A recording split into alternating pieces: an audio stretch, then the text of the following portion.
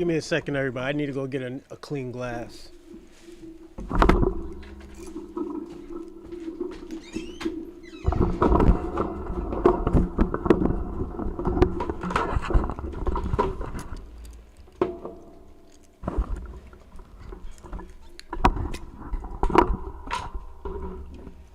Give me a second, everybody. I need to go get a clean glass.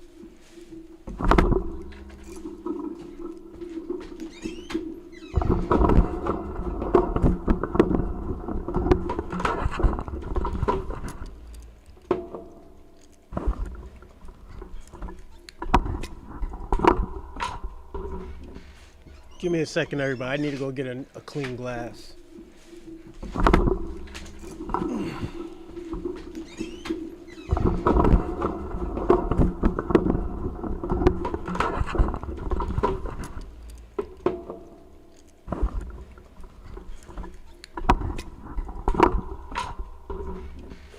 Give me a second, everybody. I need to go get a clean glass.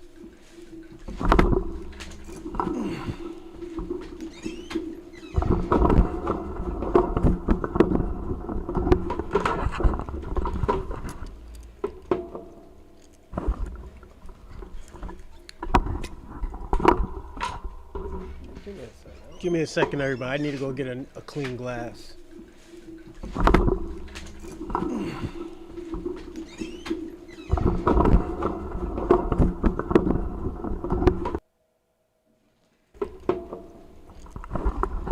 Alright, I'm back, everyone. What's going on, everybody? How's everyone doing? Y'all want to hear something crazy? I've been having my mic upside down for probably like 6-7 months. Somebody just told me, they were like, "Hey, yo, your mic is upside down." I was like, "Thank you kindly, sir." But it's straight, you know. My new capture card is coming through, so I think that's what's been going on also too, everybody. What's going on, Robin? Salute. I can send you can I send you a video? Yeah, send it to my email. You know. I am aroshalin@gmail.com, you know.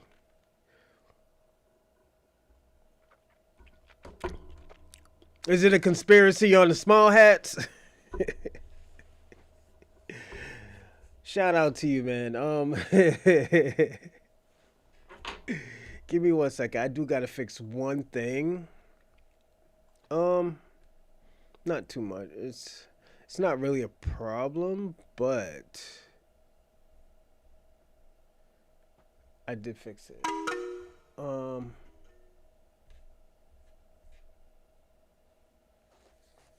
Chat is open now to everyone. No, it's not. Everyone that's a subscriber. You know.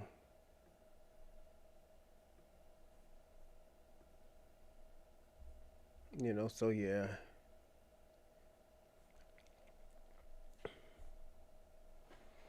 Let's see.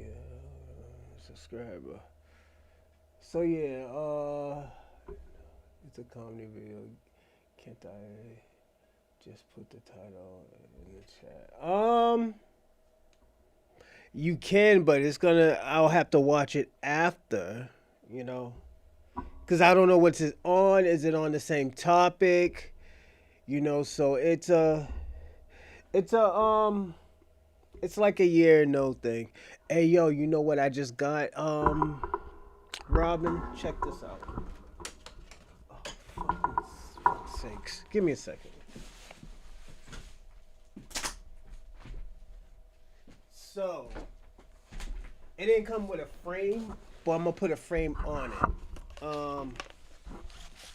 This right here. I'm gonna put it on my wall. I'm gonna move some of those posts, the paintings I have. I'm gonna put one over here, and I'm gonna put another one over here. And I want to put something back here. This goes with my workout joint. Give me a second.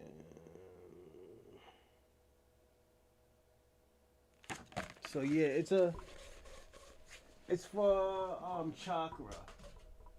If y'all don't know, I'm big on chakra and energy and stuff like that. I'm not like the weird motherfuckers and shit like that. Oh, okay. This is the title. Find it on. Oh, I know who he is. He's mad funny. And I probably seen it because I'm a big fan of that guy. Yeah, I'm a big fan of him. White dude, he starts talking about culture and issue. Yeah, I think I seen that. He was like saying like all of that stuff come from black people and stuff like that. I'll rewatch it over, but yeah, I'm a big fan too. Yeah, he's really funny. I'll definitely watch that today. We're gonna do a 4 hour show today, 3 to 4 hours. So that's my goal for today. And I didn't write no notes today. I've been lazy on writing notes, so I apologize on that.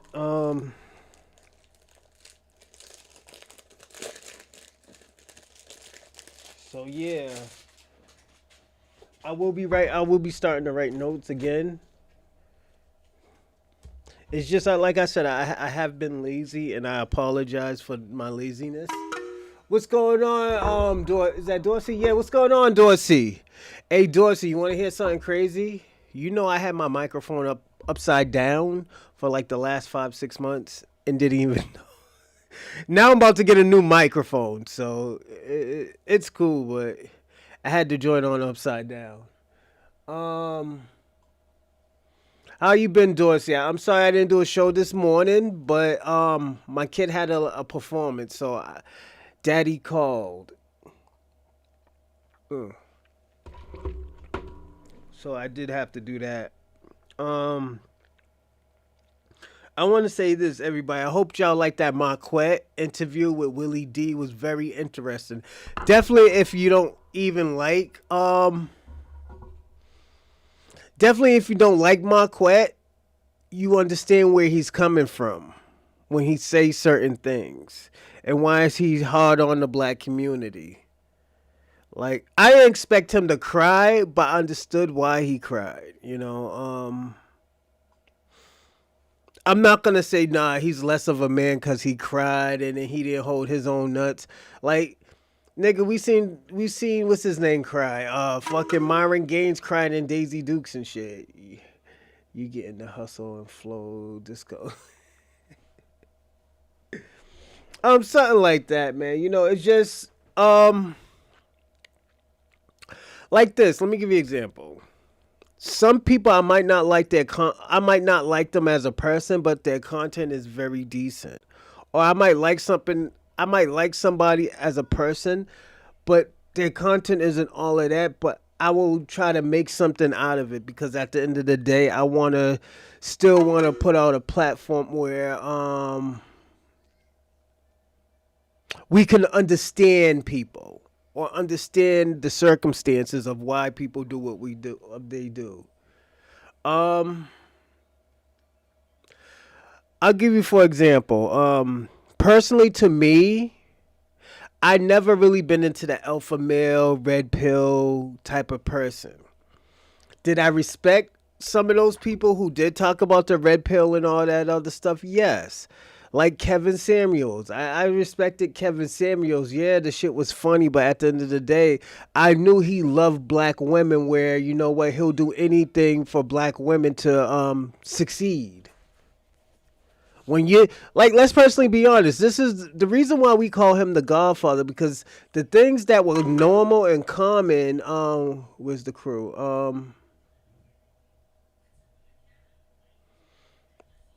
It depend. Oh! My outfit. I don't know what you're talking about when you say the crew. Where's the crew? Um, but like I was saying, I don't get what you say. Keep explain what you mean, Dorsey. I apologize. I don't know what you mean. But let's personally be honest with Kevin Samuel. He wasn't the most, I would say he is an understanding person, but he wasn't the most fan friendly person.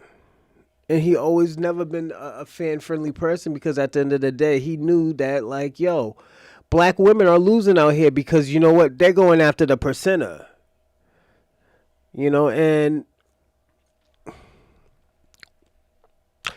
And Kevin Samuel made that known. He said that everybody can't have that percentage type of guy. Sometimes you might have to go out with a plumber. Sometimes you might have to go out with a bus driver. As long as you're being treated right and you being loved like you're supposed to be loved. Where we have, what's the girl's name? Fucking the girl who did IVF because she was getting older and nobody wanted to marry her. Nobody wanted to be with her. Even the white men didn't want to fuck with her. Michelle something. Her issue where she was telling women head high, shoot for the skies, and up in the sky is not that many stars. Don't forget, only one person can have a star, or you're gonna be in a situation where you're not gonna like. What we have to realize as average American citizen is that the government wants to divide us. So Robin, I'm gonna tell you this. Let me put my feet up. I'm gonna get comfortable today. I'm gonna be personally honest with you, Robin. Black people already knew that. Black people stayed on code for the last 60, 70, maybe even 80 years. Or probably even longer. It's just y'all didn't know that. The white community didn't know that. When black Americans was telling y'all that the CIA, the FBI was against everybody, y'all said no. Black people didn't know how to comply. Black people always thought they were above the law. So now it's time for your get back because your own system turned on you. It's just now you just got to reap what you sow, and black people needs to stay out the way. I get what you was saying that, and yeah, as an average American, but calling somebody, oh yeah, to be an American, we need to stick together. Well, black people was the only ones that stick together. Black people are the only patriotic people in America. Like, let's personally be honest, Robin. There is nothing more patriotic than black Americans. And don't forget, people think they're above the law. When people don't get their way, it's a conspiracy. When things don't go black people's way, we understand why it didn't go our way. We try to figure it out. We don't cry and complain and say all this and all of that's going on and stuff. And it's the government, it's the CIA. Black Americans been telling y'all that since the 80s. Probably longer than that. Where you think the word "the man" came from? Oh, the man's on my back. The man won't let me to progress. The man always trying to throw a monkey wrench into something. That came from black people. We've been warned y'all. This is just Notre Dame telling you that he was right. But I was born in the 90s. Damn, you was born in the 90s, Robin? Well, you need to blame your parents then. I'm going to be personally honest. You need to blame your parents. So your parents was probably born in the 50s and the 60s. You need to blame them, especially if your parents were conservative, I was born in 85. So I was in the streets and understood what was going on. I understood, are you going to celebrate Christmas or Kwanzaa? No, I don't celebrate Christmas or Kwanzaa. I do give gifts because at the end of the day, I don't want to disrespect nobody's culture. If that's your culture, and like I have celebrated Christmas before, but I don't celebrate it like that. And even if I did, people don't get me shit anyway. So it just, I don't care, I'm gonna be personally honest. I don't care because people don't get me anything anyway. So, I haven't got nothing really in like the last 20 years. Kwanzaa is a Pan-African holiday. I'm gonna be personally honest. It's a Pan-African holiday. I'm not celebrating that. It's a waste of money.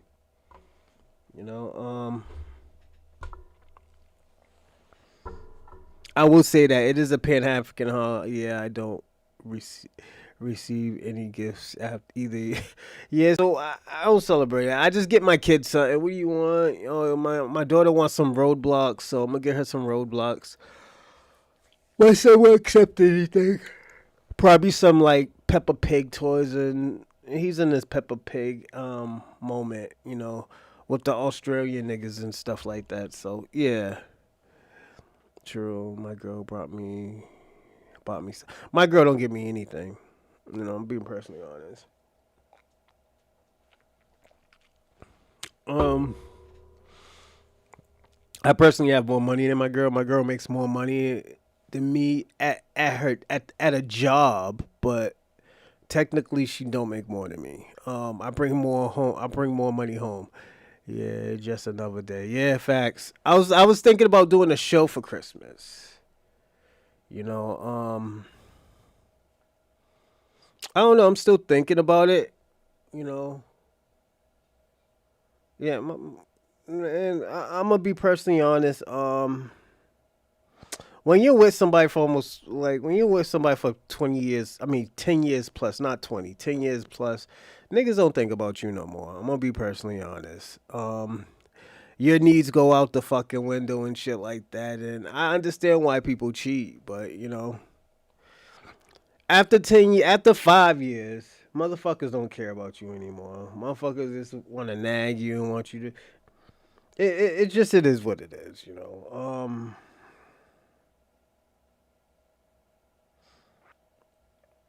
I would say this. This conversation that we are gonna have today, it's gonna be a dope conversation. Um, Now I'm gonna be personally honest. Do I see a lot of women are like that towards me? I don't know. I think that's why I've been through a lot of relationships because of that. I'm not surprised. And I don't celebrate Christmas anyways. I think it's a white man's holiday, a white man's fake holiday where they used to sell humans. So yeah, I don't. I'm not a Christmas person. If y'all are, Merry Christmas, Happy Holidays. I'm not trying to tell y'all not to celebrate it. It's just personally me, I don't celebrate it. I'm actually working overnight on Christmas Day. Well, Christmas night. So the 25th going into the 26th. I'll be home on that Friday. Um, no, I do. It's just even if I didn't. I mean, even let's say I didn't. You know, I still don't get anything. Even when I had side chicks and stuff like that, I didn't get anything. Nobody don't. Dorsey, I'm gonna tell you one thing. I don't expect anything out of anybody no more because motherfuckers just don't care about people no more. I'm gonna be personally honest. People just care about their self and their needs and stuff. And it's always, and I'm gonna say this. It's always the raggedy niggas that get shit. I don't get nothing. I remember when I wasn't ain't shit nigga. I wasn't worth shit. I was getting everything. Women were buying me sneakers, clothes, outfits, and I was like, "Yo, I'm loved," you know. And there are women that will just sit there and buy me stuff. You ain't doing it right, Bronze. Um, put it this way, Dorsey. I'm a decent guy. I don't got millions of dollars and stuff. If it was my last dollar, I'll give to anybody and shit like that. It's just, it always has been like that with me and stuff like that. I always try to be better to people. So, C times to be raggedy. I stay raggedy. Yeah, you're lucky. Yeah, you can't expect. Nah, I don't want to be raggedy anymore, Dorsey. I'm gonna tell you that. just being raggedy, man. Nigga, you think I'm Dr. Umar's raggedy? You know, that nigga's crying over a few $100s. You know, a lot of Pan Africans debit cards has been frozen or lost or niggas is down bad out here. You know, um, I got the supervillain routine down pat. Yeah, I'm gonna tell you this, Dorsey. I got bored of it. You know, I got bored of the being mean and all this other stuff, disappearing and stuff like that. Uh, and I always tell people if you're gonna do dirt in the dark, and don't even talk about it. No cameras, no nothing. I always tell people that, and the reason why I always tell people Dr. Uwan got money. What's going on, E Will? Salute, salute. Do Dr. Umar got money? I don't know. I don't think he has money. I think Dr. Umar's he's a broke ass nigga right now. That broke nigga.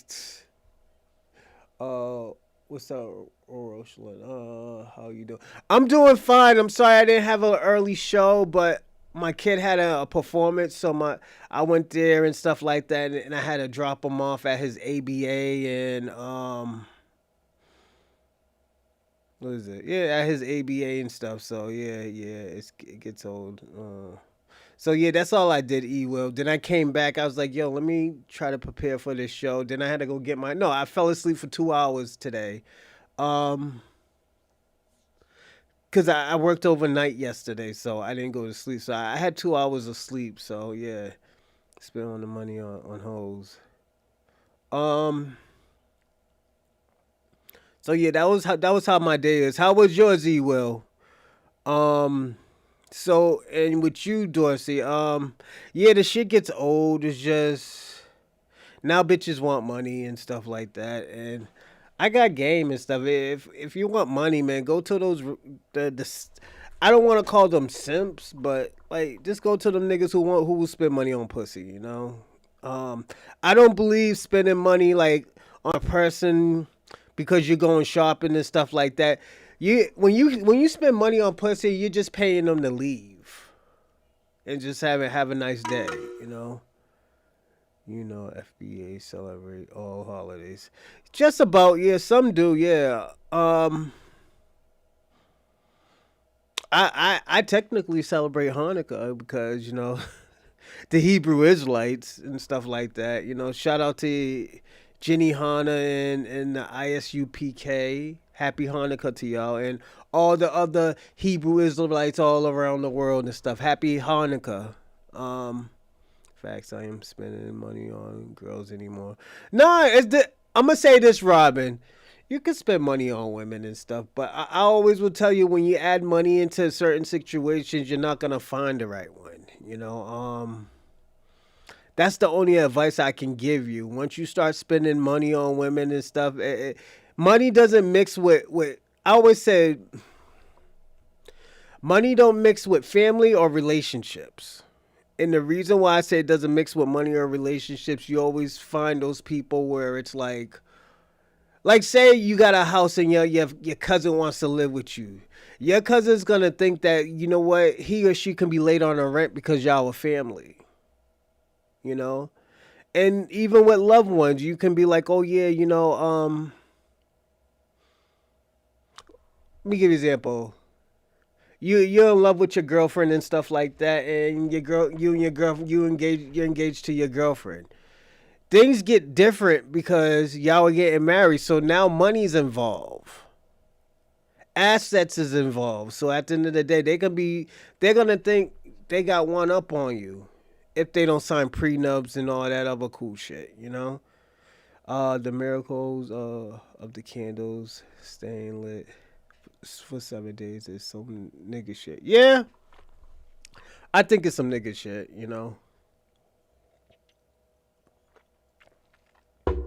I could say that's some nigga shit. Um, did y'all see that Candace Owens? Yeah, she's probably the greatest teller of all time.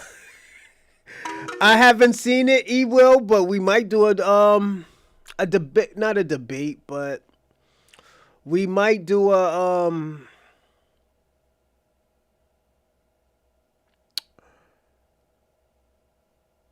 reaction on it. I'm debating to see. Oh, what's going on? What is it?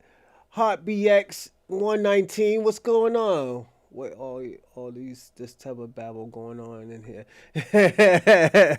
What's going on, man? Yeah, give me a second. I just want to talk for a little bit.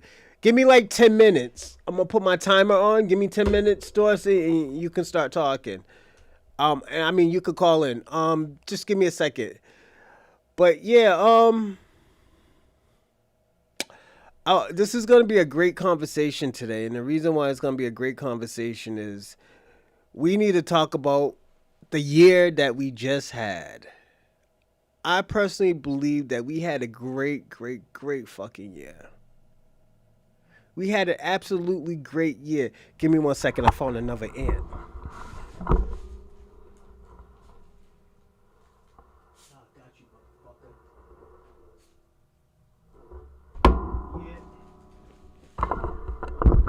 Sorry, everybody. In the wintertime, I get ants.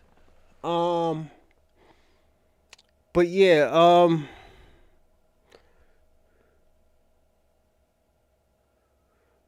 we had a great year this year. I do want to say this. This year, I think a lot of stuff have been exposed. I thought 2025 was going to be great, but it was the same old shit. No, I had a great. I'm gonna be personally honest. I had a great 2025. What's Shabaka talking about? Hold on, let me see. You gotta watch. She may have single-handedly take down turning point. Yeah, I gotta watch it. You will. I'm gonna watch it after. FBA will end the year the same way they begin, doing absolutely nothing but crying, complaining, and trying to see black people. How can FBA be trusted to unite with others? Cannot unite with. We're not trying. I'm gonna say this, Shabaka. We're not trying to unite with Africans, nor the Caribbeans, nor the Latinos. Every time we try to unite with y'all, y'all stab us in the back. So, that shit's out the window. I'm gonna be personally honest. I don't know what gave you the idea of Black Americans wanting to unify with Africans and Caribbeans and don't get me wrong, I love Africans and Caribbeans and Latinos, but we're not good as a group. I will be personally honest. We are all not good as a group. Was these fucking answers coming through today?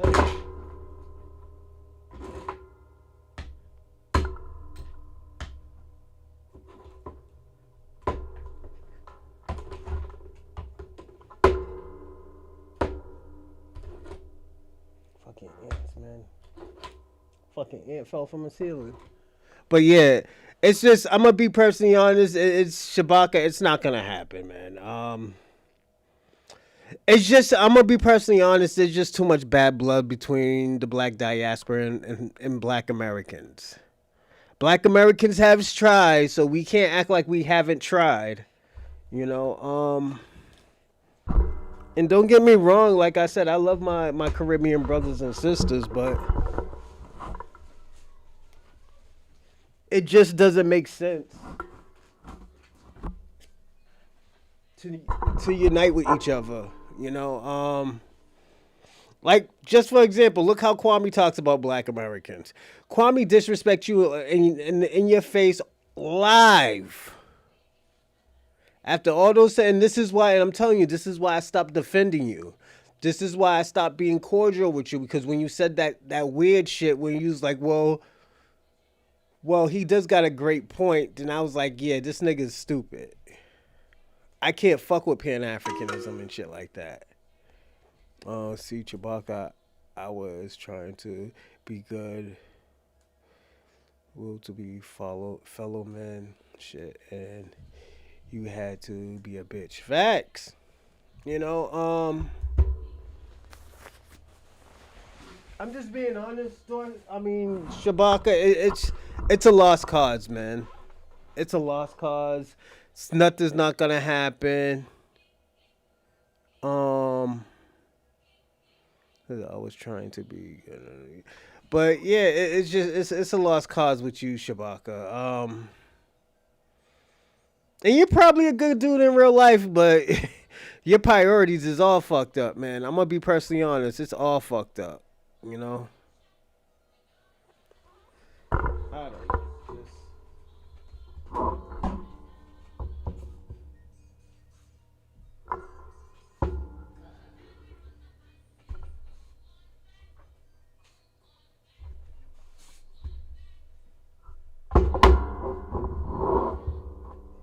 fucking hits. But yeah,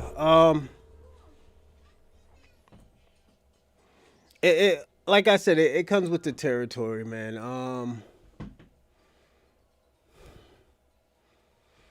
I think only I'm gonna put it this way: the only way it can be fixed is if Black Americans, if people fall in line where Black Americans is doing right. You know, yeah, all of us would probably get along in real life. It is this political nonsense that divided. Nah, I'll say this, Robin. It's because you know what, people, and it's my era. It was my era, not.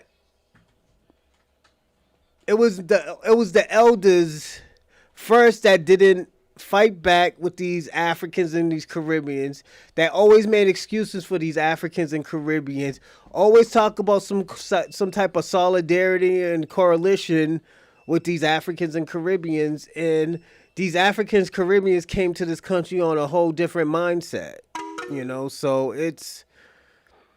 that's in the black diaspora. In the white world, y'all been had problems. It's just, I'm gonna be personally honest, Robin. White people can't get along with nobody. I'm just being personally honest. White people can't get along with anybody. Name one culture where where white Americans did not have a problem or did not try to kill anybody. You know, we have different problems. I totally get it. Yeah, it's just like y'all always fighting, killing, pillaging, murdering. Even sometimes sexually assaulting people. Sexually violating people. Um,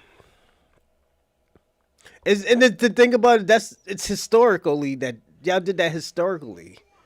It's not like, oh yeah, niggas is trying to pick on the white supremacists or white people. No, it's just the shit happens so much where at the end of the day, like, let me give you an example.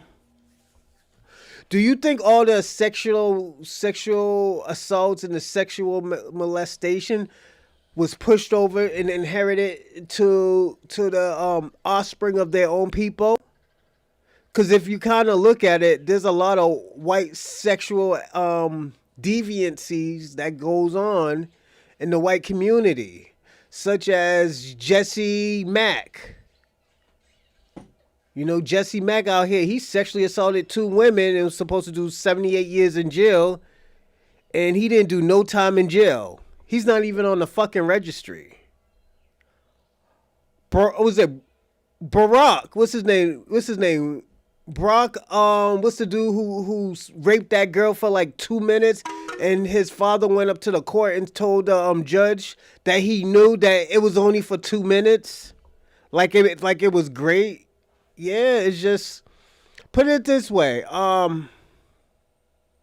God forbid any of my kids, I hope they do not go out with white people because of their history.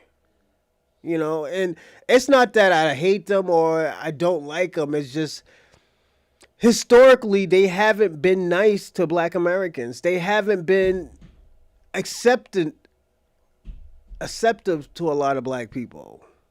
you know? And like, put it this way. Let's say A lot of these white people didn't do anything. They still turned a blind eye to the atrocities that was going on in America. That makes it even more dangerous. That's like me saying, like, yo, somebody just shot Robin. I turn a blind eye to it. I'm more guilty as the person who shot you because at the end of the day, I seen something and I didn't say anything. I didn't give a fuck about Robin. You know? And that's why how I just look at things like that. And it's just very scary. I personally will even say this about white people. I'm like, yo, white people should be scared about with other white people of going out with your children. Personally, if y'all are white, you should want race mixing. That historical like travesty all over the world that has happened. This is what people talk about. This is what people think of white Americans, white people, and the white race in general. Leopold III. He did more atrocities than fucking Adolf Hitler. But everybody look at Adolf Hitler as a villain because it was broadcast. People would never know about the Leopold III, King Leopold III, if it wasn't for black Americans. You know, so it's just even white people should. I'm being personally honest. If you got a daughter and you're white, you should be scared for your white daughter. You don't know if your daughter gonna be fucking cut up or fucking kidnapped or make do some atrocious things to their loved ones. You don't know. You don't know. It's scary, man. Probably want you to fuck his friend and stuff, then fuck you after and kiss you. That's slutting out your daughter. You know, it's just. I'll be like, yo, who the fuck is this nigga? And don't get me wrong, there are some great white people. Cause what's it? Randall's a great white person who comes on the show all the time. But you also have to understand the history of things. Hey, what's going on, Charlie Shaw? Salute. You know? And I'm gonna be personally honest, that's probably every black man's fear. You know? It's not because of the person is white, it's because of the history of white people in the white race. You know? That's like me beating the shit out of you and stuff like that, and your daughter goes out with my son. I've been beating the shit out of you for the last 30 fucking years and stuff. Been torturing you and your mother, kicking your grandma down the stairs. She damn near lost a few fingers. And you go and your son goes out with my daughter. I mean, my son goes out with your daughter. You be like, no, the fuck, we're not. You know? That's how y'all would feel. You know, it's just, you gotta look at that, you know? And I get what people when they say, oh yeah, they got that white guilt. But you gotta understand too, like, damn, well, you know what? You didn't do it, but at the end of the day, you benefit off of it. That's like me saying, and the thing about it, we could say this. People don't fucking care about slavery. People don't care about the atrocities that happen in this country. Because after that, we say, okay, how can we fix it? Pay the debt that is owed to these people's ancestors. Everybody's like, no. What about the system? What about little Johnny from across the street? It's just, it's stupid, man, you know? Yeah, Dorsey. Yeah, I have no guilt because I didn't do shit. Yeah, but I get that, Robin. But you gotta look at it. You benefit from it, you know. Like I always tell people this, because I dated a white girl for 6 years. I was cheating, but I dated her for 6 years. She was 21 years older than me. She was very beautiful. Still to this day is beautiful. Give me a second. Let me see if my son's in the kitchen.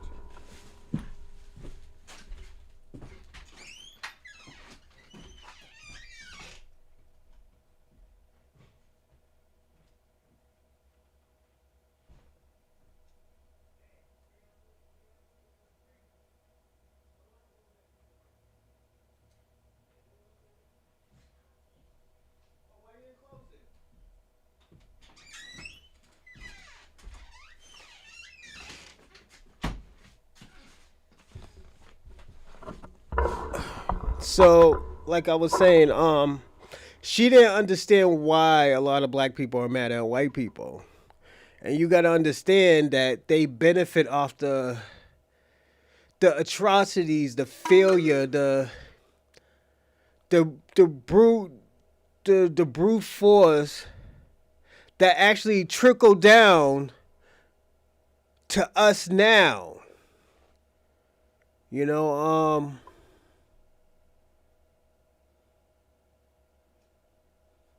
salute, let's get it 004. Salute, how's everything? Um and I'm gonna say this. Where I'm gonna say this, Robin, where you can just go there, disrespect the cops, damn near spit in the cop's fucking face and stuff, and the cop can't do nothing and just throw you on the floor and stuff like that and lock you up. Us, we would have got our fucking face beat in with a face net over our face. You know? We'll be looking like the fucking elephant man if we did half the shit that most white people do to fucking cops. Um, and you are right. It is a complicated scenario because no, it's not because where you was born at. It's because, as I said, and I always tell a lot of white people, you have $1 million worth of whiteness. And the reason why I say $1 million more worth of whiteness because a lot of people cherish white life more than they cherish black lives. That's why you could go on X or Twitter and see black crimes, black murder, black violence, black assaults. You know, anything atrocity towards a black person you can see. You don't see that with white people. You see what just happened? Was it? You see when a black person defends itself and started whooping that white man's ass with the wood, and niggas was like, "Oh, yo, see what the black people are doing? They beating up on that white man, not knowing that white man put his hands on a whole bunch of black people in a bar."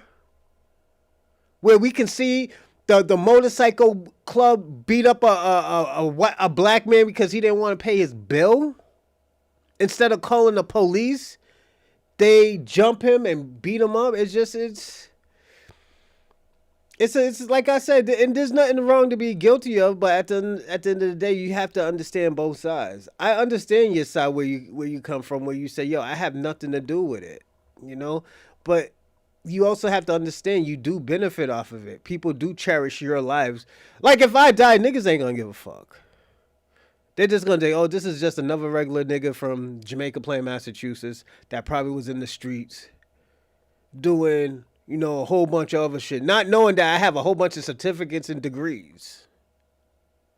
Niggas ain't gonna give me they're giving a mediocre podcaster, Charlie Kirk, streets. They're talking about giving him streets, fucking monuments, fucking statues for being a mediocre podcaster, damn near alleged racist. Now everybody want to talk this Jesus Christ shit. Not knowing that the reason why a lot of these black indigenous and these black Africans were enslaved was because of Jesus, the Christianity faith. So this is why I always tell people all the time, I'm not a Christian because it's it's a white supremacist ideology. They will tell a black man, don't fight back. What would Jesus Christ do? And I will tell you, Jesus Christ would have beat the brakes off that nigga. And Dorsey, if you want to call in, you could call in right now. But it's just it doesn't make sense to like even have these type of conversations because at the end of the day, some will get it, some won't. I still think Jesus was a great man. Yeah, he was an alpha man. I remember he called a white woman a bitch because she was asking she asked Jesus Christ to cure her daughter. He called her a bitch. He called her a dirty female dog because but he was probably no. Jesus Christ wasn't Middle Eastern. There's no such thing as Middle Eastern. You know, I will tell you that there's no such thing as Middle Eastern. That's a white supremacist geography. Like how all the states are colonized is colonized by white people, you know? So it's like I said, it's white education. Even Africa.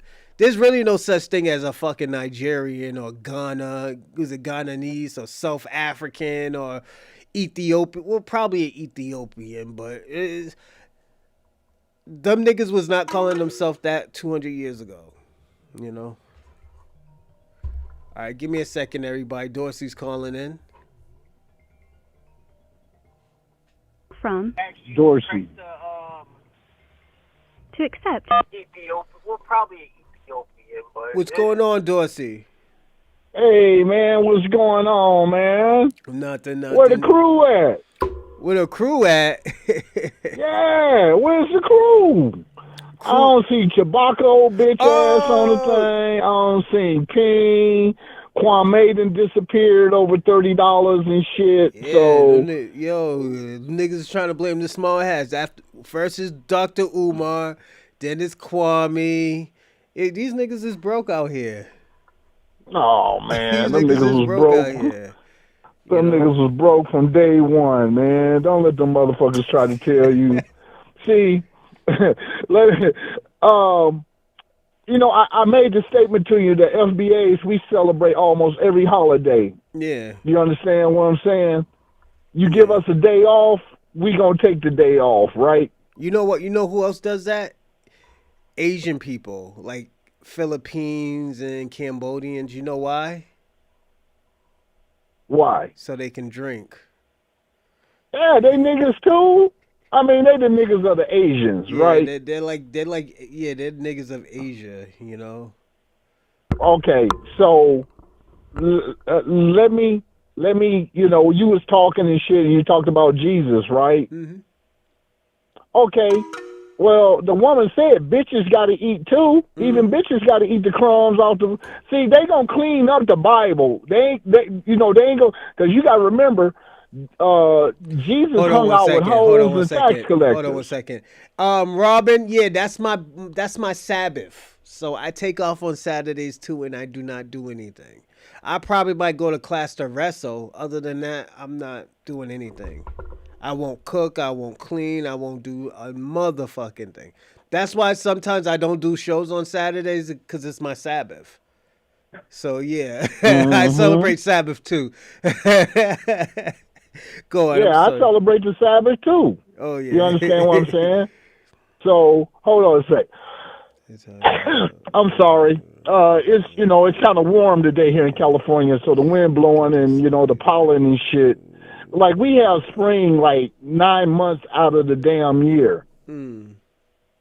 Yeah, anytime we go into our fall season, mm-hmm. But as soon as the weather hit over 30, the pollen, the damn flowers, the trees start flowering and shit. Mm.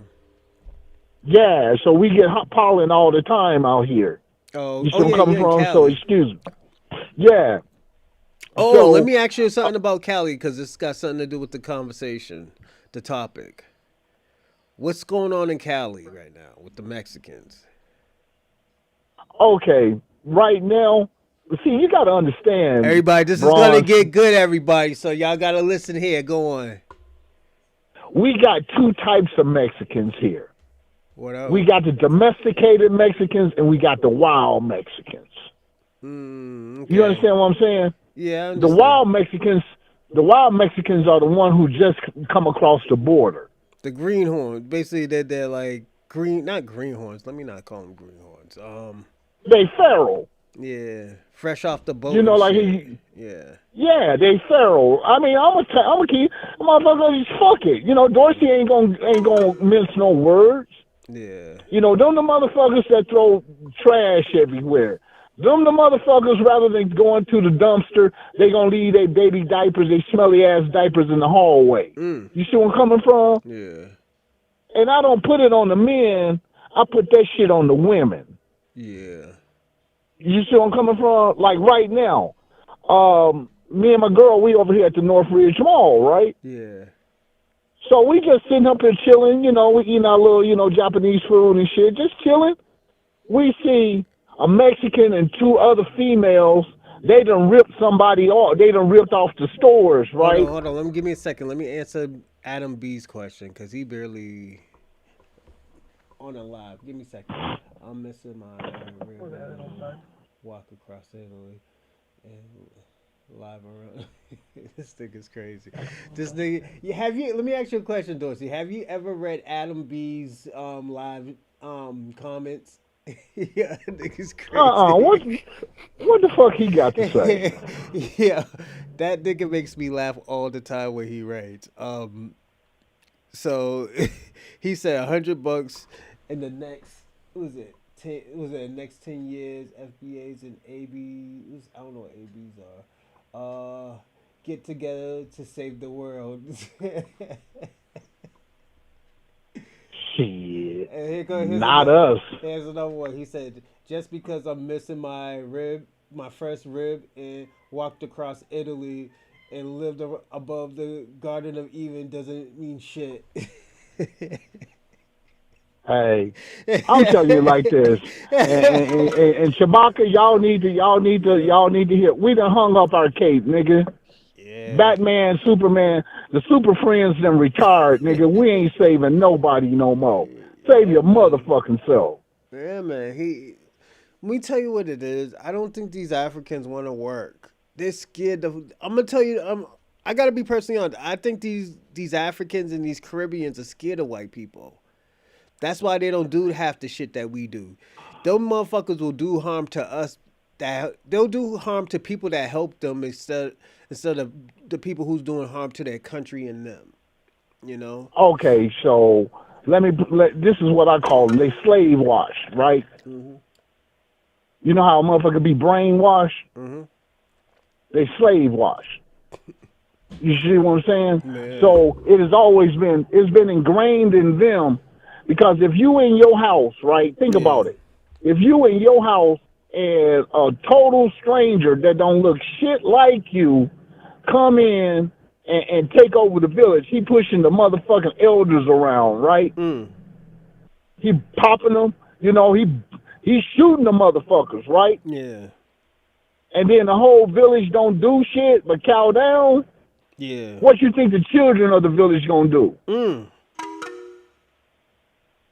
So then when the children of the village come up, they gonna treat the motherfuckers, white man, like a god, right? They gonna let them have anything they got to offer just to appease them. That's why I be looking at them niggas when you used to watch the National Geographic documentaries, like they go down there, like in the savannas and all that, and the white man walk up on the brothers and shit, and the niggas be grinning like a motherfucker, like Santa Claus come to town, right? Yeah. Showing the teeth, bucking and clucking and shit, yeah. Yeah. Niggas is crazy. Because the white man knows how to give motherfuckers trinkets. Mm. And it's not because it has any value. It has the sentimental value, just like groupies, right? Yeah. Motherfucking Jim Morrison wore this shirt. It's worth $1 million motherfucking dollars. Mm. The white man gave me a mirror, so this mirror is priceless now. Yeah. Because see, you got to understand, we are an emotional people. We do believe in our passions. So when the white man gave the motherfucking tethers nothing, they gave them a little something, then they just think that's the whole motherfucking world, because they ain't never had the shit before, right? Yeah, true. So then when they came into motherfucking the continent of Africa, they came with the little motherfucking Mardi Gras pack, right? Throwing beads and shit, right? Yeah. Glass beads. Niggas will jump. Damn, they killed themselves to get that shit, right? Yeah, true. Okay. So then they coming up here with these trinkets. Now they giving you this good rotten gut. They giving you this 150 proof rum, right? Salute, Ray, salute. Yeah. They give you a little hit. They give you a little bump of that. Give them a little taste. Give them a little taste, right? Yeah. That's how they did the red man. That's how they did the FBAs, right? Made us into alcoholics, right? Mm-hmm. Okay, so you notice that white man was always had that little box. You know, in them old movies, you'll see the motherfucker take a little pinch, take a little sniff. Yeah. Taste test. That was cocaine. That was cocaine, nigga. Oh yeah. See, they don't want to. They be like, oh, that was a powder. No, nigga, you was doing that cocaine because that cocaine was known way back in the ancient days. Yeah. Do you know that they found cocaine in the pyramids? Yeah, I'm not surprised. So the ancient Egyptians, the pharaohs at least, or the priests, them niggas used to get geeked up too, right? Yeah, tootin'. Them niggas was tootin'. They was tootin', right? Tutankhamun, right? Tutankhamun, right? Yeah. King Toot. Right, King Toot, not King Tut, King Toot, right? So you have to understand the history and shit. They stole everything and suppressed all the motherfucking. They took all the evidence and locked that shit up in the Tower of London or the London Museum or the Berlin University, wherever they took. You know, like King Leopold, right? Yep. He collected all them skulls, right? Yeah. Okay. So, salute Claude Van Damme. Salute Ray FBA. Go on. Right. So what happens is the white man has always bribed his way into the motherfucking leadership role. But also, let me ask you a question. But whose fault is that? I want to know who you think is fault's that. It's a white man. No, I'm talking about conning their way and all this other stuff. Cause don't forget, I'm gonna go even farther back in Africa. For I think 10,000 years ago, or no, not like 10, over 3,000 years ago, the African elders told these Africans to keep the white man out of Africa because they're savage, they're uncivilized, they bring diseases, and they don't know how to act. These Africans let them come into Africa, and they never left. Well, they never left. The elders, their ancestors. Hold on. And I'm gonna say this: a lot of Africans talk about their ancestors. Your ancestors told you not to bring them white men into that fucking country, and even till this day, you still do it. So we don't want to hear that, oh, it's the white man's fault. The white man's the one who caused all this stuff to happen in Africa. No, it's your fault. Your ancestors told you to keep these niggas out. The only people who damn near kept these ancestors out and who technically fought against the white man was Benin. That's why you had a Nigerian war between Benin, Togo, I believe, in Nigeria. Nigerians sold Benin out, and this is what happened. This is why you got Benin. This is why you got a Benin city in Nigeria. Y'all niggas sold Go on and tell them, man. Go on and tell them, because you got that evidence on their ass. They can't. See, that's the whole thing. They don't understand. We got evidence. We got receipts on you motherfuckers. And this was, hold on. And this was less, this happened in the 1890s when these niggas was at war. Benin, that Frank guy never talks about, they have a great history. They're known for bronze. I know y'all see Bronze Reaper. Benin is known for bronze. Benin helped build the Great Wall of China, and most people don't know that. They had one of the greatest militaries in the world at one time. But who brought them down was their own brethrens, the Nigerians. Jealous ass motherfuckers. And this is why I always tell people all the time, when it comes to Africa, I don't blame the white man. Y'all were too tribalistic when it comes to that. And I'm tired of hearing, oh, yo, the white man's messing up my system. No, you gave that motherfucker your system. Y'all niggas gave them that power. Even if you don't even give them the power, the niggas, when them raggedy old fucking Europeans come to your country, y'all out there kissing feet, dressing them up in kente cloths, having them sit in the king's chair, the African king's chair. But when a black man comes, your own cousin, because we ain't brothers. We're closer to a fucking cousin than a brother. Y'all niggas will sell us out. Y'all will give us bad deals. Y'all do the much to make us look crazy. Okay. So, Bronze, think of it this way. When the white man, okay, we're the dark-skinned people, right? Mm-hmm. So when we die, we get what? Lighter, right? We turn pale, right? Oh, yeah, because I guess, I don't know. I never died before. Because we aspire, we dead and we go to the other side. Oh, right? Okay. I hope I don't become a white man. No, I want to be black when I die. No, but see, this is the whole thing. Because they were so ignorant and the fuck? Nigga, I'll probably re-kill myself if I turn... Yo, because I think y'all, I think this is what I'm gonna tell y'all. I love being black. I think it's a blessing being black. I know I'm ridiculed and talked about, but at the end of the day, I am loved too, because I am loved and envied. I love being envied and people being jealous of me and stuff like that, because it makes me know that I'm doing something right.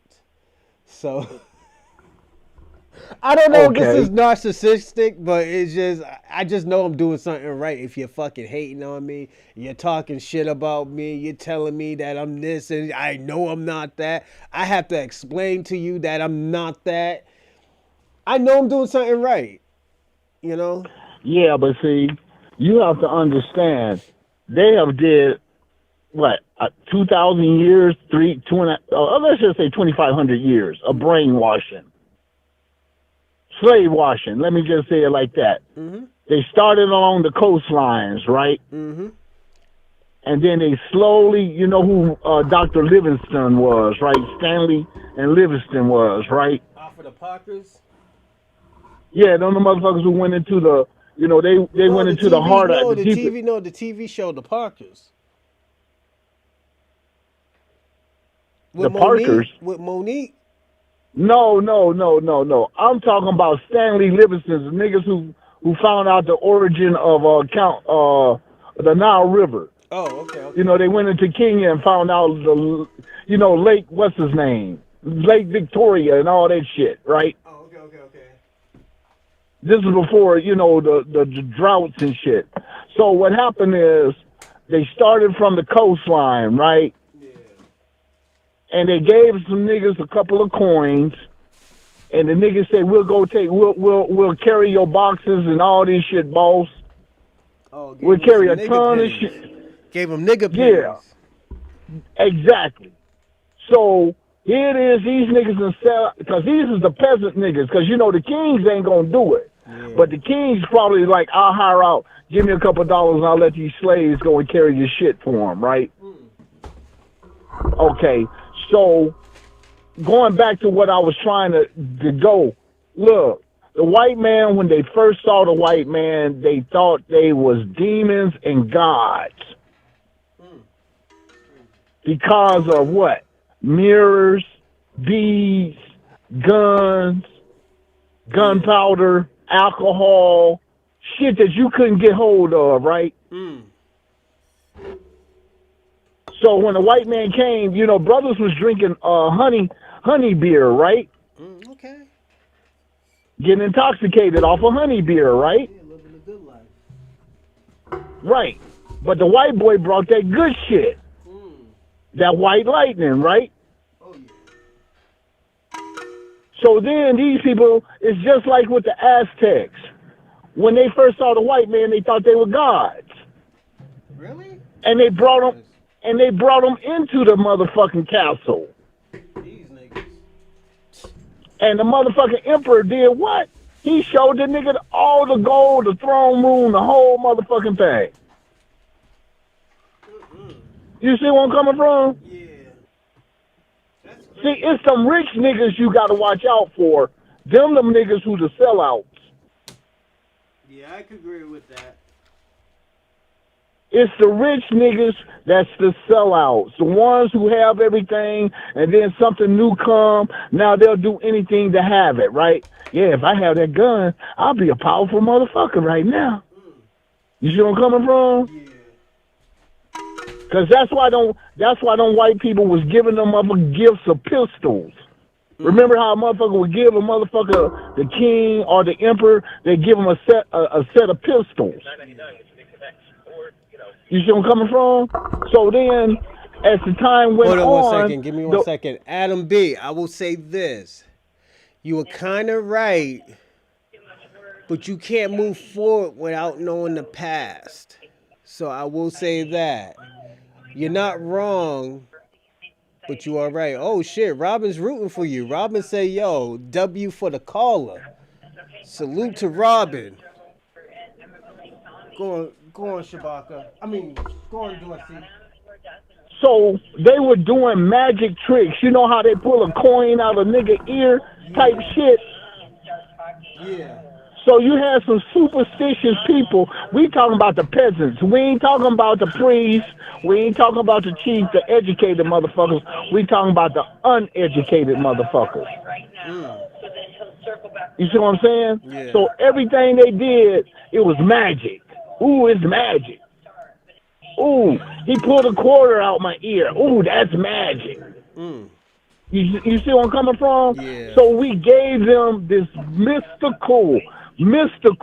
We gave them this mystical power over us. Psychological power. Yeah.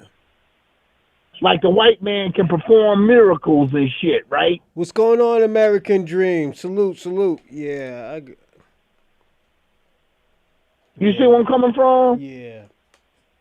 So when the science, which was the knowledge, was applied to the uneducated thought that was awesome. They thought that shit was magic. So then they assigned these magical powers to the white man. Oh, if the white man touch your kid, the kid gonna be blessed. Oh, if the white man, whatever the white man touch, it turn to gold. So let me ask you a question now. We get that point. You are definitely right. You are 100% right. Let's move it to 2025. Why is the white supremacy still catching L's now? Because you know why? We think that white girl pussy is... Oh, you talking about why they losing now? Yeah, why they catching L's? Because... Hey, hold on, Dorsey. I hope you don't think white supremacy is winning out here. I hope you don't think they're a threat out here. Oh, you talking to me? Yeah, you. You ain't talking to me. I hope you don't think they're winning out here, man. Check this out, man. Check this out. I done seen the boat been sinking for their ass, right? Yeah. When I was, bro, I'm telling you like it is, man. When I was 15, man, I had my first little white girl. I didn't get to fuck her, but I had my little white girl. What? Because I used to be a nerd, so I used to go to the library. Wasn't nobody in the library, black or white. Wasn't nobody in that bitch. Because we talking the 70s, so nigga hanging out in the library, ain't nobody hanging out in the library. I was fucking all the nerdy bitches. What them nerdy bitches is? What? Right. So when I met the white girl who was curious... I think, let me tell you what it is too, Dorsey. I had a fetish for not white women. A fetish for nerd girls. Nerds and emo and those goth women and stuff like that. I used to beat that pussy off the wall with them goth and those... Have them talk about... Oh, you like that? You like that punk rock pussy, huh? Yeah, man. You like that punk rock pussy? It was a fetish. I'm gonna be personally honest. It was a fetish. Okay, well, shit, man. Everybody got a little freak in them. Ain't nobody mad at you. That was always a fetish. I know I wouldn't do that long term. Hold on 1 second. Every FBA on... Oh, your boy's in here. Every FBA got a white girl or Asian girl. That's technically... Hold on 1 second. Kwame, that's not technically not true. It's mostly actually Jamaicans. Jamaicans have more white women than a lot. That's why y'all got all those mixed kids in fucking England. You know? Give me a second. Go on, keep on talking. I'll be back. Okay, so let's get Kwame. Kwame, understand this, bro. Your people migrated to the white folks. Y'all took y'all ass from Jamaica to go to the UK. And then once you got there, you motherfuckers then decided to go ahead and play the role with the white man, and y'all got with the white girls and so forth. You played the little Bob Marley shit, because he was the one who actually got y'all foot in the door, because his dad was a white man. So then when you saw that Bob Marley and the other rosters and shit was able to go ahead and come up because they had dreads and shit, y'all decide y'all want to do that shit. But then there was some of y'all who just was slaves, who was slave washed. Niggas like you, Kwame, slave washed niggas, who think the white man, everything the white man do is magic. But then you try to put us in the motherfucking bag, and you got to understand, we was exposed to them longer than y'all was. Mm-hmm. So, you know, you ain't never seen the movie Mandingo. You ever seen the movie Mandingo? Me? Nah, I never seen it. Oh, man, watch the movie, and then you'll see what I'm talking about. You got to watch. I think every FBA should watch that. It's with Ken Norton. You know who Ken Norton was, right? Yeah. The boxer, right? Mm-hmm. Okay, he was a muscle-bound motherfucker, right? Ken Norton. They put him in the movie. The motherfucker told Mandingo. The elder told him, don't go in there with that white woman, Mandingo. Don't do it. Mm-hmm. He say, I got to, boss. He got to, right? Okay, so understand this. We was exposed to him way longer than y'all were. Okay, where do you think these mulattoes and quadroons came from? Yeah. Okay, so let me put you up on some shit, Chewbacca. Do you know who Betsy Ross was? Okay, you know who Betsy Ross was? Yeah, I know. Not only... Yeah, Betsy Ross is the one who made the... It looked like... They said she made the first flag, but the bitch is lazy. She's white. She's lazy, so I know she didn't make wasn't. Check this out. Betsy Ross was a mulatto. I thought she was white. So you telling me something I know? No, she was light, bright, damn near white, right? Mm-hmm. See, the white man ain't gonna give you credit because you got to understand she was George Washington's side chick. Oh no. Yeah, she was his bed wench. You understand what I'm saying? Yeah. So her being a side chick, and you know this for a fact, the side chick always try to outdo the main chick. Yeah. I'm gonna tell you this. I'm gonna tell you this, Dorsey. The side chicks that gets more than the regular chicks are mostly Italian. The Italian men spoils the side chick more than they spoil their wives. Yeah, but I'm talking about what the side chick will do, what the wife won't do, right? Yeah, the freak nasty. Because she's trying to be the main chick. Hold so on, she gonna do the extras. One thing also too, I always thought George Washington was a homo. Nah, he wasn't a homo. He just... Well, he was probably doing a freaky deek in them camps. Dorsey, that nigga had a wig on. He had makeup. He had lipstick. He had Coach boots on. He had a blouse. He had fucking spandex on. I don't know. Man, all them niggas. I'm just saying, nigga, Dorsey. He probably had some anchoring for some pussy. Everybody who signed that motherfucking independence was dressing like Prince. Let's just say it like that. Blouses, wigs, powders, stockings, Dorsey. all them niggas was running around like Prince, right? Dorsey. George Washington was the damn near the first man in drag. Like, we can't...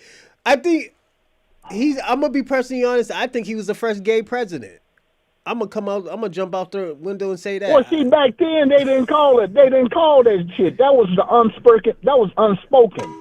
You understand what I'm saying? I'm just saying. I think he's the first gay But president. what? Hey, okay. So say he was the first bisexual president. Okay. That's a Say win. Hold on. That's a win.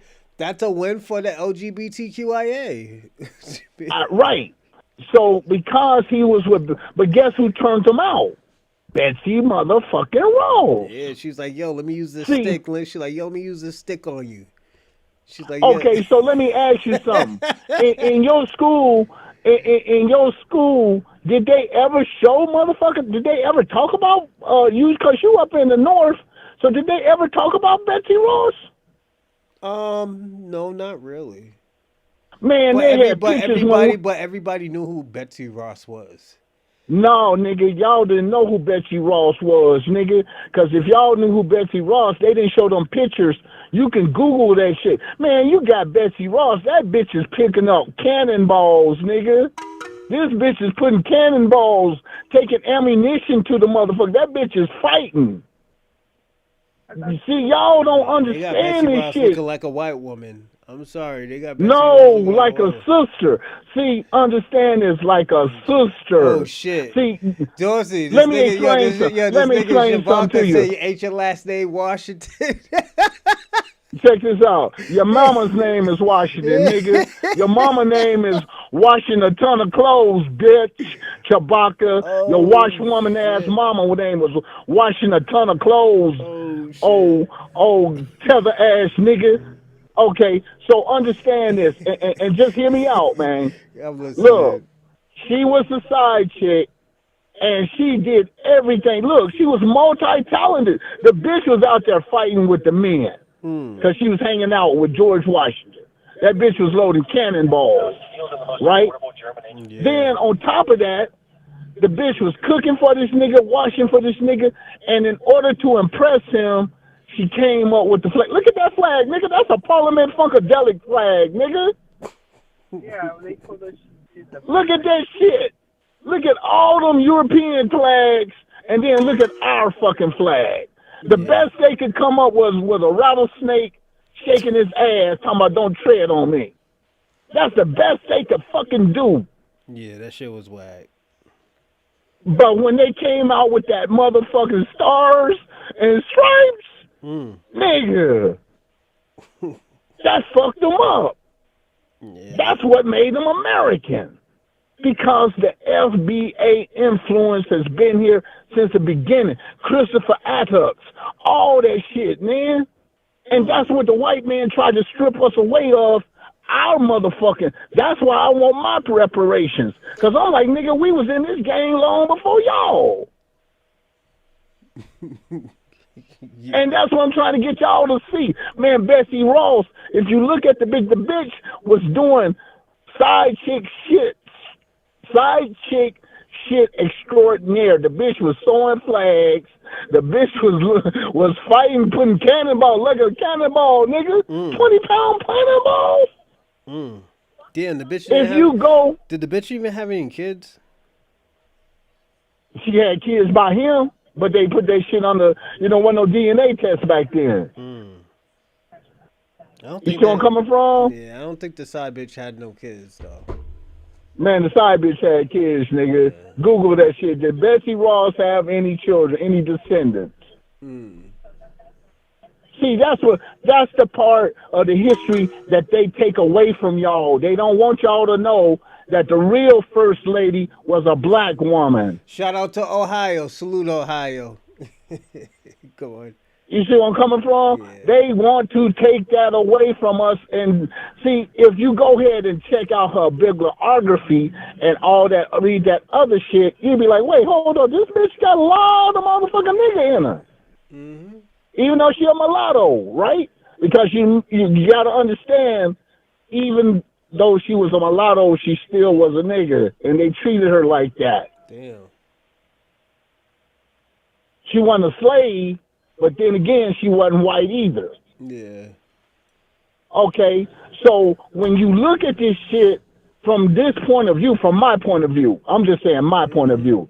When I know that George Washington was fucking a black woman who was doing 10 times more than his motherfucking wife was doing. His wife just sat on her ass, and then let me put something to you. Let me tell you, white women, some shit. You bitches dream about being Amazon and fighting men and all that shit. Our black women was doing that shit in Africa. Who the fuck you think enslaved a lot of niggas? Hold up, Dorsey. I'm not from Africa. No, I'm not from Africa. No, we not from Africa, but you gotta understand. Whoa, But hold up. But hold up. Here come Mansa Musa over here.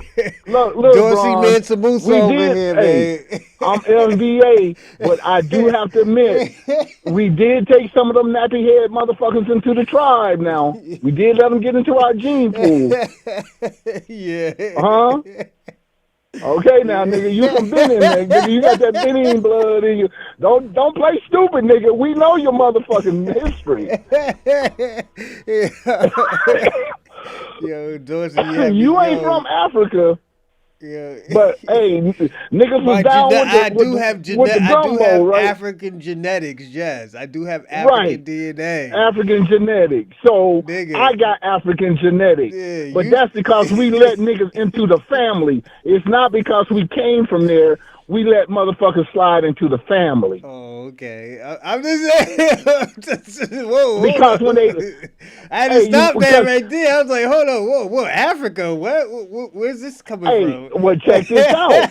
I'm talking to the white chicks out here. The white woman always want to pretend like she down for shit, right? But the women in Africa, what's that motherfucker called? The Lady King or Woman King or whatever the fuck it was? Yeah.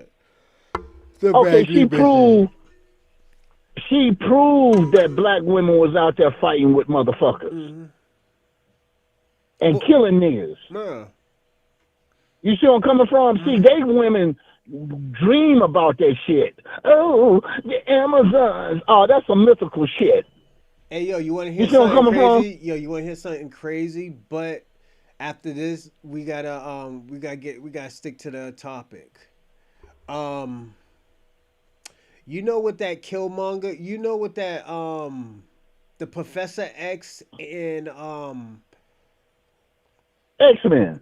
No, Professor X and Magneto's story was actually about? Yeah. What was it about? It was about the struggle that the FBA community was going through. Because some of us wanted to be militant and some of us wanted to be peaceful. That was the story of that we could coexist.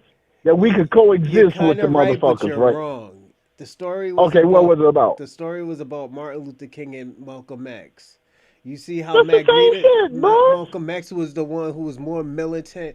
He wanted to get these niggas out the pain and stuff like that. But Professor X was more political and how to explain it. He was more sociable when it came to the people that hated him.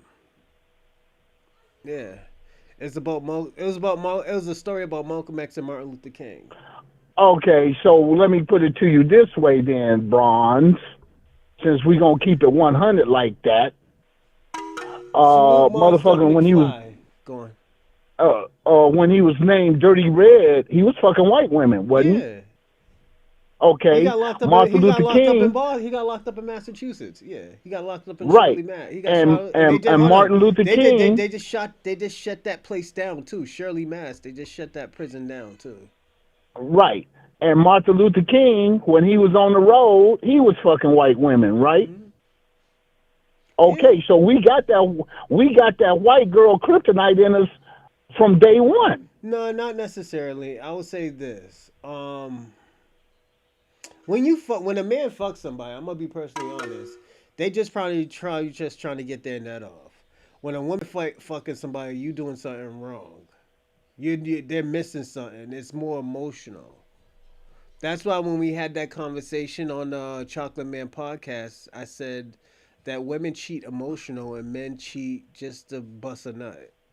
They don't really want to be with nobody. But like there are some acceptance, such as like, oh yo, there's a girl that, let's be honest, like I'll give you an example. There might be and this is a hypothetical. There might be a girl that you might be like, yo, I want her to bear my kids, but you're married. It's just because you know she's a good person. You know, um, the way you want your legacy to go, it will go better where you have her, where like that baby can carry off that legacy for a certain reason. There is always Okay. acceptance. There's always acceptances. Okay. So then you proving my point. What was the point? You got your main girl, but there's always a bitch who could do better, right? I didn't put color into it though. That's the thing. I said you proving my point. You can have a bitch, but you can always have a bitch who can do better, right? No, not necessarily. So why did you get with the side chick? Just to bust a nut if you're gonna have a side chick. That's what a side chick But why is. was it a It's just, physical it's something or just was it to little? have fun. There's certain things. It's like this, and this is why I say with certain marriages, it's weird because certain marriages, like it's all fun and games in the beginning. Then once you put that ring on their finger, they're like fucking Mother Teresa. There's no more sucking dick. There's no more if you're into But check this anal. out. If you're into three ways with other girls, that shit's getting thrown out the window. All that shit, all that fun shit that y'all was doing is getting thrown out the window, and you might have sex with once every 3 months. But bronze. What's up? A nigga know that when he get married? No, they don't. Some Yes, people don't they know that. do. Some people don't know. Most niggas, bronze, come on now, nigga. I've been married 5 times, nigga. Come on now, nigga. You talking to a veteran? Yeah, that's some people don't know that. Like when, let me tell you something. I was engaged 5 times. I was engaged 4 times. Was it 4 times? And all 4 times you cheated, Nima, right? Nima, Masai. No, answer the questions, bronze. And all 4 times you cheated, right? I was cheating before I met them. You was cheating. You said you've been engaged 5 times, Yeah, right? I was already in other relationships when I met them when I got engaged. Yeah, but when I you was an got ain't shit type engaged, of nigga, but I knew I was gonna be something in life. You know. yeah, but understand this, bronze. You didn't marry them because you knew that once you got that ring on your finger, you Oh, was see, giving up service. all that past shit. It was a contract. Oh no, Cause I they no, say, I cause dodged the they say bullet. that No, I they dodged the say that bullet. in the I dodged the bullet. yeah, but they say that in the ceremony. See, maybe you ain't never listened to the ceremony, the Yeah, words, I never walked down that. I wouldn't. I never walked right? down there, and also, what is it? I never walked down the aisle, and also I never got that far. Okay, The so farthest I ever got was buying a ring, let me and tell that's you when what I they had a tell fucked you. up job. I didn't have no real money at the time. I just like knew it's But bronze, what's up. let me tell you how the ceremony go. When they read that motherfucker, that man standing in front of you, Mm-hmm. he say, "Forsake all others." Hmm. Yeah, I don't know nothing about that. No, you don't know nothing about that because you ain't take the goddamn pledge, right? No. That's why I said I dodged the Okay, bullet. so I dodged the bullet. exactly. So when they say forsake all others, they say richer or poorer, sickness and health and all that shit. Yeah. They saying regardless of whatever the circumstances, you got to stay faithful to this one person. Yeah. What's going Okay? on, Randall? Now, Hey, Randall, I was just talking about you. Salute to you, Randall. I was just talking about you. This is the only, I'm going to say this. This is the only cool guy I ever met online who came on the Bronze Reaper podcast. Salute to you, Randall. Salute. Go on. okay, Randall, what's happening, man? Merry Christmas, Kwanzaa, and all that other bullshit. Yeah. Okay. Coolest white guy I So, know. Go on. okay, so back to what I'm saying is, look, in mythology, we have always given the white man motherfucking mystical powers. Mm-hmm. Okay? Whether you want to look at the shit or not. All right. So my whole thing is because these tethers have been brought up on that mythology of the white man, Mm-hmm. they think that when they have the white man in their corner, that they got a Lucky's rabbit foot. That they're going to be prosperous, things going to go right, yada, yada, yada, yada, yada. But that's not the white man. That is called science. Can I say And here in the this? United... Cause And here in the United States, black people were the ones who was healing a lot of these motherfuckers. That's why we were able to get into the medical field and excel at open heart surgery and other shit. I'm gonna say this because we had the gift of healing. I'm gonna say this. Most women when they date out, like when most women date, and we're gonna skip after this. That's it. We gotta stay on topic. Um, when most white women date when most black men date white women. When most black women date white men, they don't date in their tax bracket. And when I mean that they don't date in their tax bracket, they date. Well, the expectation that they expect out of black men, they do not expect the same expectation out of the white man. You know, as I said, certain white men, well, most white men have that $1 million worth of whiteness. There are some white men that don't have that shit, and they're just fucked. They're just niggas. You know, they're having a nigga moment. You know, and not knowing it. But that sister treat that motherfucker like he a leprechaun. Yeah. Like he gonna pull a pot of gold out his ass. Yeah. And there is some good white people. Don't get me wrong. There is some good white men, you know. But understand this.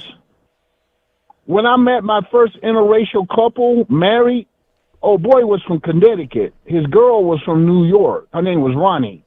Light-skinned sister. White guy from Connecticut? Yep. So he probably got Stanford? I don't know what part, because this one I used to work at the bank. Oh. Okay. When I was an officer of the bank. And they worked for the bank, too. And so my wife worked for the bank, so that was one of her friends from work. So when we all hung out, check this out.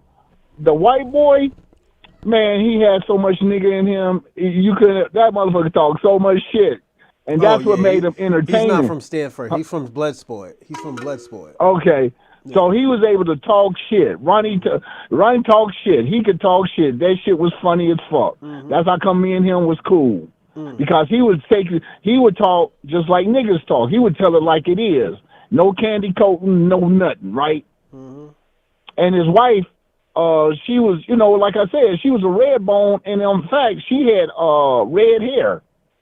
But nappy red hair. Mm. You know how when sisters have that cinnamon hair? Yeah. Because she wore a fro. She didn't do her hair. Because she said that Ronnie loved her hair just the way it was, so he wouldn't let her do anything to it. Mm. So he liked her being who she was. I was cool with it because I like, oh, you like a nappy head, huh, Ronnie? And he said, yeah, Dorsey, I like putting my hands through her hair and feeling through her shit. I was like, all right, nigga, I don't blame him. Yeah, man. One thing I always notice, and I don't think anybody notice it, with black women, their hair grows very long, but it's just very, very coil. As what y'all call nappy, it's coil. It's very, very coil. It's very, very curly.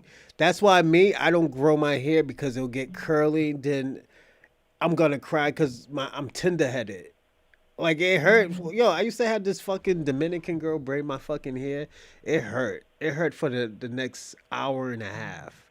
Especially when she be braided. Because I live around all fucking Hispanics and stuff. I don't think, and I'm going to say this, because it's going to jump onto the question that we're talking about. She was an Afro-Latina, too. And I think that's the only reason why I let her put her hands in my hair. Other than that, it would just be a black woman, I personally don't like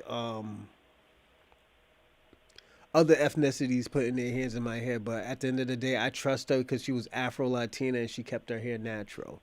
If she didn't keep her hair natural and she had all that other shit in her hair and stuff like that, or it didn't look like it was foundational black American look, I would never let her put her hands in my hair. Don't get me wrong, there's some Dominicans that could do a great fucking job. It's just I'm not gonna try it out, Okay. But she had my hair fly, man. Because where I live at, man, this is why I go back and forth to Boston. I would say that. Hold on, a man that cries getting their hair.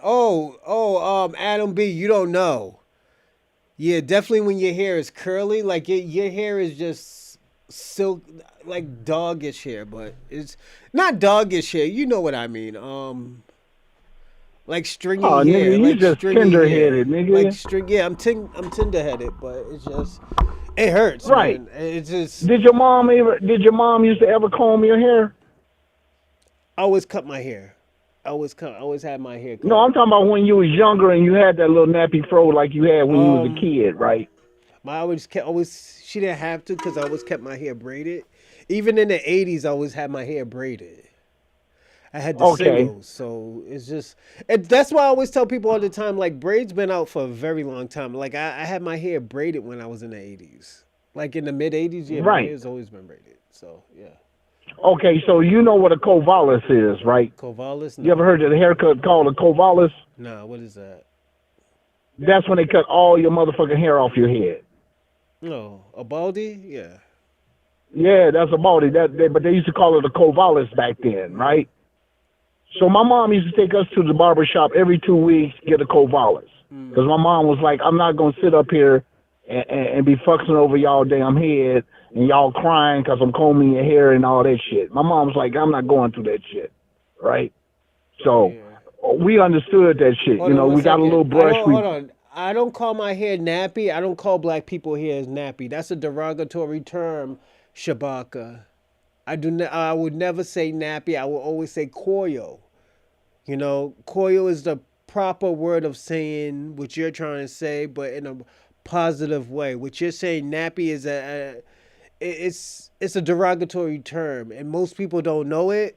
That's why black people. That's why when, and I don't think people notice, but when a white person say, "Oh yeah, your hair is nappy," sometimes you get that little trigger. You don't even know why you're triggered.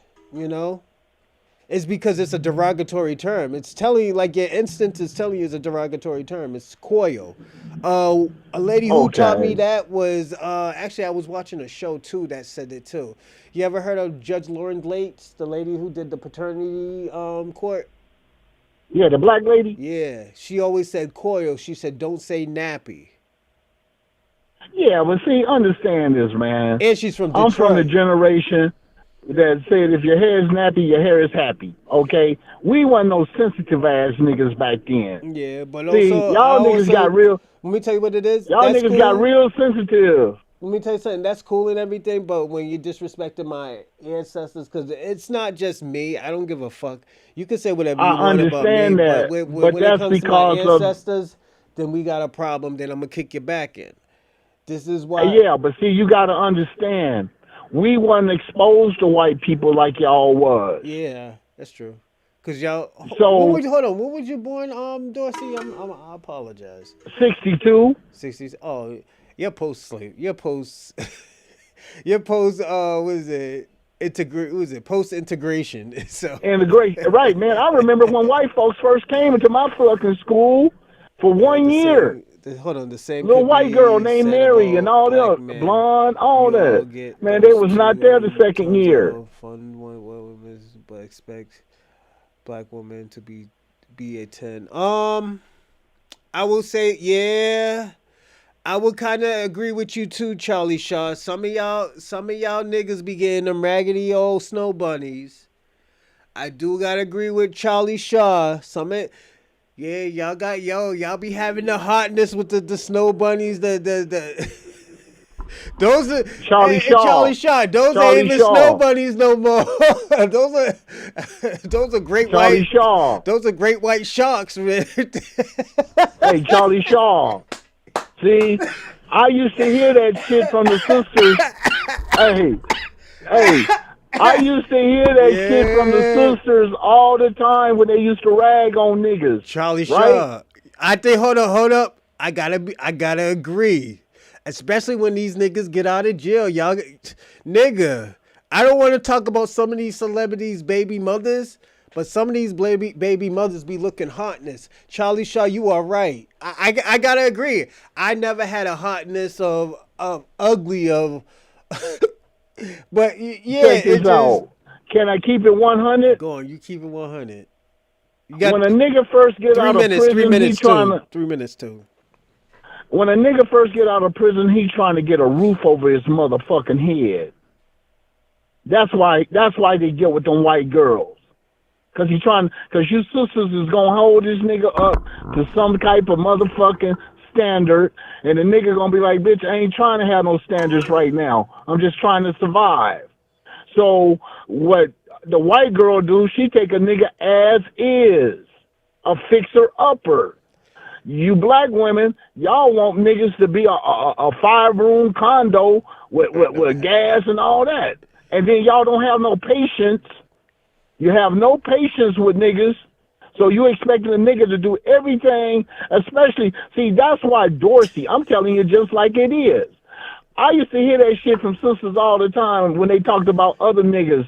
Oh, look at him with that fat white girl, woo, woo, woo. And I told myself, I said, nigga, I'm not going to have no bitches talking that shit. So when I went out to white girls, I got bad bitches. Bad I'm bitches. all gonna say, Black Dorsey, bitches got mad bitches, okay? Dorsey, So say I me can't, with that I can't bullshit. answer. I can't. I'm gonna say this. I can't agree or disagree because I never had that problem. I usually date older women anyways. My ex, I'm gonna be personally honest. The white girl I dated was 21 years older than me. I was already Well, getting we taken care understand of. that, So Bronze. You it's was in it just for the cash. You no, wasn't no, in it not for the ass. You even, was not in it for the even. cash. She was a good catch. Don't get me wrong. I was with her for 6 years. You know, she didn't want me to get a job. You know, she just wanted me to ride BMWs and ATVs all day. That's all she But wanted me nigga, to you do. was in it for the cash, nigga. You wasn't in it for the No, ass. no, I wasn't. She was a great person. It's just, yeah. Oh, nigga, come off that shit, nigga. You sell that shit to somebody else, nigga. I'm Dorsey, not I going never for had that that shit. type of problem. This is why I say You cheated on her, right? Did you cheat on her, yes or no? I cheat on most women. What do you mean? All right, then. She wasn't that What? great of a catch, Bronze. What do you Just mean? save me with that bullshit. No, no. Like put it this way: when she kicked me out, she gave me my Beamer so I can get around, move, maneuver, and also I had a place to live. You know.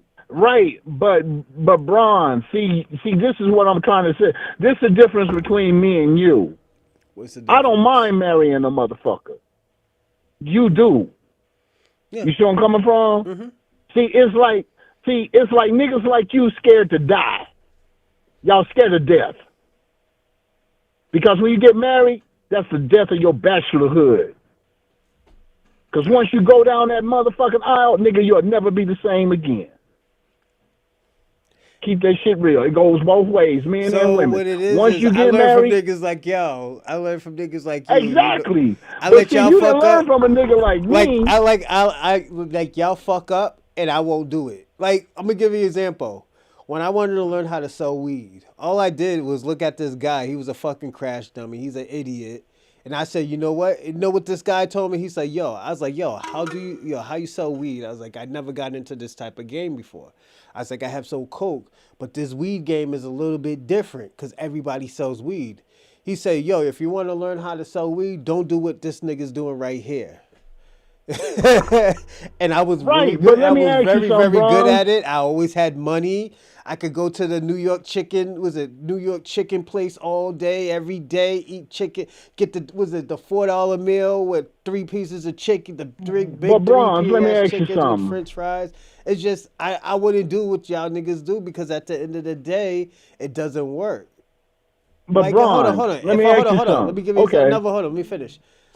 But if I do want to get married, there will be paperwork involved. Did you put paperwork involved, Dorsey? Hell yeah, nigga. What was That's it? called marriage.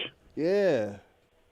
I ain't Most jump no people. motherfucking broom, nigga. I marry white girls, nigga. You gotta put Oh, some okay. paperwork on. No, I'm all right. I'm good. You're gonna end up like Jonathan. See, Yo, I'm telling you, yo, Dorsey's gonna end up like Jonathan Majors running down the street. Niggas, niggas just got you on hey, camera. check this out. See, Bronze, you She from the chasing you down old. the street. She's chasing you down the street doing a See, 4-4, nigga. check this out. Bronze. See, you this young generation. See, my generation, a woman Yo, this came with a nigga's dowry crazy. back then, nigga. Oh shit. A, the parents used to pay you to get that bitch out the house. Yeah, I know. Oh Okay? shit. So most of you niggas don't know nothing Oh like shit. that. Shabaka said you fuck anything. Hey, check this out. Shabaka, I didn't fuck your mama, so I damn sure don't fuck anything. I done fuck your nappy head ass mammy. I mean, I'm sorry, your coiled hair ass mammy, Chewbacca. Oh shit! This nigga said Tariq Nasheed pimped you. Now he said no. He said Check no. this He said out. he said he said. See, Hold on. Let me tell you what he said. He said the white girl pimped you. Now Tariq Nasheed is pimping you. That nigga's on the road today. Yo, shout out to Shabaka. That hey, nigga, check yo, this he's out. kind of witty today, Bronze, man. bronze. You can listen to that old bullshit Chewbacca talking about. You check this out. Chewbacca, you never slept in a $5,000 bed, nigga. So don't come to me, nigga. You pulled your motherfucking mattress off an alleyway, nigga. Don't Oh come to me. shit. You got your bed off the side of a street, nigga. So don't come to me. I'm surprised if you even got a frame for your bed. You probably just sleep on the box spring and the mattress. That's how you motherfucking broke niggas live. See, you don't know nothing about no motherfucking 900 thread count sheets and shit. See, you niggas give that dick up for free. Nigga, I tax bitches on my dick. Let's keep that shit real. Because if I can't get it myself and she can't get it, well then guess what? I don't need you like that. Because when I get with a woman together in marriage, I'm trying to build shit. Oh, okay. I'm not just trying to have a motherfucker sitting next to me taking up and wasting my fucking time. See, let me explain something, Chewbacca. My wife had a 745 credit score, nigga. Some shit you'll never see in your life, nigga. You can't even spell 745, Your nigga. boy's online. Yo, your boy's online going crazy. Your boy St. Michael's. He said the caller knows how. He said that the caller knows that you still live with your mother, bro. Hey, check this out. Is he talking to me or is he talking to you? I don't know. I do not know. Because that Irish potato nigga, I still got that $100 for that DNA test, nigga. Oh, yeah. I still got the $100 for the DNA test. Now you go out there, Irish Saint George Michael, whatever the fuck you want to call yourself. You go take that DNA test, and if you don't have no English blood in you, then nigga, you get the $100. But nigga, if we find out that your grandma was giving up pussy to Englishmen as a washwoman, nigga, you don't have shit to sit up there because you ain't no pure blood Irishman, motherfucker. Keep that shit real. You's a motherfucking mutt. Meaning that some white man, some English motherfucking lord bust a nut up in your grandmother, motherfucker. Oh, So don't get that shit fucked up. Because, see, you know, that's what I don't like about these tethers that come to America. They didn't have shit. Then they come over here and get a little motherfucking apartment. Because I ain't never heard Chewbacca talking about he got a house. I ain't never heard Chewbacca talk about he got a motherfucking condo. that nigga shares an apartment with Senegalese niggas in Harlem. Thank you. That nigga living in a one-bedroom apartment with 8 people living in that bitch. You, your wife, your grandmother, your aunt, and your 4 raggedy-ass kids, nigga. See, I can tell you. See, understand this. 2 more minutes. The person I'm sitting next to, when I met her and she met me, she had $600,000 in her motherfucking account.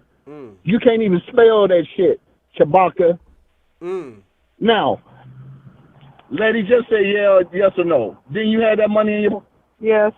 Okay, she ain't got it now, but she had it. All right. You heard how she said that? She said, "Yes, I had 600."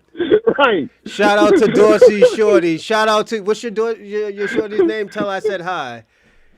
Hey, check this out. This is different between me and you, Chewbacca. We tried to buy our 100 cash, nigga. Hey, Dorsey. Tell your shorty salute. Hey, he say hi, salute to you, and so forth. My girl Mexican and Hawaiian. I watch his show. Hey, my girl is Mexican and Hawaiian, so fuck what you niggas talking about. I watch your show. Baby, how much Thank you. you I weigh? appreciate it. I do appreciate you 120 watching and my I'm show. 120 and 5'6". So fuck what you niggas talking about. Not you, Charlie. Not you, Charlie, because you cool with me, sis. But I'm not finna get with no booger bear. Fuck that. When I got all these fine sisters I could be chasing. No, I'm not. So understand this. When it come to quality, Dorsey don't fuck around. Hey man, I used to be a little chubby chaser back in the days. You know why? Because I was gaining weight and I was working out. I was like, yo, I'm gonna lift me up a big bitch, man. Hey, I well was a check this out, Bron. big old I'm teddy not bear gonna bitch, man. lie. I'm like, boom, boom. Yo, I thought I was the strongest nigga in the world, man. And you know what it was? You know what it was, Dorsey? What? It was the motherfucking weed, man. I stopped smoking. Oh, don't blame it on the weed, nigga. Don't blame it on the weed, nigga. Come on now. Please don't do that. Don't do that. The weed ain't shit to do with the choice, nigga. Now, I'm going to be 100. And fuck what you talk about, Chewbacca. I was with a woman that was 400 motherfucking pounds, nigga, for 2 nights. Right? I'm not going to lie. She saved my motherfucking life. It was 17 degrees in motherfucking Mississippi at the time. Right? So I'm fucking with my cousin. He Omega Sci-Fi, broke ass niggas. And what happened is we were supposed to go to their frat house and spend the night. Man, I seen that shit was a shotgun house, right? So I told my cousin, hey man, call Fat Girl back up for me. Tell her I want to spend the night with her. Man, she hurried up in her Electra 225, nigga. Now I'm telling you how it was, nigga. Electra 225, right? She came, picked me up. We went to the grocery store. She bought me a whole motherfucking ensemble, nigga. Ensemble. Fila boots with the fur inside. Motherfucking Guess overalls. Motherfucking nice-ass sweater and a leather jacket and a cap. A Raiders cap to go with dressed all black. Okay? So, see, niggas like you, not you, but niggas like you, Chewbacca, I bet your wife around 225 pounds, nigga. Sumo wrestler class ass. You know, you probably, when you stand, you probably a little skinny ass nigga tall, right? So when him and his wife stand together, they look like a 10, right? Yeah. Because she round as a motherfucker. Okay, so understand this. You know why 30 more seconds, 30 more seconds, 30 more seconds. Go on. Hey, you know why I stand tall on my balls? Because, nigga, I ain't never settled for a motherfucking thing. And I don't make excuses for the choices in my motherfucking life. See, I don't make no excuse. I did it because I wanted to do it. Because I knew it wasn't going to have no lasting motherfucking effect on how I felt about myself. Dorsey. See, Brenda. Shabaka he said your shorty That sounds fat girl, like. He said your check this shorty out. That sounds fat like an girl- African American, an African sister. Check this out. I'm FBA, nigga. I don't motherfucking play. I don't fuck for free. Get that fucked up. You niggas is giving up your goddamn manhood for free. I don't do that shit. I do. I know I you do but- because I don't consume of money, so it's like I like money and money is good for you and stuff like that. It's just when I was doing it, I didn't really care for money. The money will come when it comes. And if you really and the thing about it is when you give good dick and stuff like that, that's when the money does come. You know, so at the end of the day, this is why I never had a struggle really. This is why where I never really had a place. I'd never been homeless. But look at Chewbacca. Look at Chewbacca. We talking about Chewbacca. Chewbacca, your wife wasn't even a virgin, nigga. So stop with the bullshit. Don't come to me. Don't come to me with that slideway shit, Chewbacca. Your woman wasn't even a virgin, nigga. So don't come to me with that bullshit. Yeah. Nick, them big dick niggas from Africa had already stretched out that pussy. Or you even got to it, Chewbacca. Damn. Them 14-inch dick had already been in your wife, nigga. All right, And 10 your seconds, little 10 8 seconds. inches, yeah. See, Chewbacca trying to talk shit because he got a 10-inch penis. Nigga, it was niggas in Africa with 14-inch penis and was fucking your girl, nigga, who was hitting bottom. Who was hitting the bottom. That's why she ain't got no respect for you, Chewbacca.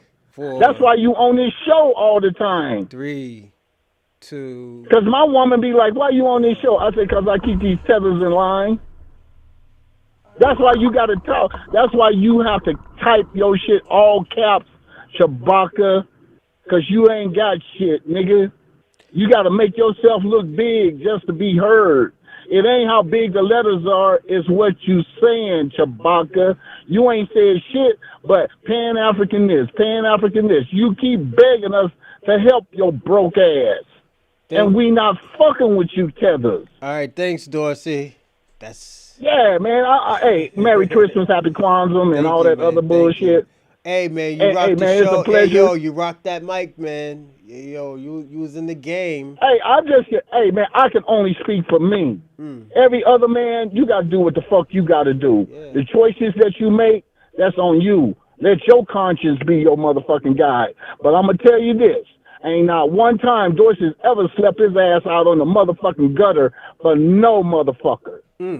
Let him know, Dorsey.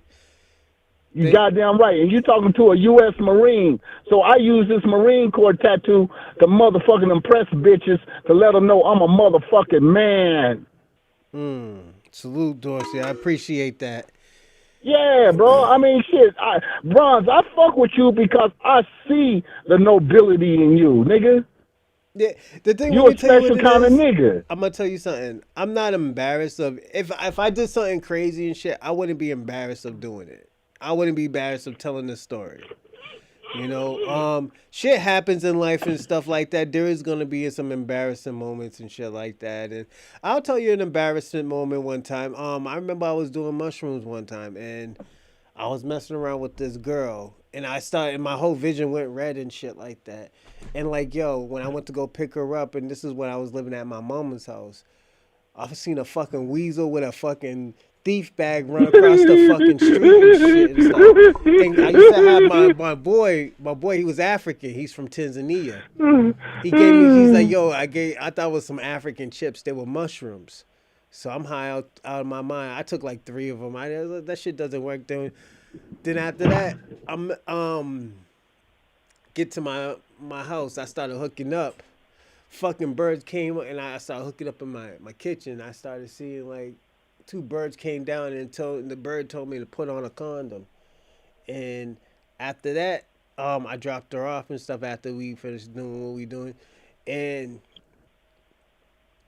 the whole shit went down because it was like 6-7 hours and stuff like that. And I still was seeing red, and you know what it was? What? She was on her period. I didn't even know. Okay, so Bronze, let me explain something to you. I have never, ever had sex with somebody intoxicated. I didn't know. I had to clear. I didn't know. Yeah, I know, but see, when you're doing drugs or drinking and shit, you know, your perception is distorted. That was like my first time ever doing mushrooms. That was the worst thing I ever did. Well, nigga, now when I did mushrooms, nigga, I went to Magic Mountain. I wasn't trying to meet no bitches. Okay, so actually, no, that was my second time. Last time I was talking to the fucking moon. I was having a conversation with the moon. With the moon? Yeah. God damn, bro. Yeah. You was having that damn big ass high and shit. I was on that good shit, man. You know. But to the rest of yeah, but since I'm finna land the plane, to the rest of you brothers and sisters out there, hey, FBA for life. For you Africans, hey, y'all have a good life, but you ain't finna have that shit on our motherfucking expense. Take your monkey asses back to your country where you say everything is paradise and do something with your motherfucking life, nigga. Especially you, Chewbacca. Take your ass back to Nigeria. Go do something with your life, nigga. Because you over here in America asking us to help you, we not finna help you, nigga. You been crying that Pan-African shit since day one I came on this show. You know what? Ain't nobody come to your aid. You know what? Nigga. I'm going to do something for Africa. You know? Fuck all of that. You know, I know I'm FBA all day, but I'm going to do something for Africa. Since y'all niggas want me to help y'all, you know what I'm going to do? When I get my first $1 million, I'm going to deliver porta potties all over Nigeria. You know, because they keep on open defecating in the streets. So I'm gonna send porta potties all over the place and stuff like that. Hey, can I make something just popped in my head, right? Yeah. Go. Okay, where do peanuts come from? the ground, I think. Yeah, but I mean, does it come in Africa? Do they have peanuts in Africa before they I came to Columbus, I or don't did know. did they get the peanuts from? Okay, so understand this. Y'all niggas keep talking about that groundnut stew and all that bullshit, right? Hmm. Okay, so if y'all had them goddamn peanuts in Africa for all these goddamn centuries, millenniums, because if it originated in Africa, that means you motherfuckers had that shit in your possession all this time. Why did it take a FBA to make peanut butter? Booker T. Washington, yeah. No, what's his name? The other one. I don't know that over one. I don't The guy, even. not Booker T. Washington, because Booker T. Washington did other shit. It's the other one, the one Yo, who, Dorsey, your boy's back on. He said this nigga's still talking. Your boy who Kwame. is that? Your boy. Kwame? Kwame. All I got to say to you is $30. $30, Broke motherfucker. ass Kwame. $30. Hey yo, Where my money, Kwame. motherfucker? Hey man, you Hey, got a new nigga. name out Hey, here, man. nigga. Niggas is out here calling you broke ass Kwame.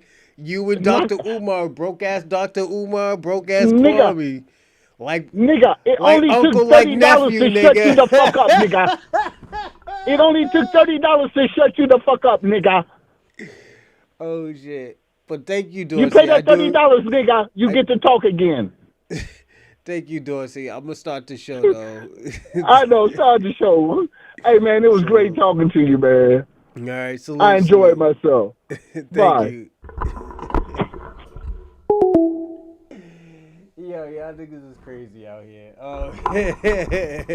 Shout out to Dorsey. Shout out to Robin. Shout out to Shabaka, Ray Ray, Adam B.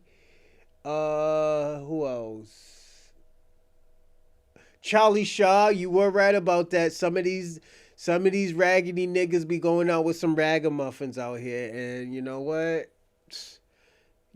I'm glad. I'm gonna say this, Charlie Shaw. I'm glad you pulled these niggas cards out here. You know, especially the FBAs, man. We got to do right, man. I'm gonna say this. I learned a lot from that Marquette show yesterday. One thing I learned is like sometimes we can't be pussyfooting around with each other. We honestly have to tell the truth. And Charlie Shaw, you did your thing and you said what it was on your mind, and what was on your mind was true. You know?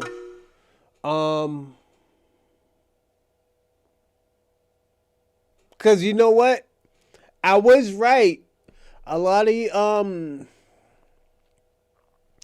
a lot of black women look for people who are on their page, but when they date out their race, they don't date in their same money bracket.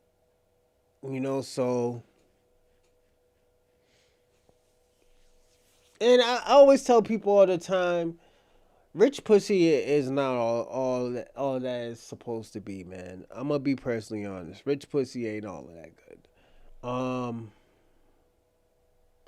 Like hood pussy, project pussy, that's probably the best pussy you could get in America. Yeah, there's some foreign exchange pussy and stuff like that, and that's cool. And anchor girl pussy and stuff like that. I get it, you know. Like I understand why a lot of white men love Philippine women or Thailand women and stuff like that.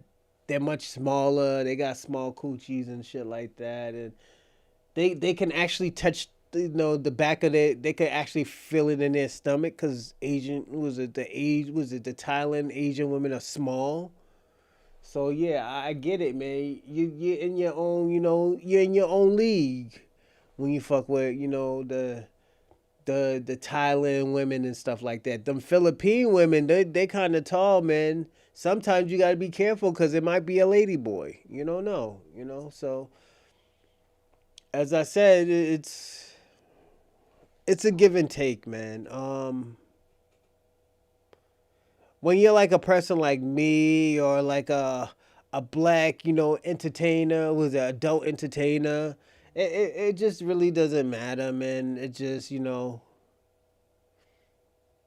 what this person's working with, what they trying to do. Are they trying to feel it in their stomach, or are they trying to get their back blown out? You know, do you gotta go Full Metal Alchemist in the coochie and stuff like that? It's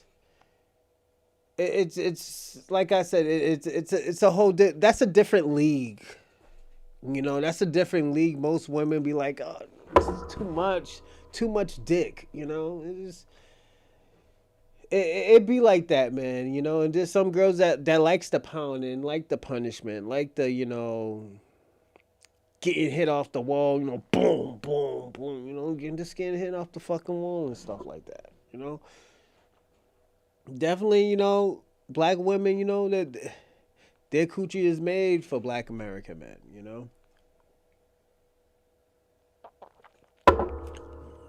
I'm just being personally honest, you know. Don't get me wrong with, you know, other nationalities. There are some freaks that like, yo, I want to be opened up. I want to be. That's how the Spanish people do it. They do this. You know? He said, oh, you trying to get. My friend, my Espanol's homies. I've been living in LA for 45 years. Okay, player. Shout out to Dorsey. Adam, your bitch ass is shivering in the store. I live in LA. Oh shit. Yeah, the snow stopped for a little bit, but it did look like it's gonna snow soon. I will say that, Dorsey. Yeah, the East Coast.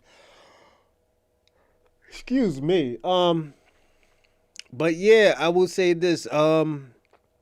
Let's get back on topic and stuff. Shout out to Kwame too. Kwame out here trolling niggas. Kwame is troll of 2025, or revenue is. Yo, you're the troll of the year, Kwame. I will say that, and I salute you for that, because at the end of the day,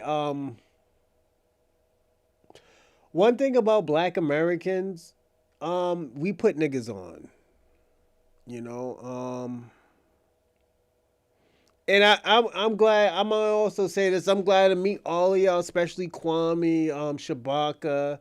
Shabaka's scared to get online, so that nigga's scared. He's a scary nigga. He started talking that Oscar Mayer shit, you know. And you can. I'm not judging you because you talked it, but it's nigga, that shit your shit, you know. Shout out to Ray Ray too. Ray Ray always stays busy in here. But we're gonna start the show. We're gonna get into the videos right now. And I'm gonna say this before we start. Y'all white supremacists, y'all fucking Pan-Africans, y'all niggas is out here taking L's, man.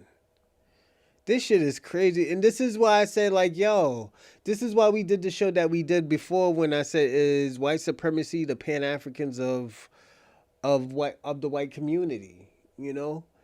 Like, look at y'all niggas. Y'all niggas is out here looking bad. Y'all niggas is broke. Y'all Pan-African niggas is broke. Y'all got this nigga Jeff Lang running white supremacy. That nigga sounds Asian, if you ask me. Lang sounds like an Asian name or Philippine name. Like y'all white supremacists are not even pure anymore. That's how crazy it sounds. You got the Latin, you got the Mexicans leading your fight. Like, this is sad. And then the sad thing about it, y'all getting shot by niggas who love pussy. You know?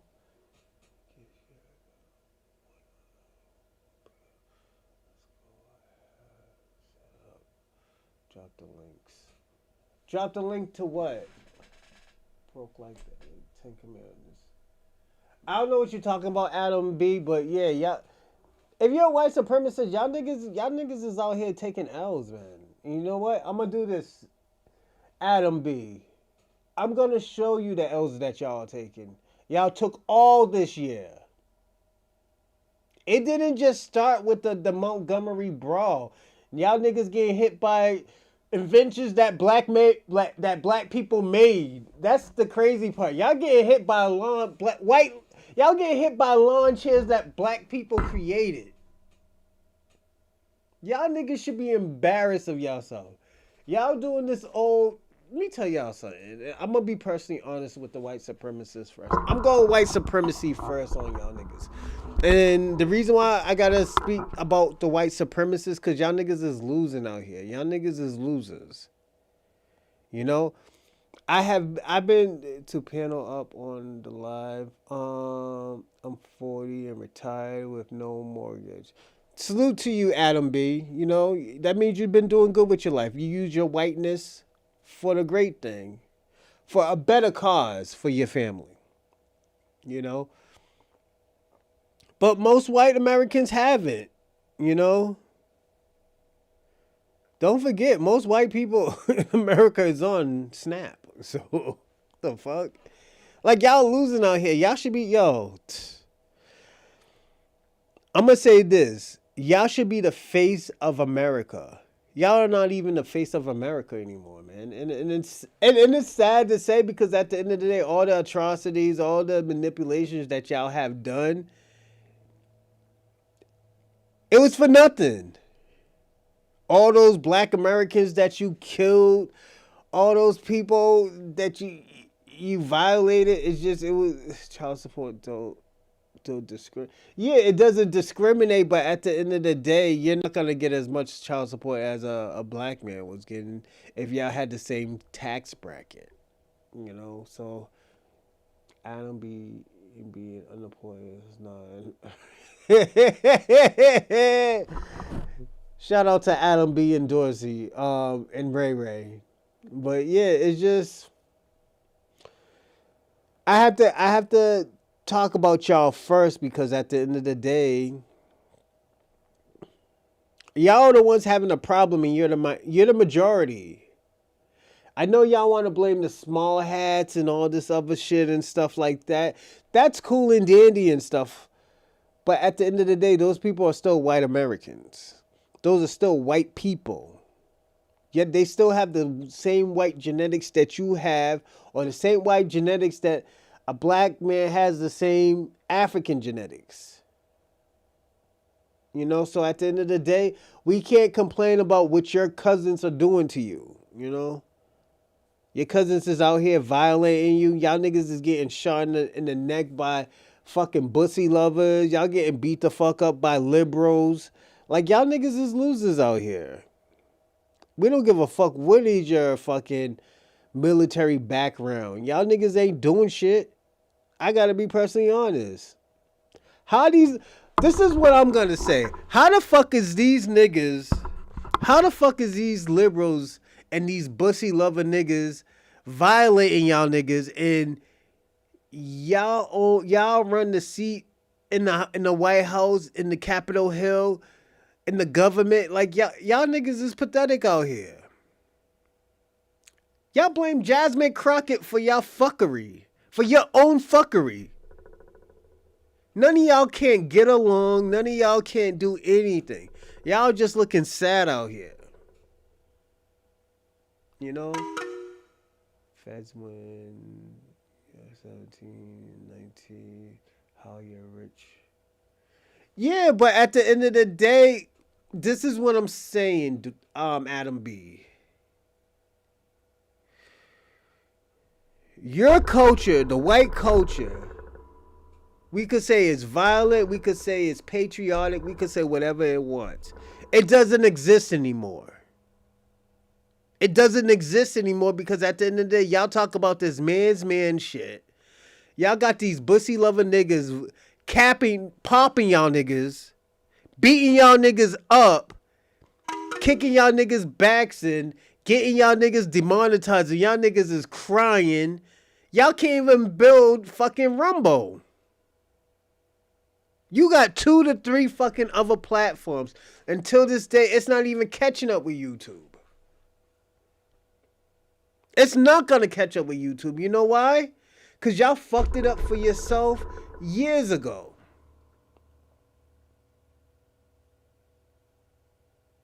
Y'all fucked it up for yourself years ago. Give me a second. What type? Y'all fucked it up for yourself years ago. And you know, it's not because I'm trying to kick in your bag or I'm trying to get a clippable moment. No, just I'm just having a conversation with y'all. Give me a second, one more.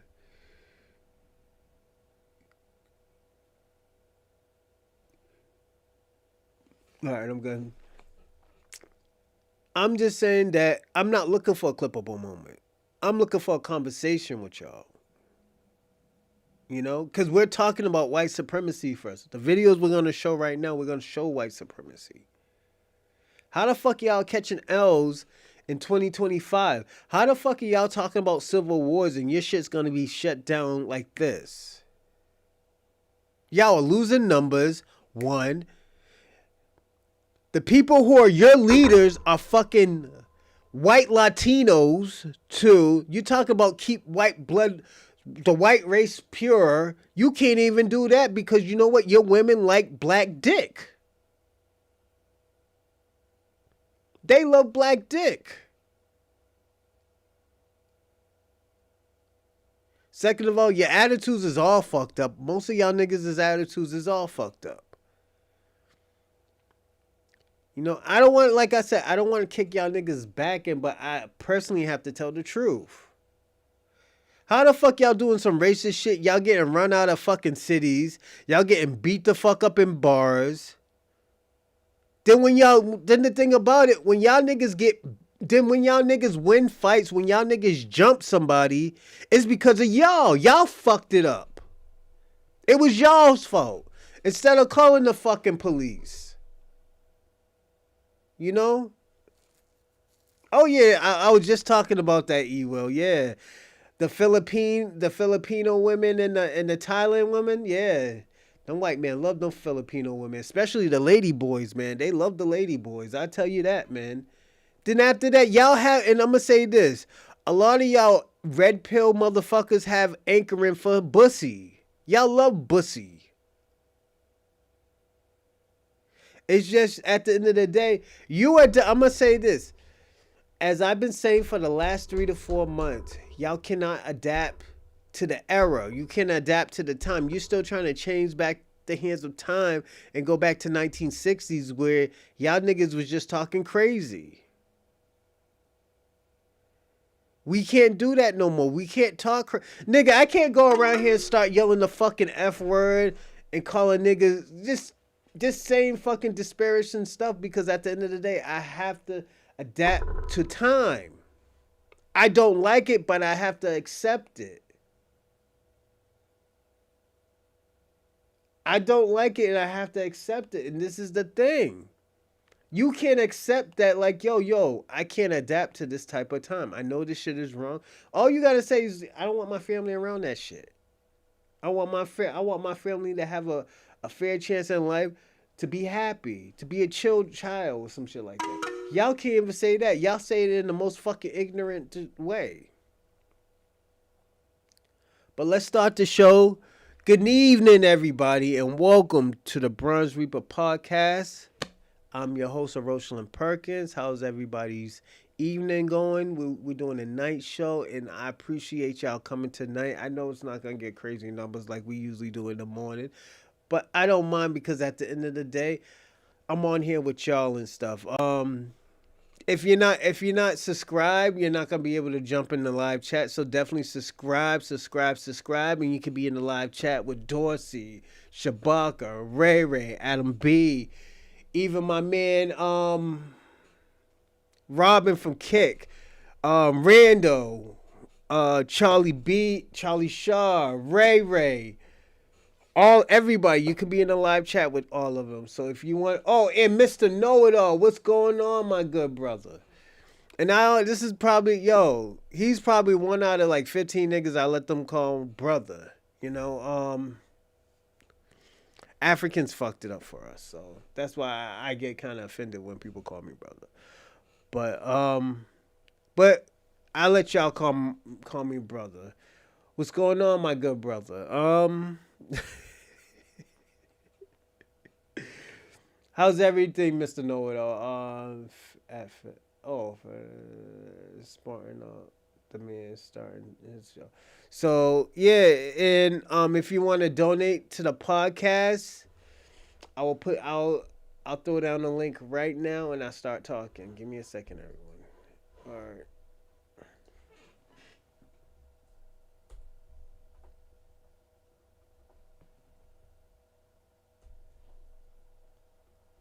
All right. Two and one more.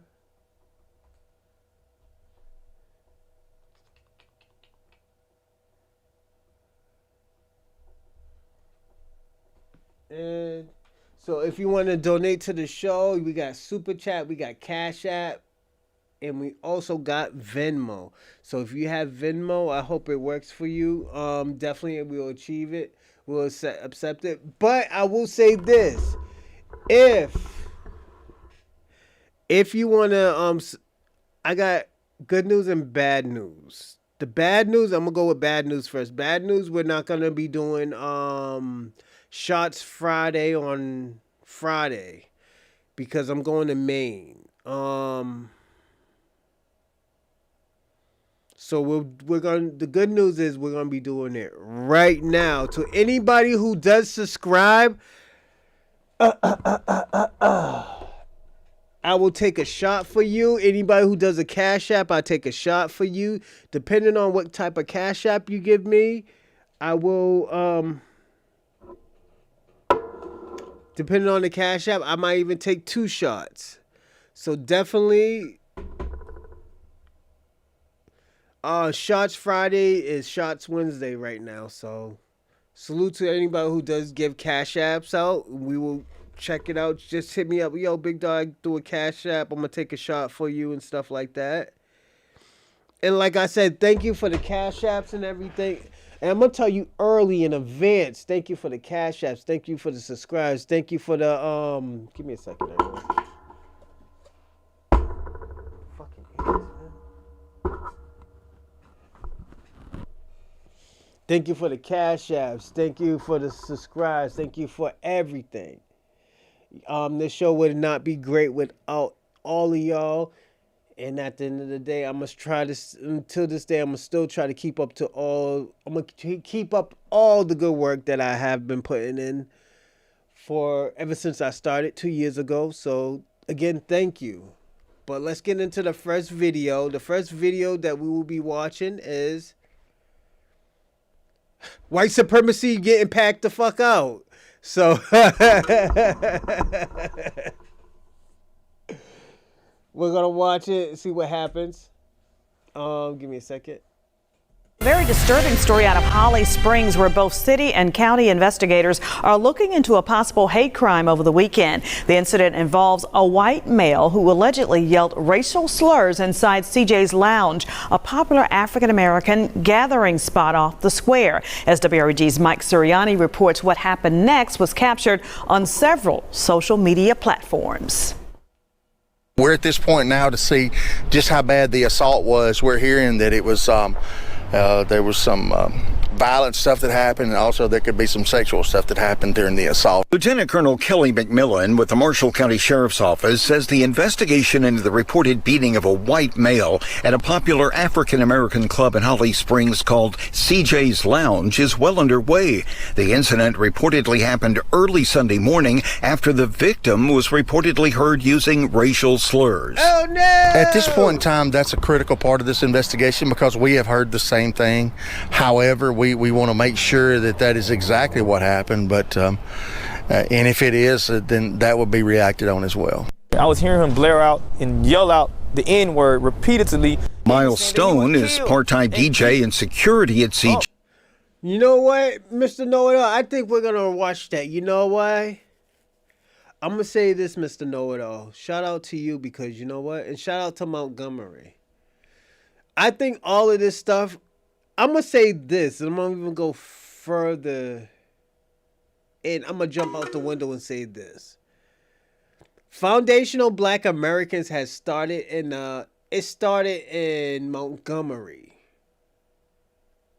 I'm talking about not just the lineage, but the Renaissance. It started in Montgomery. It ignited when the mans put them hands on that guy, and that man threw that motherfucking hat up.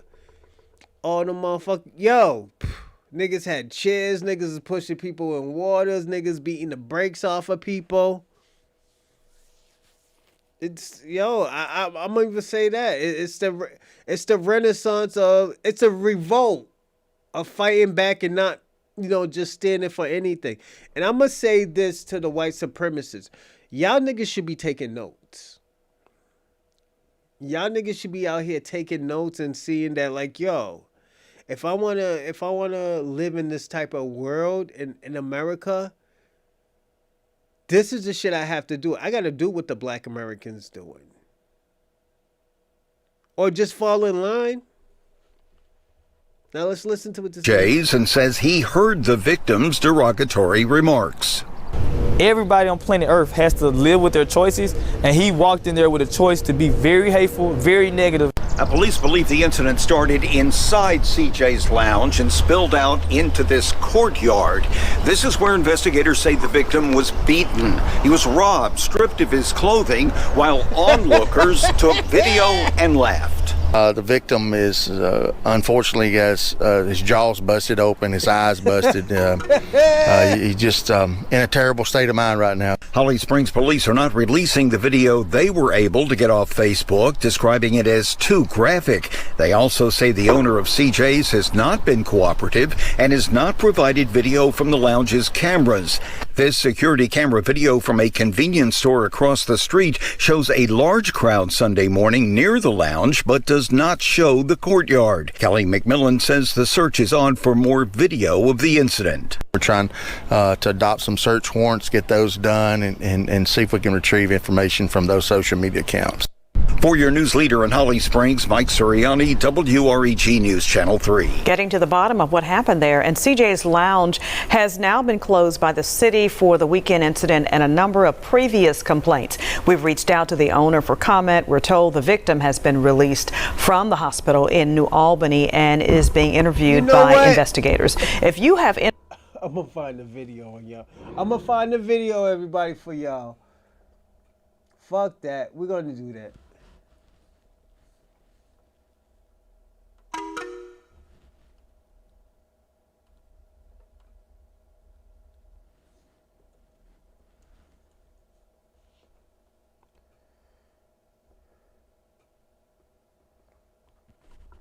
Hold up.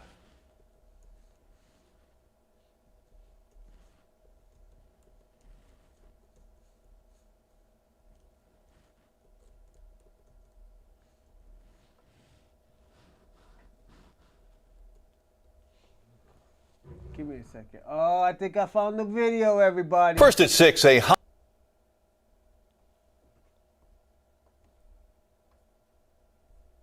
I'm Greg Hurst. Hi, I'm Stephanie Skurlock. The owner of CJ's Lounge wants to set the record straight, he says. The incident sparked local and regional outrage after it was first labeled a hate crime. WREG's Mike Suriani spoke with the owner and has details.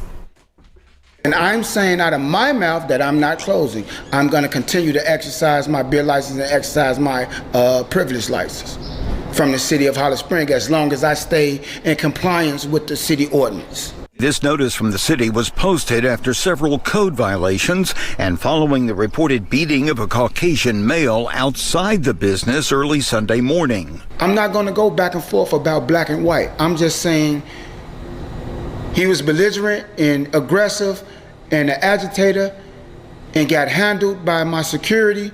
At issue is what happened involving the subject, seen in this security camera video, wearing brown shorts, a dark t-shirt, and baseball cap, who reportedly used racial slurs against CJ's staff. When the light came on at 2 o'clock with signals for everyone to exit the property, the party's over, he got upset and got in my security / managers, he got in his face and started saying, derogatory language, using the N-word. Fitzpatrick says the man was escorted out of the lounge but came back and was aggressive. He was reportedly seen in the parking lot outside CJ's throwing gang signs. And they said that the guy swung on one of the other guys who was on the parking lot, and that initiated the fight outside with his clothes being removed and so forth. Fitzpatrick says to his knowledge the victim was not beaten with a stick or sexually assaulted as investigators have suggested. He says what happened is unfortunate, that investigators have not asked to see his video. To be honest with you, I have to be totally honest. I'm not here to clear up his name. I'm here to clear up mine and my business. For your news leader in Holly Springs, Mike Suriani, WREG News Channel 3. All right, trying to set the record straight there. And the victim is originally from Ripley, Mississippi. We did find that out, and suffered a broken jaw. Police have one person of interest in the alleged beating. Oh my God. We're gonna watch that, bro. Hold on, everybody. Hold on, is this it right here?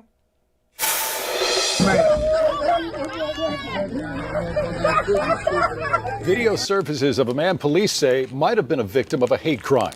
This happened after officers say an intoxicated man walked into a Marshall County club and used the N-word when referring to the patrons. Investigators say that the bar is also a problem spot.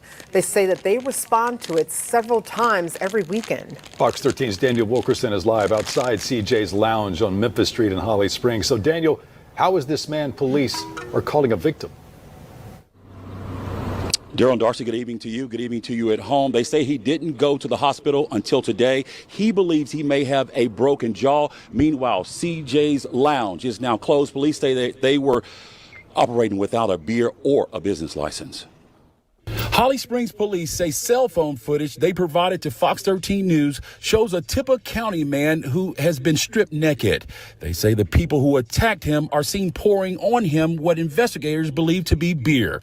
Officers say seconds before, they hit, kicked, and stumped nearly every part of his body. The guy walked in and he was very aggressive. Michael Stone says he was at CJ's Lounge on Memphis Street late Saturday night into Sunday morning. Never asked to even see my tapes. Was listening, trying to remain calm. We asked them, they asked for him to leave quietly. But police say the man continued to call the patrons the N-word. You know what? Well, I'm gonna show you how this shit started. I'm gonna show y'all how this shit started, everyone. Give me a second.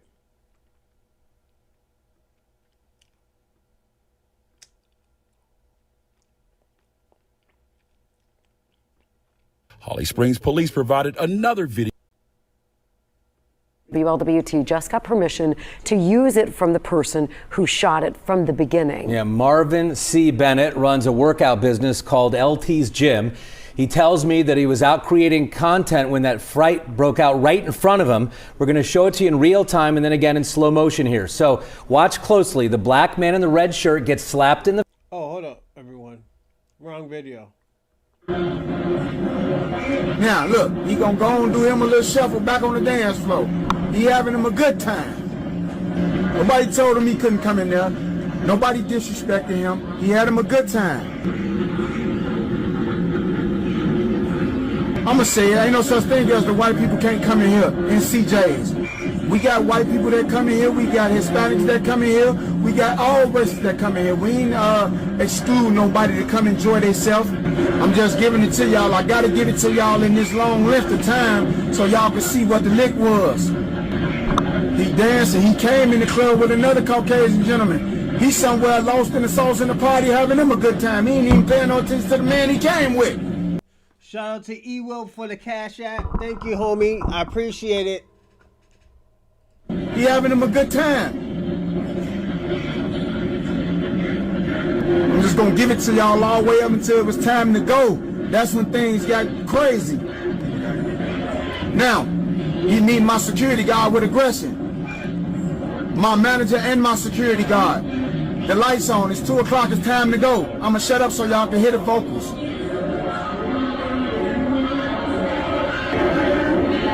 As y'all can see, my security guard is not, he called him a nigga 1,000,000 times. He never touched him. That's my manager and my security guard. Never touched him. Never touched him for using the N-word. I'm gonna show y'all when he got touched. My dope man trying to keep him calm. He's upset because it's time to go. Leaves out the door, immediately come back in and check out the footage. Oh!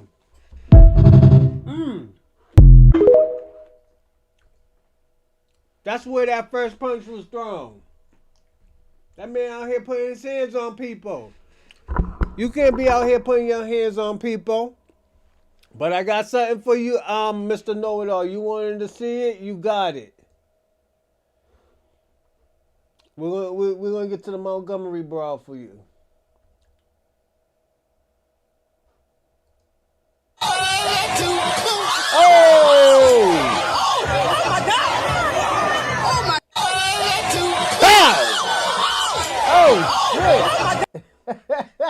Oh shit! Oh my God! Y'all niggas caught an L. Y'all caught 2 L's right there. Y'all niggas caught 2 L's.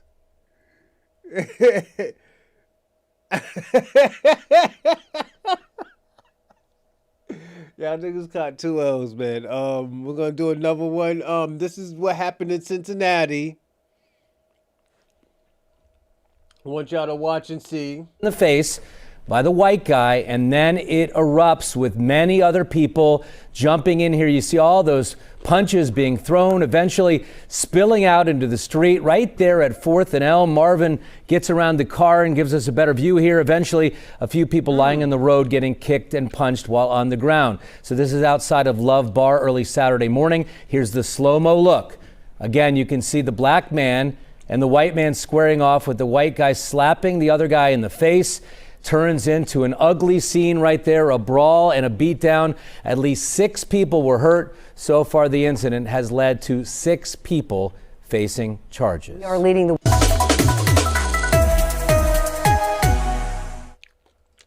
Hey, man. You can't be out here putting your hands on black people, man.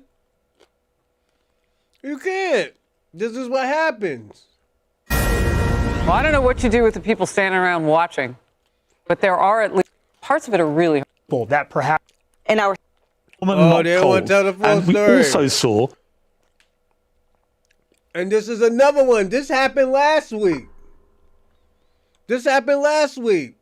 Shout out to Poetic Flacco. Shout out to brother O'Shea Duke Jackson. Salute to O'Shea, man. Salute. Hold on, bro. So y'all really only tough behind a computer screen? Nah. Fresh and Fit have a lot of people in the far right networks on their show. And one of these guys is called Hayden McDougal, also known as Woman Propaganda. He's a guy that has kind of a unique outfit. He always wears like a shirt and tie when he's online. And typically he comes on to Fresh and Fit. He is anti-Israel. And then he's also very anti-black. And there was a sad situation in which he was on the show in front of some young black women when this happened. You can leave. Come on, girl. Let's You go. haven't contributed to the show? You know what? No So comment. they don't want you here. No comment. Yeah, no comment. No comment. Actually. No no comment. comment. That's fine. Yeah. Thank you, ladies. Okay. No comment. Yeah. Okay. Carrying on. What, should I say the N-word as she walks out? Yeah. Do it. Should I yell it? Do it. Yeah, I'll do a Roman while you do it. All right. Get the out of here, you stupid nigger! Now, the guys were there basically sitting around, not saying anything. I'm talking about Fresh and Fit, okay? They're sitting around smiling. But then this happens. Bro, you can't be saying that type of stupid, bro. Yeah, that's so stupid. Yeah, now you violating. You can't be violating like that. You just said the N-word? Straight up. You can't be violating like that. Like, someone can just, like, take this. Oh, everybody's getting off now? Oh, this is great. I did it last time, too. So here, it sounds like one of the producers in the background said, hey, man, you can't do this. Now, this is interesting because Fresh and Fit are laughing, and their own employees is telling the guy that this is not cool. So the black women get out. They're being disrespected as they're leaving. They're not hitting anybody. They're just leaving. And then he even says, I did this the last time. Then one of the ladies decide to check Fresh. Women propaganda. He went crazy and he was racist, and you were just there. This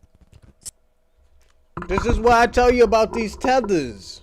They just stand here and let that shit happen. I'm being personally honest. This has always been my... Oh, hold up, everybody. Mr. Oh. E. Will. Hold up. I'm stopping the show. Ewell, I'm doing a double shot for you because I forgot. And my apologies.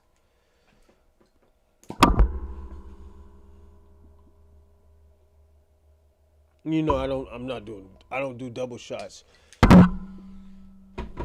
Everybody, this is a shot for Ewell. He gave a cash app. I'm doing double because I almost forgot.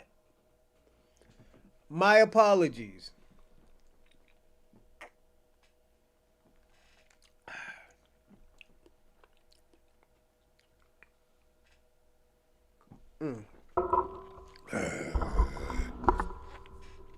Thank you, Ewell. I appreciate that.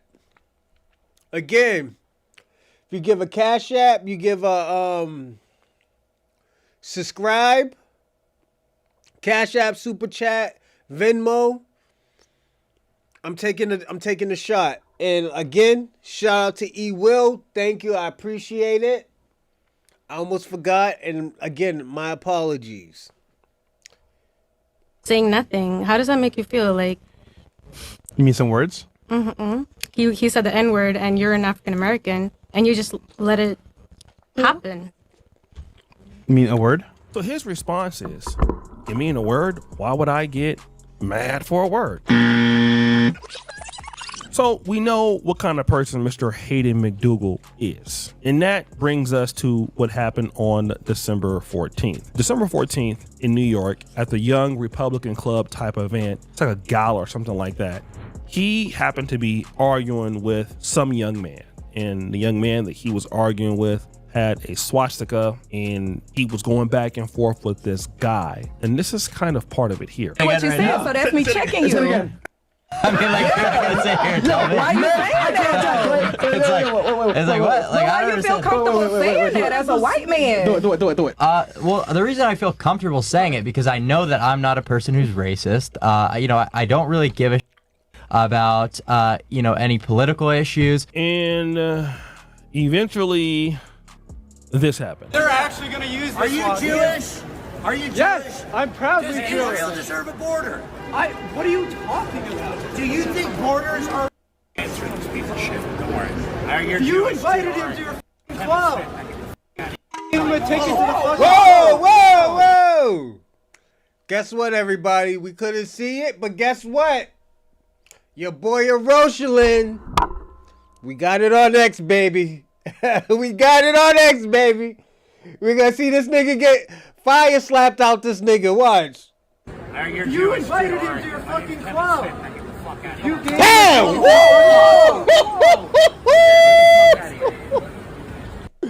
That nigga wasn't that tough.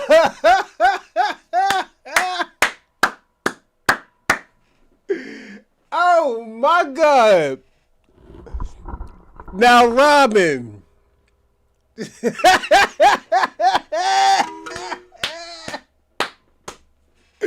Now, Robin, this is why I say white people don't get along with white people. White people don't even get along with their own self. And I'm going to show you why, Robin. Hold up. Hold up, baby. Hold up, baby. You invited him to your fucking club. You gave him that.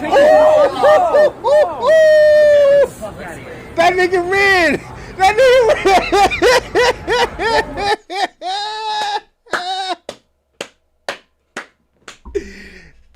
ran. The white supremacist is catching another L, baby. Add another L to the list, nigga.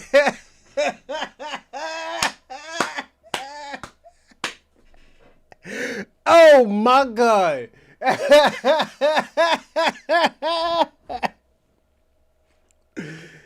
Oh my God, that shit is crazy. Shabaka, I am absolutely American. I'm not male. The closest male to knowledge is a sixth cousin and beyond. Oh, shout out to you. Shout out to you. These dudes have to. They don't got that smoke, man. They don't got that fire. This is why I say, yo, we can't ally ourselves with niggas we gonna have to defend. That nigga got the fire slapped out that nigga. That nigga, yo, that nigga, woo! That nigga, yo, One of the Teletubbies nigga was about to chase that nigga. I want to see that one more time, man. One more time. Hold up. You invited him to your fucking club. You gave him a ticket.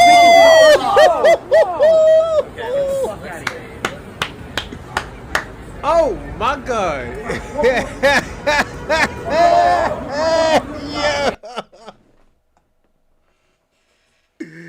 Niggas slapped the shit out of him, man. Yo, niggas ain't tough out here like that, man. I gotta be personally honest. You know, you out, yo, y'all. I'm gonna tell y'all, this is, nigga, y'all not just getting beat the fuck up by black Americans. Y'all niggas is getting beat the fuck up by your own people. You know, like, yo, this shit is sad out here. Y'all niggas is sad out here. You know.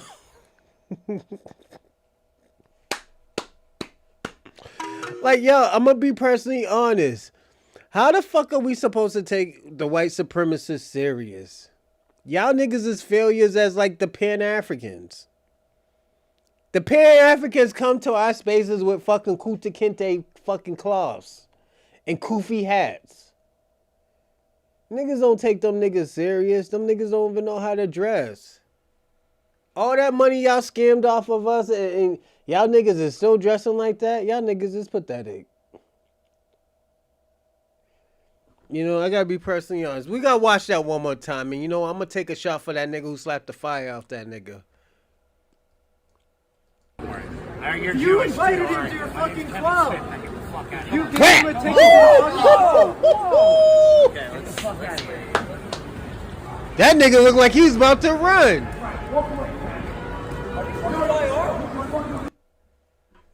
Hey, Randall, I know how you feel playing.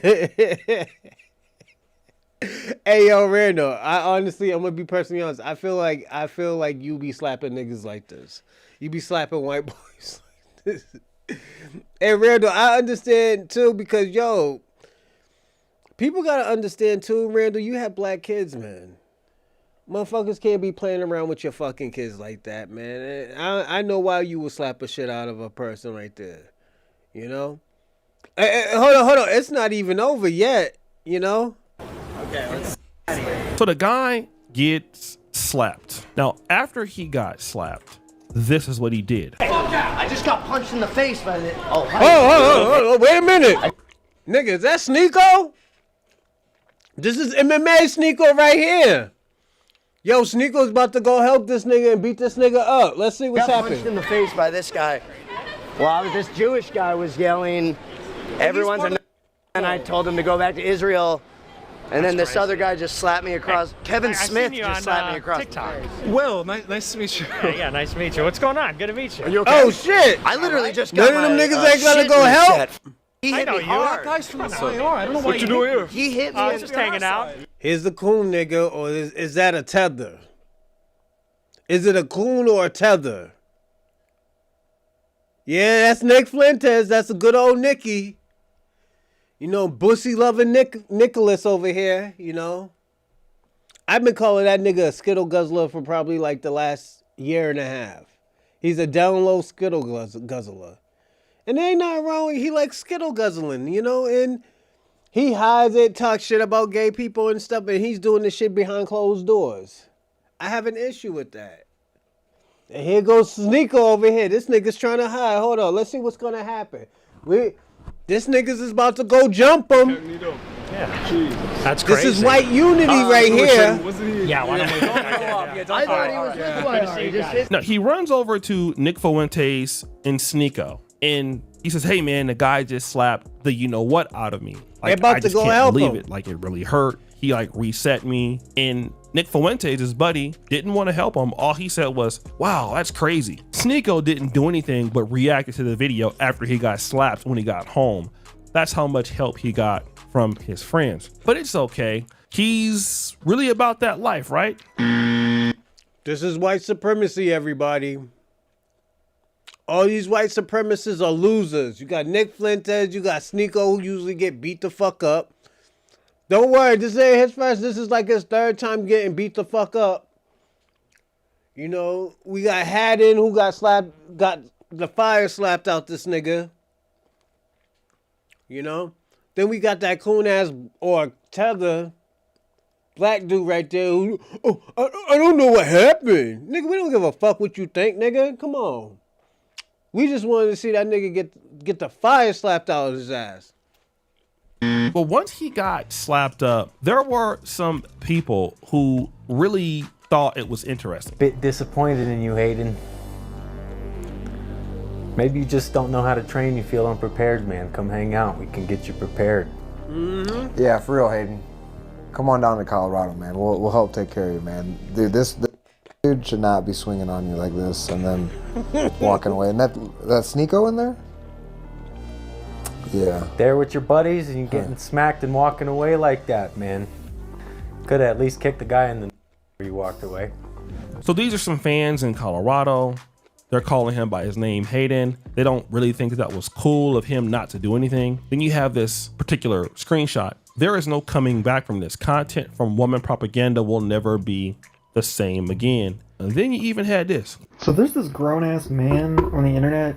I don't even know what he does. I think he's like one of those like reactionary dudes that just says rage-baity, misogynistic, racist, homophobic shit just to get a reaction from people. His name's like Women Propaganda or something. I seen a video of him going around getting the dog shit slapped out of him. Like the absolute dog shit. Had him walking around like Velma. My glasses.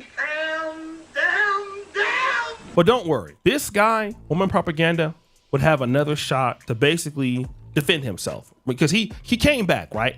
He came back. He wasn't going out like that, family. He wasn't going out like that, family.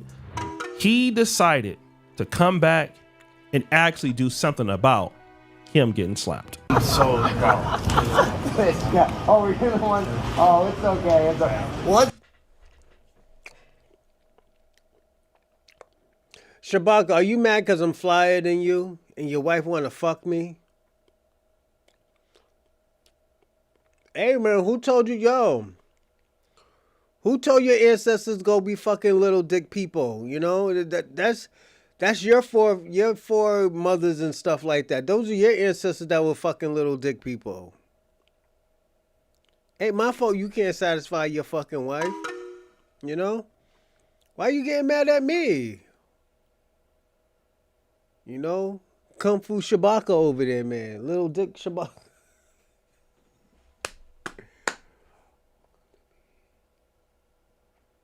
You know, I'm just being personally honest. Shabaka, you can't be hating on me, man. Like, Shabaka, let me ask you a question. This nigga Kwame exposed you, talk about y'all niggas be getting spit on, niggas be disrespecting you, niggas be sicking dogs on y'all niggas didn't do nothing, y'all niggas was holding hand, talk about y'all should overcome and stuff like that. Y'all niggas is losers out here. Niggas like me out here are winners, you know? We be on podcasts, we be wrestling, we be being great as a business people that we are, you know? And you're mad at me because I'm doing good in life. Yeah, I got Jordans on. You know what? Actually, no, I got Nike boots on, nigga. I got Nike boots on. I don't even got the Jordans on. I got these Jordans on the floor. I got those other Jordans over there. Like, why you hating that I got Jordan sneakers? You know what? You mad, nigga? Like, what you want me to wear, penny loafers, nigga? The fuck? What you want me to wear, Payless sneakers? The Bobos? You want me to wear Bobos, nigga? Come on, man. Don't do that to me, man. Let's get a bit. I need a redemption picture. I just want to be He clear. pulled up on me. He goes, Mario, I think I made a mistake. I'm like, what happened? I am so, dude, I'm so sorry, like. No, it's okay. No, I appreciate it. I was shouldn't so have done that. confused. I was like, it's okay. I shouldn't have done that, man. And this is the part where I always tell Shabaka too. Let me stop this and say this, Shabaka. This is why I say, yo, you have a white daddy. I'm not surprised. I wouldn't be surprised if your wife catch you in bed with another man. I'm being personally honest, Shabaka. I wouldn't be surprised if your wife catch you in bed with another man. First of all, you're not even dicking your wife down right. If anything, if you want to learn how to dick your wife down right, watch the Chocolate Man podcast. At least if you ain't got a big dick, nigga, you should be eating a pussy, nigga, on a daily basis. Having your wife up in the air eating the pussy. I'm just being personally honest. And if your dick is really small, you should be eating the ass. I don't have that problem. You know? That's what Pan-Africans did for you, you know? Pan-Africans made you a fucking loser. You know? But... Woo! Like, yo, Shabaka, I'm gonna be personally honest. If you really want to know how to fuck your wife, watch the Chocolate Man podcast on Thursdays. Woo, shit. Watch the Chocolate Man podcast on Thursdays, and I'll teach you how to, you know, satisfy your wife and how to, you know, live your life out. Be positive. Be amazing. You know? But salute to you, you know, Shabaka, you know, not everybody can have a big dick or can eat pussy, right? Or eat ass. I personally don't eat ass. I never ate ass. The closest I ever ate ass was probably eating pussy from the back. Other than that, no.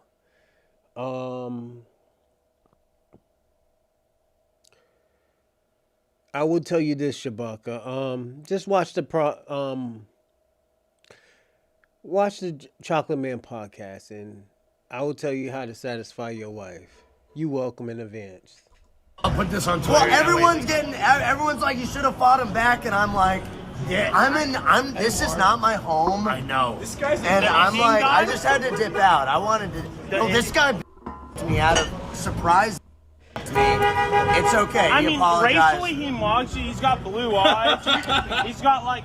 Let's not go there, please. You got brown eyes. Jesus Christ. I thought you were the guy that was closest.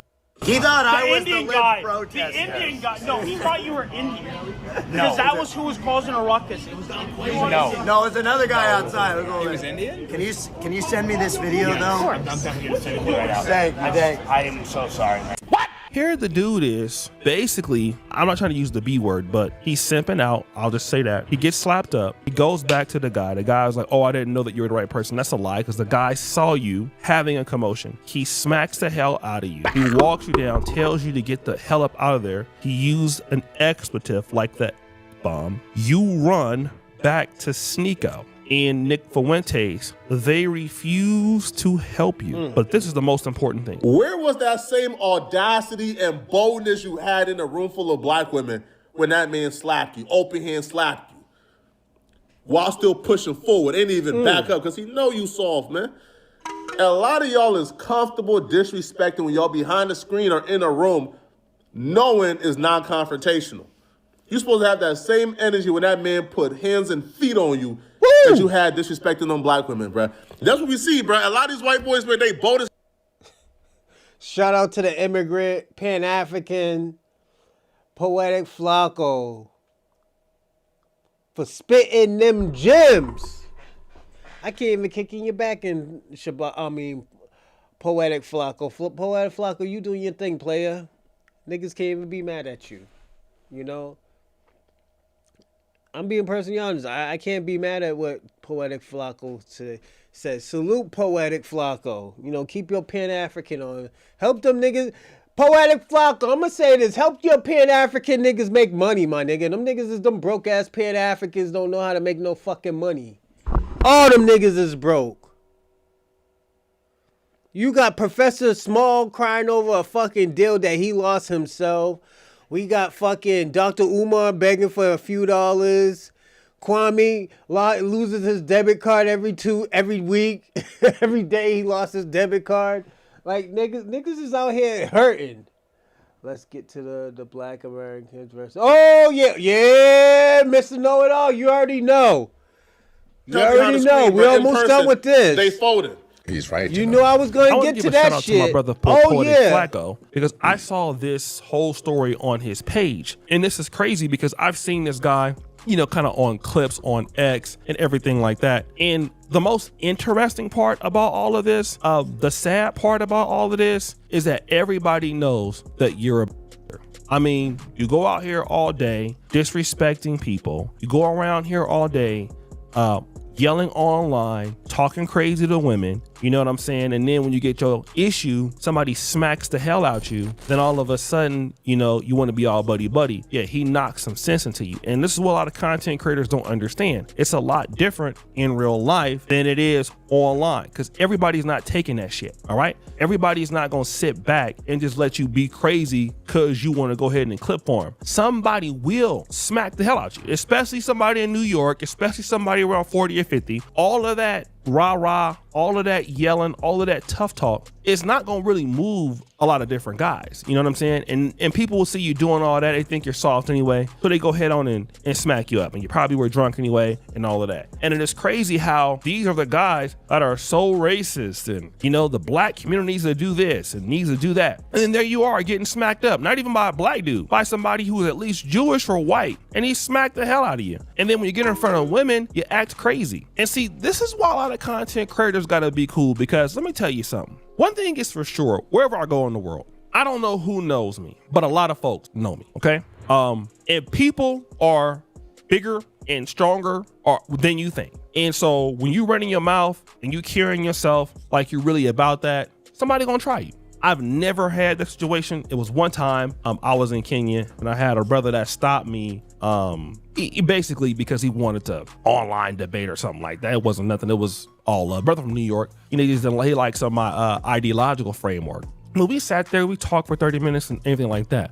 I have never been approached because somebody, I want to just put these hands on you because he's out there acting an effing fool, right? And then now everybody's gonna know that when it comes to hating, aka woman propaganda, you're it's some women that would have fought back. Like the way the dude smacked you, you go on Twitter and look at it. He smacked him open-handedly. The dude fell back. He smacked him so hard he had to look at his cheek. Like it was a hard smack. Like don't get me wrong, if somebody smacked you like that, it hurts. But bruh, you supposed to do something about that. You can't just get smacked up and then go hug the dude afterwards. Y'all motherfuckers don't control no fucking gold or diamonds or no uranium. The white man controls your gold, diamonds, and uranium, nigga.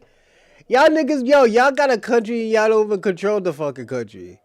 I can't even consider that shit y'all country. Y'all niggas is sad and pathetic. Y'all broke ass niggas and Shabaka, y'all niggas is all broke ass Pan-Africans in Africa. Y'all niggas ain't doing shit in Africa, nigga. I'm gonna be personally honest. I will do more, nigga. When I hit my first million, nigga, I'm gonna be doing more in Africa than y'all niggas is doing. The first thing I'm gonna be giving Nigeria is fucking porta potties. I'm tired of them niggas shitting in the streets and shitting in waters. I'm gonna buy them niggas porta potties. All them niggas porta potties. I better not see a nigga shit in those streets or no nothing, nigga.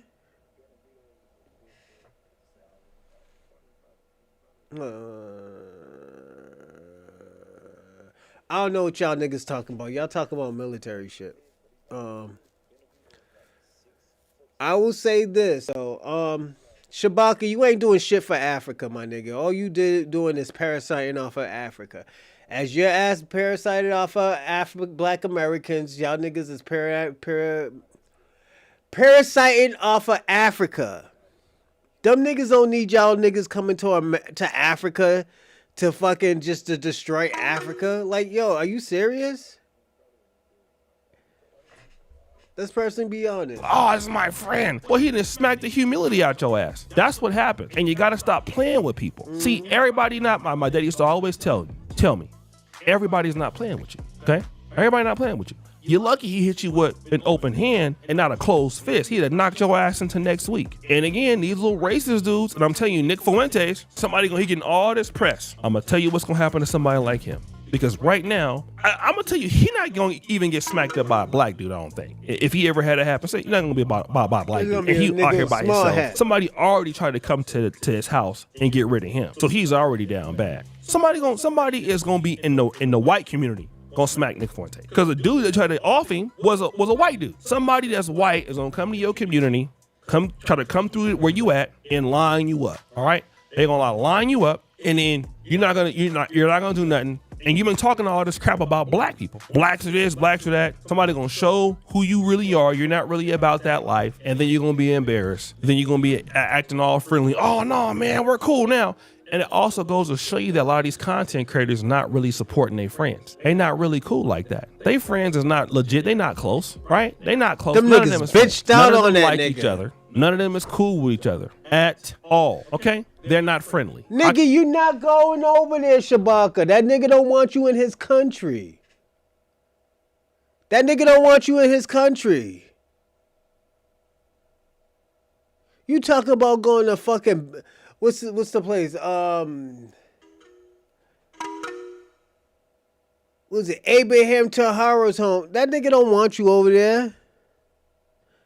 That nigga say, yo, keep these fucking raggedy niggas out of fucking, was it, I forgot what the fucking his country's called.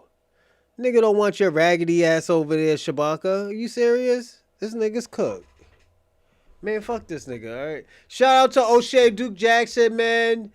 Fuck that racist white supremacist. But, Mr. Know-It-All, you knew this shit was coming up because this is white supremacy. This shit is white supremacy. We gotta watch this shit. Minds in the Viral Way podcast had an intense conversation about race and comments made on the Hood Stocks podcast. Let's get to this video, and thank you to everyone who has been watching and subscribed to my channel. Culture, none. But we see Hispanics doing black culture, but shitting on us as a people, though. And then another thing is we can't let That y'all doesn't even make redirect sense. what is hip hop. That makes perfect sense. That makes perfect sense. We can't let y'all redirect what is hip hop. Hip hop. Look it, bro. Look it. Ain't nobody redirecting what is hip hop, but you're not gonna say that's yours and be a gatekeeper. Hold on, you're an outsider, bro. Hip hop deals with 5 elements, bro. Oh, who does this sound like? This sounds like Be Active. Let's listen to what he said. I told Be Active there was 5 elements. And Be Active said the same thing this nigga said. Let's listen. We see Hispanics doing black culture, but shitting on us as a people, though. And then another thing is we can't let That y'all doesn't even make redirect sense. what is hip hop. That makes perfect sense. That makes perfect sense. We can't let y'all redirect what is hip hop. Hip hop. Look it, bro. Look it. Ain't nobody redirecting what is hip hop, but you're not gonna say that's yours and be a gatekeeper. Hold on, you're an outsider, bro. Hip hop deals with 5 elements, bro. Simple as that. It's 5 elements to hip hop. Let's hear this. It doesn't deal with poetry. And the thing is, they was all independently created by the black people in America. You guys came along later, and we allowed you guys to be participants in it. Bro, what are you talking about? False. No, bro, it's False. MCing, it's DJ, it was breakdancing, it was graffiti, and it was knowledge of self. You know what? Let me explain something. Let me explain something. Okay, go ahead. It wasn't about captivity. Go We ahead. started a culture in the inner city, the Bronx, New York, to be exact. Yeah, there Go ahead. was some people of like Jamaican descent, but they had Black American influence because that's where they were raised. And they contribute. They contribute. They didn't create anything. They didn't invent anything. They contribute. I'm sorry to tell everybody that. I'm sorry to break fucking Jamaicans and Puerto Ricans' feelings, but they didn't help create hip hop. They just contribute. They contribute a lot, and at the end of the day, we would have been great without them, but it's good because it went faster. Hip hop became what's the word? Hip hop became great because of the Puerto Ricans and the Jamaicans, because it went faster. But at the end of the day, we could have did it without them. It's not like we needed these niggas to help us and stuff. No, nigga, them niggas was doing the same thing as everybody else. So at the end of the day, we didn't need them. I personally always tell Puerto Ricans all the time, y'all fucked it up and Italians took freestyle from y'all. Them niggas took freestyle from y'all and they put a whole bunch of chemicals in their hair to make the shit stick up, and y'all niggas had mullets.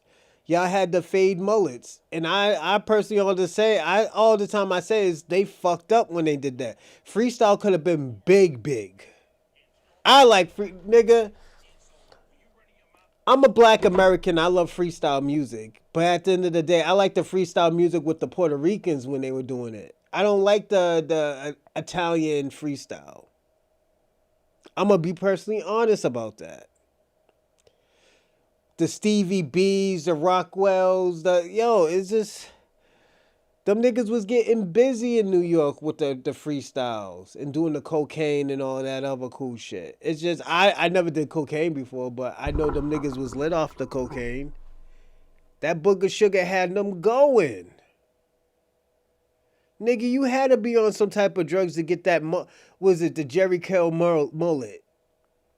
You got to be on some type of fucking drugs. You know? So yeah, it's just... I feel like this. The Mexicans, even with all this, the clothes that they have now, they were influenced by the Zoot Suit era. And I'm not shitting on them. They inspired it to be... They reinvented it so it can be dope now. But that shit wasn't busted. You know? I'm going to be personally honest. We are not talking about Jamaicans and Puerto Ricans right now. We are on that. Oh, yeah. Let's get on that. Yeah, Mexicans. Yeah, y'all got to come up to the table. Y'all got, and Mr. Know-It-All, I told him yesterday when we talked about this, I said, yo, you got to police your people. If you don't police your people, niggas is going to think y'all all are like that. I've been telling these niggas from 5 to 8 months that you need to police your people. Niggas is gonna think y'all racist out here. Niggas didn't want to listen. Niggas had everybody had every excuse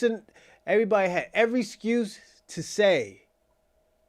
But now this shit's happened. Oh no, not all of us is like that. Nah, nigga, I warned y'all.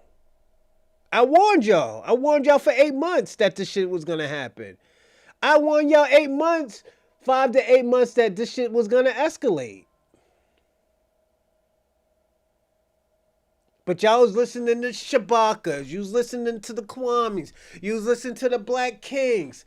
Nigga, I was the only one that told y'all as a friend to say like, yo, you need to police your people. I told SP, I was like, yo, I'm policing my people. I'm like, nigga, it's gotta be more than just one person policing their people. I told him that. You can't be the only one. You got to be as a collective. If niggas don't see that shit as a collective, niggas is going to judge you. Niggas didn't listen, so this is what happens. Now let's see this. Let's hear about all this shit going left now. The Jamaicans even copied the Black Americans like started DJ telling Disco our Mario. stories. We started telling our stories via rap. It caught fire. It went worldwide. Every culture is now a part of it, but don't get it misconstrued. That is still Black culture that they're a part of. We can't change the history. Look at let me explain something because you just said what I said right now. They were telling the story, right? Through dance, music, and song, right? Yeah, but it was the Black American experience. This wasn't. What is black? Is Puerto Rican black? Is Colombian black? Is Cubano black? No. We're not gonna do that, everyone. What he's trying to do, he's trying to put everybody in a collective group. We cannot put everybody as black. I even myself stopped doing that shit. I had to stop doing it. It wasn't fair to my ancestors. It wasn't fair to my forefathers, my grandmothers, my granddaddies, my great-grandparents. It wasn't fair to them. You know? My grandparents, let me tell you something. My grandparents suffered so much and stuff where even from one of my grandparents went from Miami, when Miami used to be all black, to Massachusetts. You know, my Uncle Willie still lived down. Uncle Billy lived down in Jacksonville. You know, so yeah. This is the shit. I think he passed away already. But this is the point where we gotta talk about if they were black, they would be American. Facts. You're right about that, Ray Ray. I would consider them more African than Black American. This is why I personally, even to this day now, I'm kind of second guessing that even Latinos were Black. I think they're African or they're Hispanic. The reason why I say I think most of them are Hispanic because they're more like 60 to 80% Hispanic. So they're more of a white boy Latino. They're a Latin white boy. What's going on, Robin? You back? That is actually a name. Actually, this is my actual name. Robin, salute to you, man. Salute. You know, you be getting busy out here, man. This nigga be holding down my kick account. But shout out to Robin, man. Salute. I will always remember you because you're my first guy who be on kick, you know, and being entertained. So salute to you, player. But yeah, I think more Hispanics, I think more Latinos are white or Spaniard than indigenous or African. I will say that. And there's nothing wrong with that. It's just you got to look at the culture that they hold. The culture that they hold is more of a Hispanic culture. Most Latin people have an Hispanic culture. Most people, and I would never say Brazil because Brazil is a Portuguese culture. But they're more African and more indigenous. They push more African and indigenous culture. Like Alex Pereira. Alex Pereira don't push a Portuguese culture. He pushes a indigenous Afro-indigenous culture. You know, so salute to Alex Pereira, you know. What else?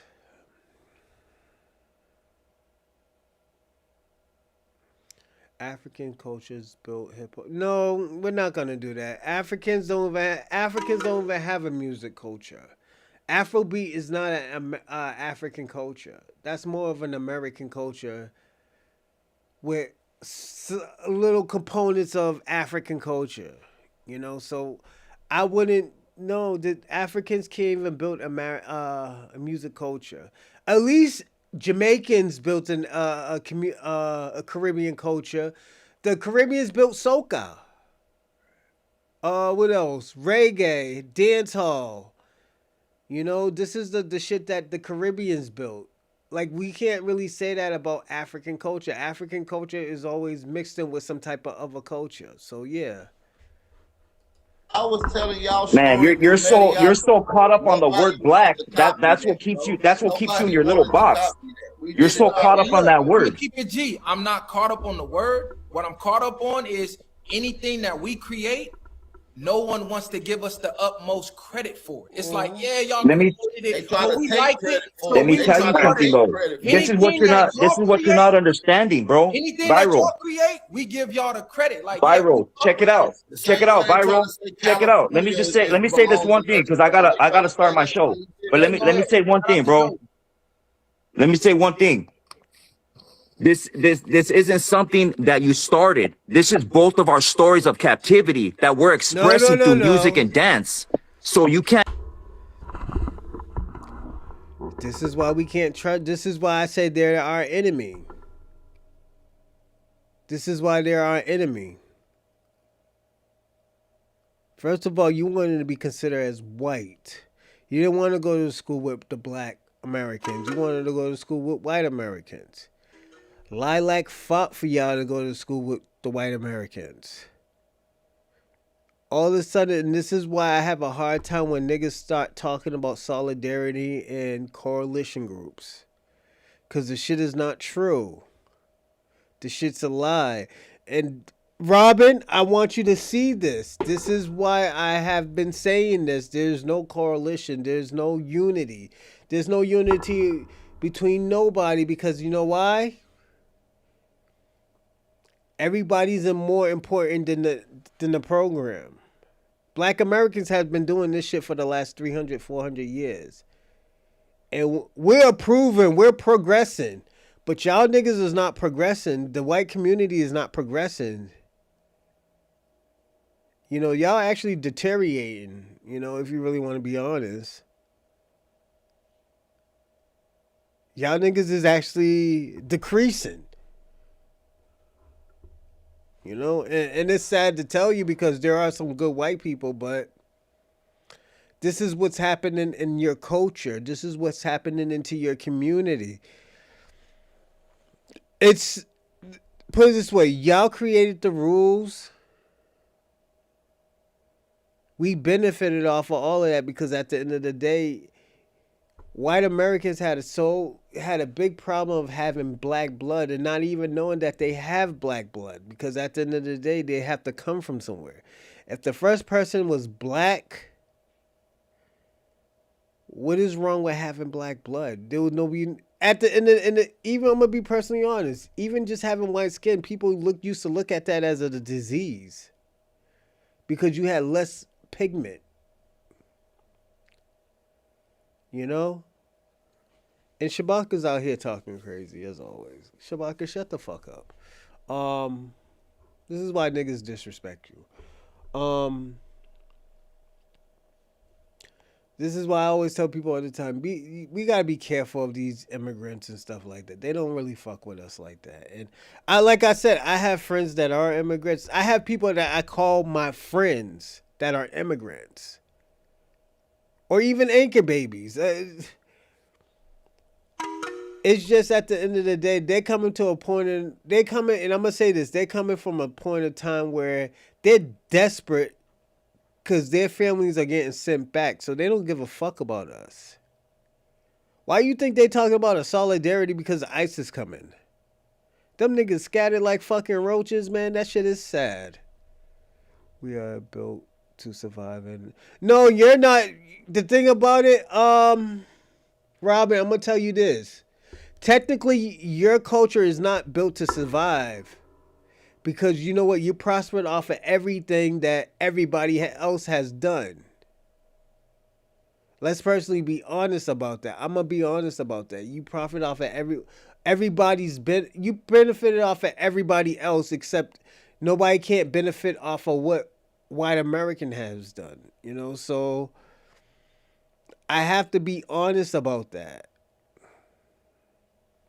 Like when there was rules and policies for black Americans, like the amendments, 13, 14, 15 amendments, black Americans fought for that. It wasn't a collective of a whole bunch of white people fighting for that. No. Y'all just wanted America to be all white. So I understand that, but I'm going to say this. This is nothing to be ashamed of, because at the end of the day, this is just history. And once you know history, now you know what to fix. You know, so this is why I always say, don't be embarrassed of history. Don't be feeling like, oh yeah, niggas is humiliating you. You just gotta fix your problems. This is what black Americans has always do. We always try to fix our problems.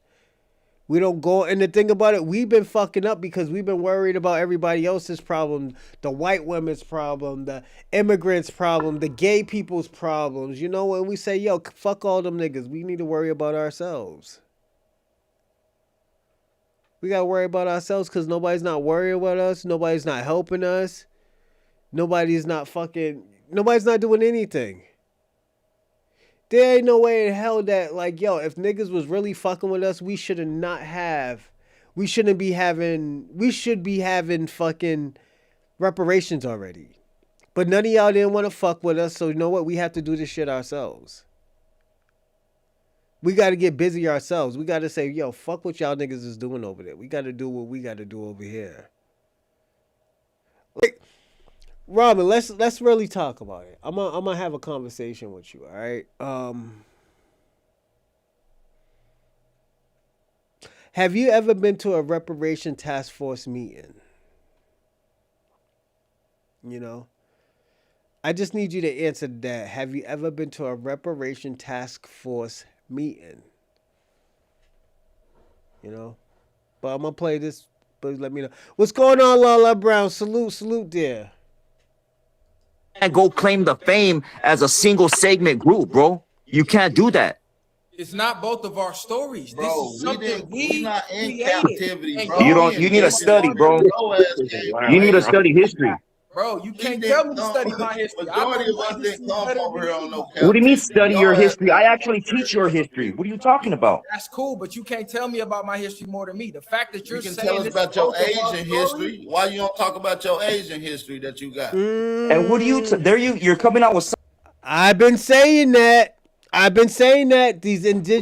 red indigenous, and at the end of the day, if we're gonna give these Mexicans credit for Mexicans or Latinos credit of having indigenous culture, we got to give the indigenous culture to Asian people, because them indigenous Indians are more Asian than Latinos.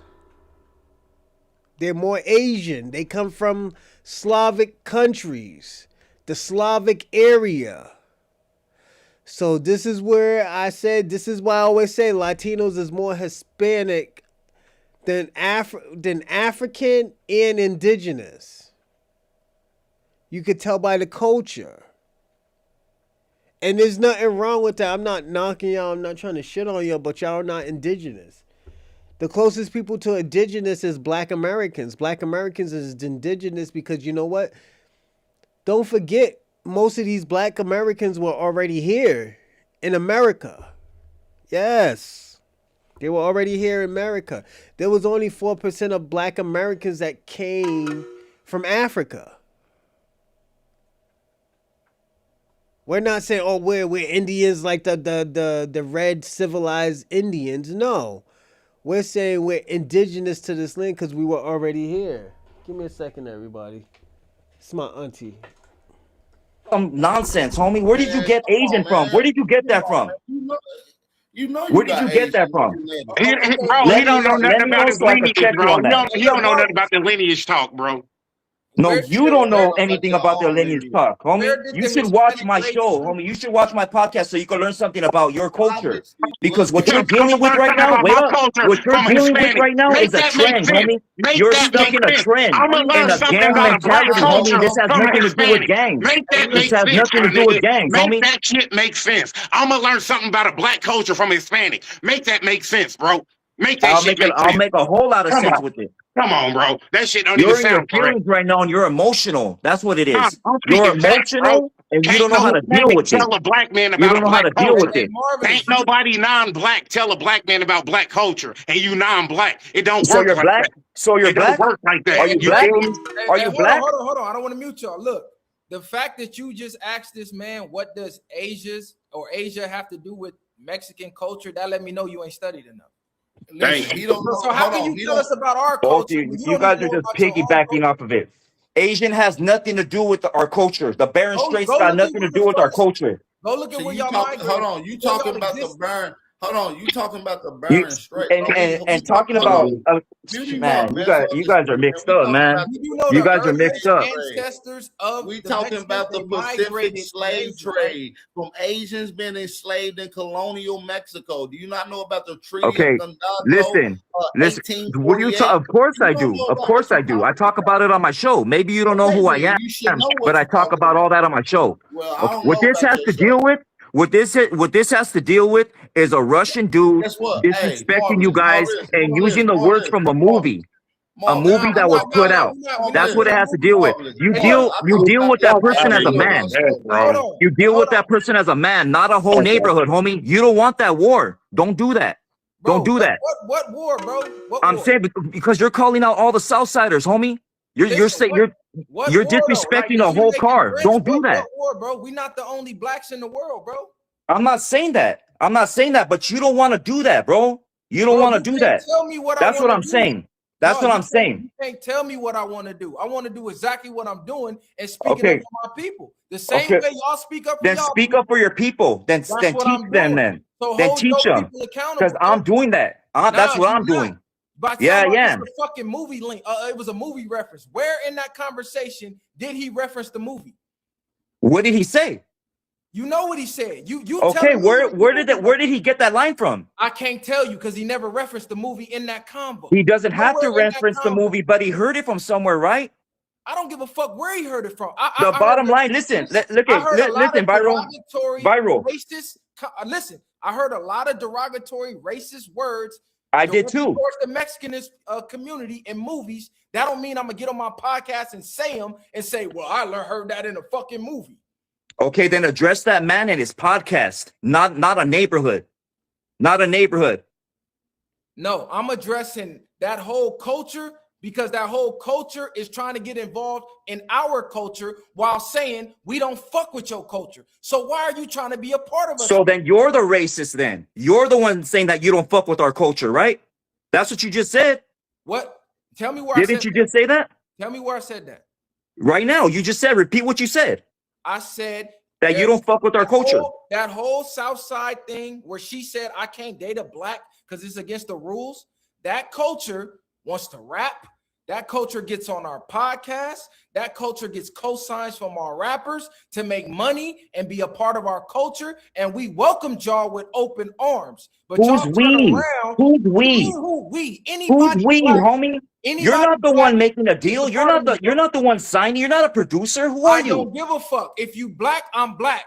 So it's a part of my You're not even black. So what are you talking about? Why don't you learn the definition of the word that you're using? Fool, you're brown. I know the word. I already said it earlier in the show. Yeah, it means dead and not a human and all that. Okay, look it. That's all I'm gonna say, homie. Don't drag gang shit into it. If she said that statement, then that's what she said. And if that Russian dude said that statement, then hold that man accountable, fool. Don't bring gang shit or politics into it. That's all I'm gonna say, dog. That's all I'm gonna say. That's what you do. You're gonna get a lot of youngsters hurt that watch you, bro. That's what you're gonna do. I'm not gonna. Yeah, you are. Yeah, you are, because people are gonna try to make a point out of your emotions. That's why. Ain't that what I just said? Yeah, look, he running now. Exactly. This is why you can't have a conversation with them. The true feelings come out every single time.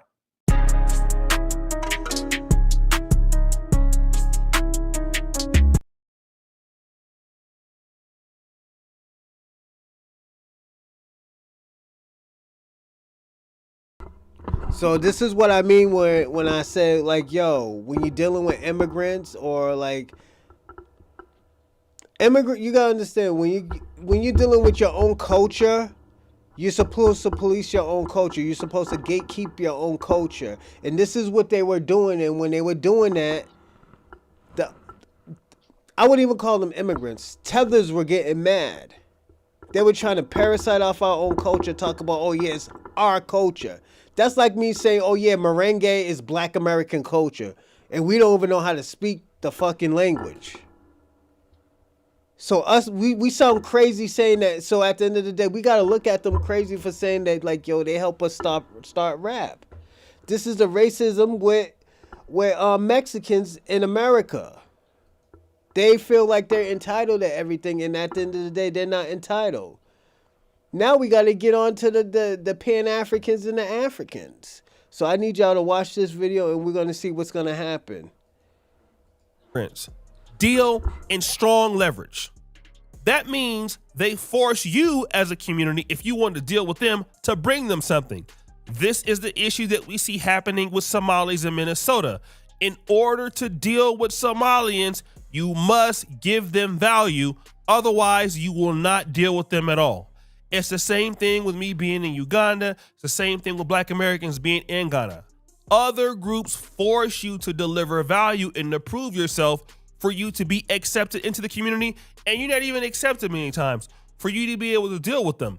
The problem is for other groups is now that Black people in America or Black Americans are asking for I got a that phone call, so same definitely I'm parity. still listening, everybody. It's an Don't issue. worry. So now other groups feel offended. Oh, why are you being like that? No, but you are like that yourself. Don't forget to like and subscribe, and also comment in the live chat. But you have to be. Hold on. California reparations panel just approved up to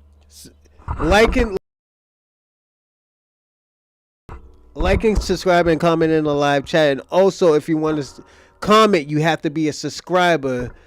And it takes less than 2 minutes. Then after that, you can start talking to Ray Ray, Charlie Shaw, Lala Brown, Kwame, Shabaka, FBA Convo, Salute to Convo. And also, if you want to give a donation, I will put it in the live chat. and you can give donations out. And every donation I get, every subscriber I get, I will take a shot for you. Salute everyone. $1.2 million for every black resident. Estimates project that it could owe $800 billion or more, which is roughly 2.5x its annual budget. The panel's recommendation breaks down payments by types of historical discrimination attributed to them as well, creating a lot of confusion for blacks in the country, which means that if you are to get DEI or affirmative action, anybody coming from Nigeria or Ghana, Uganda, or the Black Caribbean crew, that means all of these groups can get the benefits that were supposed to be meant for the children of the slaves, aka Black American. This delineation has occurred, and many people are concerned. See, what people who are from South America, the Caribbean, or the mother continent don't seem to want to acknowledge is that you are treated like a model minority. There are certain things that happen because my ancestors fought for the 13th, 14th, and 15th Amendments for your black asses to be here, cousin. And that's what you are. You're a cousin. The Care Bears had Care Bear cousins. Woo! Now, this brother says something very important. No, we are related, but you're just a cousin.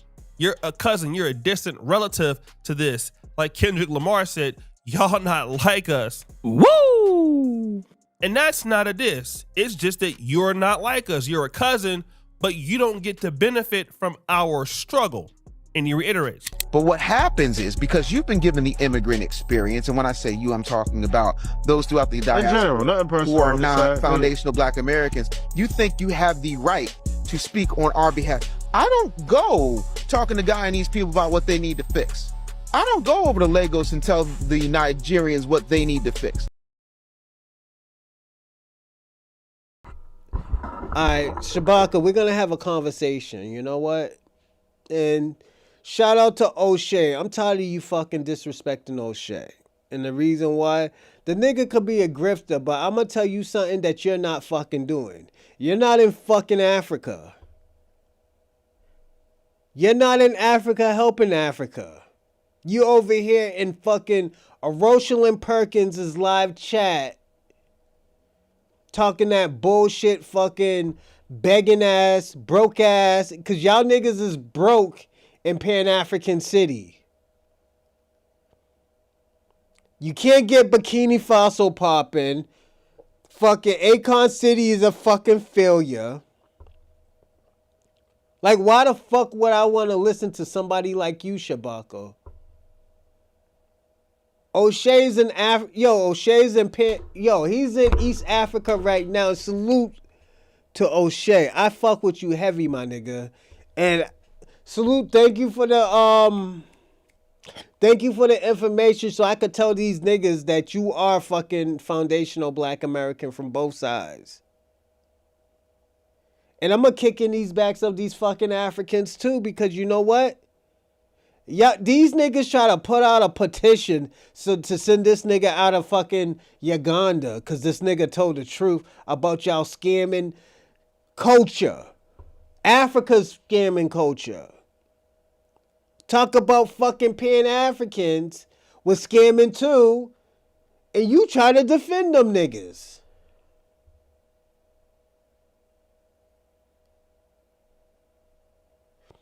The realest Pan-African is fucking O'Shea Duke Jackson. That nigga is actually living the African dream.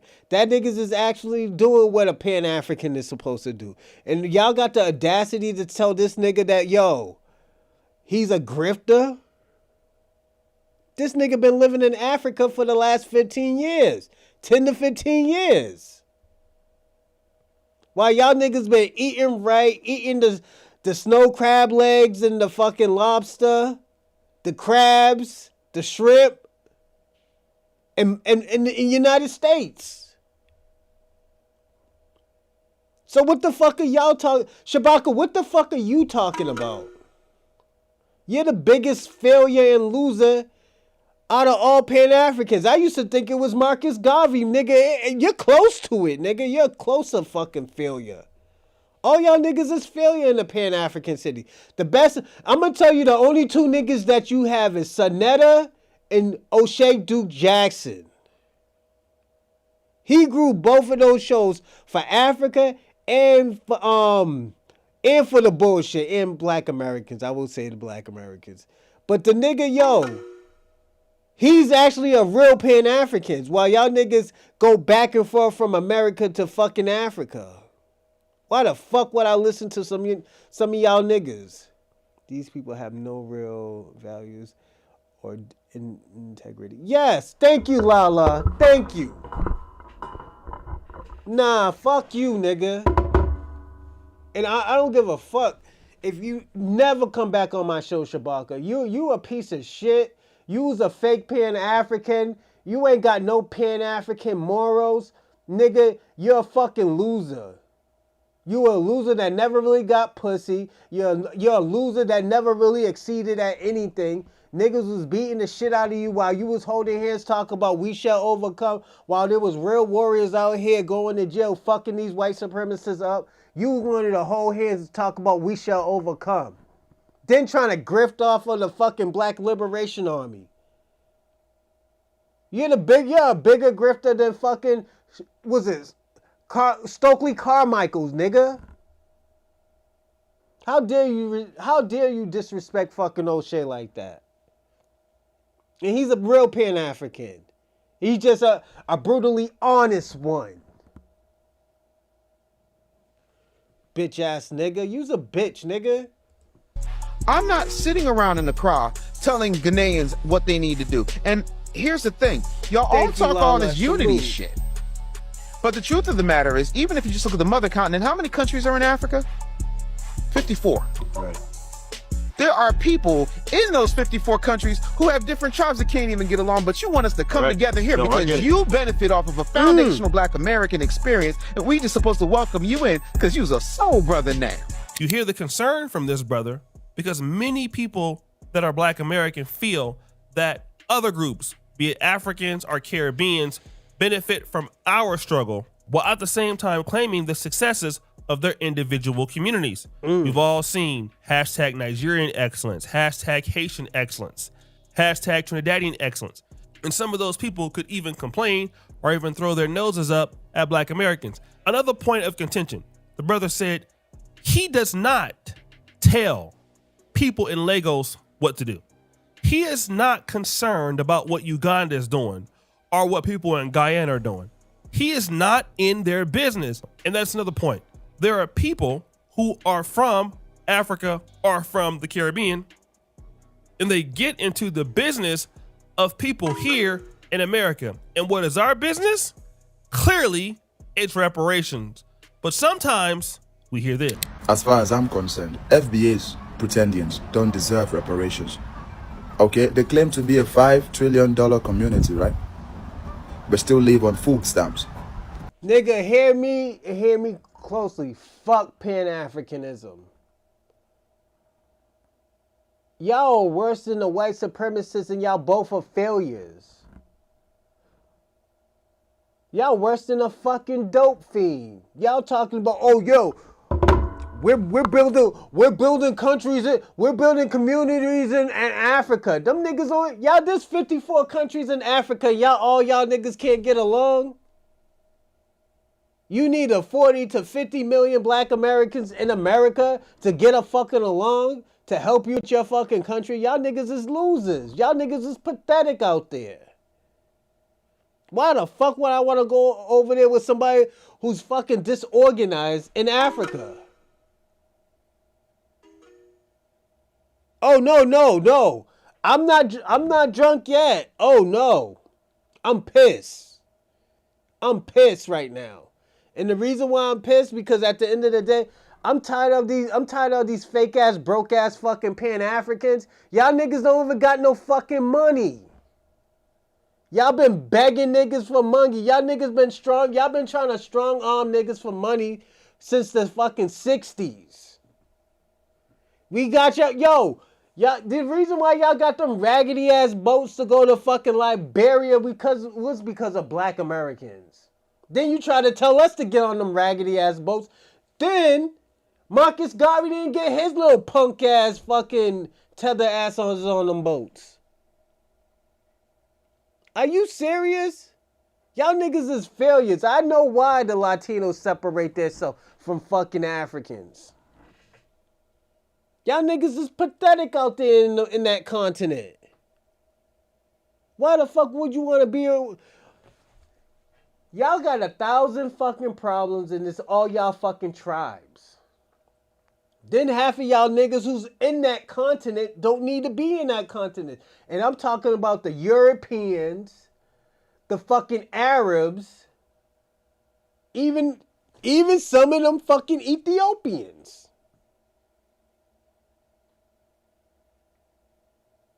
Why the fuck would a black American want to go to a fail-ass country called fail-ass continent called fucking Africa that a white man named? Why the fuck would we want to do that? Not even the Hebrew Israelites want to go to fucking Africa. Last time they went to Africa, y'all fucking damn near stoned them niggas to death because they told y'all Jesus Christ was fucking black. Why the fuck would we want to go to fucking Africa? You could keep that pisshole country, nigga. The fuck? So what is reparations going to change? They still depend on the government for everything. Education, housing, feeding, and everything. Transportation, everything. So what's the point of reparations? You already live off the white man. You already live off the white man. So what's the point of reparations? Right? They gave you EBT. Right? That was not enough. They gave you PPP loans. Some of you have not even paid back those PPP loans. Right? No, if they give you reparations today, what are you going to do with it? Make the Chinese richer? Make the Koreans richer? Right? You're probably going to spend it on chicken and sneakers. That's wasted money. Boy, you don't sit your stupid ass down. Who the f*** think you is? Now this is crazy. Hold up 1 second. Y'all Pan-Africans better watch it. I wish you would call me a liar and said that y'all niggas did not try to stone a fucking Hebrew Israelites because them niggas told you that Jesus Christ was black. Don't fuck with me. Don't fuck with a nigga like me. You know this shit could go left.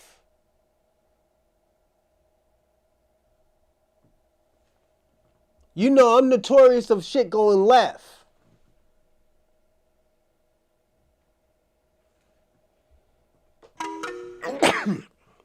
Because this guy here, the same dude that we're talking about, his name is Uncle Moose on TikTok. Now he's talking about black Americans don't deserve anything, but look at his GoFundMe.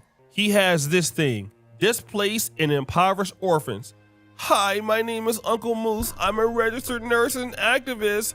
I am fundraising for the feeding, housing, and education of over 30 Southern Cameroonian and South Sudanese kids who lost their parents in the ongoing civil war in Cameroon and South Sudan. Woo! Now, number one, this dude ain't nowhere near Africa. And why are you raising money for Cameroon and South Sudan when those countries are completely different? Wanna know what this Negro gonna do? Somebody gonna donate the money, he gonna take it to the club and trick it on some white women. Damn. But again, this is what I'm talking about. This is the hostility that many blacks have been complaining about. Why? Because you got a brother like this talking about issues that don't concern him when he has clearly benefited. If he's anywhere in the Northern American hemisphere, whether he's in Canada, he's benefiting from some blacks there. If he's in the UK, same thing. If he's in America, same thing. But he should not talk down on the issues, especially reparations, when black people suffered and were exploited and lost a lot during that time. He should just be quiet. And then you have other people who feel like the FBA thing is just divisive. What's so bad about having African descent? My nigga, you're not Cherokee. Like this whole FBA movement, I know I'm gonna get some hate, but bro, it's so stupid to me. We sitting here arguing about who African and who not. My nigga, look at us the same way. This is exactly what they want to continue to divide us, bro. The more we argue with each other, we not arguing at the real goddamn, target. And shout out to this brother. I follow him on YouTube. He's a young, powerful brother, and I get what he's trying to say. As Antonio Speaks, I believe.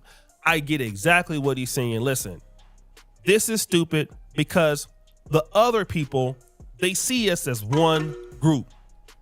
And he's right. They see us as one group, but them seeing us as one group and how we see each other is not going to change anything. Just because somebody else sees us as the same, it doesn't mean that we need to see each other as the same. It is clear if you come to Africa that white folks or Asians or Chinese could see Ugandans, Kenyans, Rwandese the same, but it will never matter because they see themselves differently. And we are different from continental Africans. We are different from some Africans in America because we grow up different. We see the world different. We have different struggles. And furthermore, if you don't delineate, you do not have leverage. And that's an important thing that maybe he didn't think about. Africans and other immigrants deal in strong leverage. That means they force you as a community, if you want to deal with them, to bring them something. This is the issue that we see happening with Somalis in Minnesota. In order to deal with Somalians, you must give them value. Otherwise, you will not deal with them at all. It's the same thing with me being in Uganda. It's the same thing with Black Americans being in Ghana. Other groups force you to deliver value and to prove yourself for you to be accepted into the community, and you're not even accepted many times, for you to be able to deal with them. The problem is for other groups is now that Black people in America or Black Americans are asking for that same parity. It's an issue. So now other groups feel offended. Oh, why are you being like that? No, but you are like that yourself. Woo! Play the video. And see, I think I know why. A California reparations panel just approved up to $1.2 million for every Black resident. Estimates project that it could owe $800 billion or more, which is roughly 2.5x its annual budget. The panel's recommendation breaks down payments by types of historical discrimination. For instance, Black residents affected by redlining by banks, compensation for over-policing and mass incarceration between the periods of 1970 and 2020, and there's a bunch of other forms of discrimination in this plan, each with its own budget. Theoretically, if you were a 71-year-old Black resident of California and lived there your entire life, you...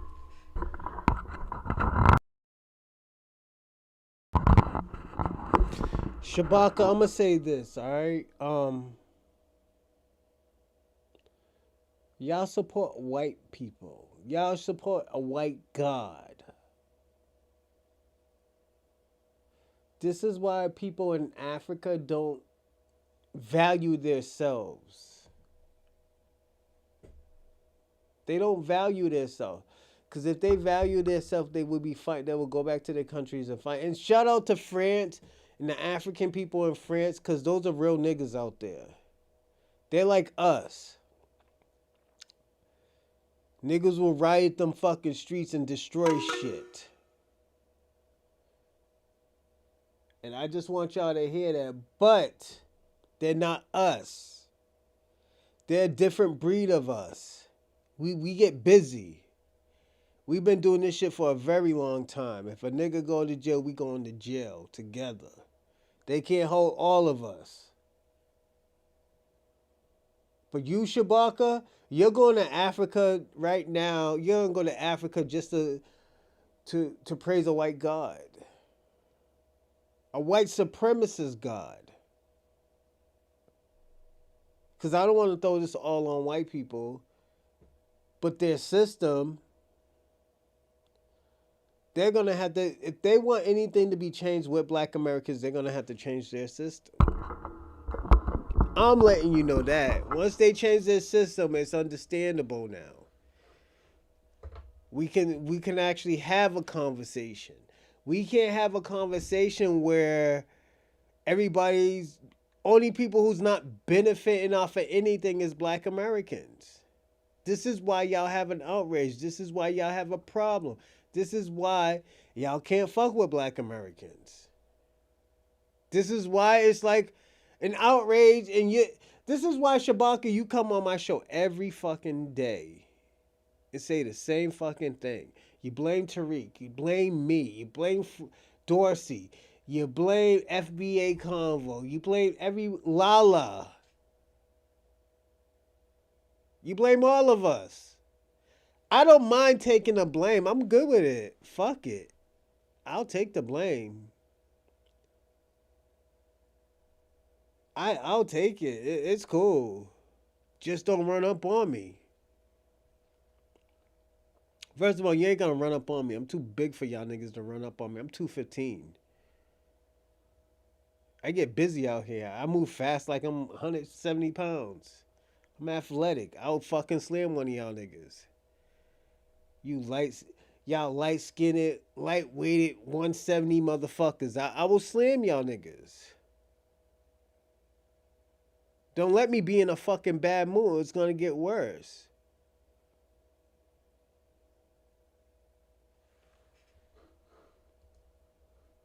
Who could get a max payout of $1.2 million. It's important to note that the panel's vote only included recommendations for the state legislature, and as of right now, it doesn't actually hold any legal weight. You see, California was talking about giving out reparations, and to be honest, I never thought that this would happen in our lifetime. Shout out to brother Tariq Nasheed and Yvette Carnell, and I know that they don't always get along or have not gotten along, but both of them have really done good work in bringing this to task and making this movement what it is, because it has put a lot of pressure on people to delineate Black Americans from other groups. Yes. And now you see it here. Look at this. Shout out to brother Cornbread Mafioso on Twitter. Always got something good going on. Yes, California is starting the delineation process as it begins to become federally recognized on the U.S. Census. So let's check this out, all right? If you're a new or rehired employee, you have to check this, okay? So look at this. Black or African American. And when you check Black or African American, so you can be either one, but you have to delineate yourself. You are a descendant of a person who were enslaved in the United States, or not a descendant of a person who were enslaved in the United States, including, but not limited to, African Black, Caribbean Black, or other Black. And that other Black would definitely be like, Afro-Latino. You could be Black Brazilian, Black, from Asia, something like that, right? So they are doing this, but why? Number one, reparations and lineage-based politics, all right? So California has been exploring these reparations, and that means the benefits, if you do this, as you've heard, it would not go to immigrant Black populations. Want to know why? They don't deserve it. Damn. If you're Nigerian, Jamaican, you need to go to the British and get yours, okay? Black Americans descended from U.S. slavery, ADOS, Freedmen, Foundational Black American, are the ones who would get it, not you. 2, this is data for future funding programs and disparity studies, okay? If a state like California runs disparity studies, hiring, or state-funded programs, we need these accurate subcategories, not one giant Black category that hides difference. We need accurate subcategories, not one giant Black category that hides differences. Why? Because right now, West African immigrants outperform every group in income and education, all right? So we all know that a lot of people that come from Africa, there's people that are already doing well and they come to the United States, all right? Especially the West African, Nigerians, Ghanaians, okay? Native Black Americans perform differently, basically because their history tied to slavery. And this is going to be important because California wants cleaner data. You also see... Don't forget to like and subscribe and comment in the live chat. And also, if you want to if you want to comment, you have to subscribe. If you don't subscribe, you can't go into the live chat. And also, if you want to donate, give me a second. If you want to donate,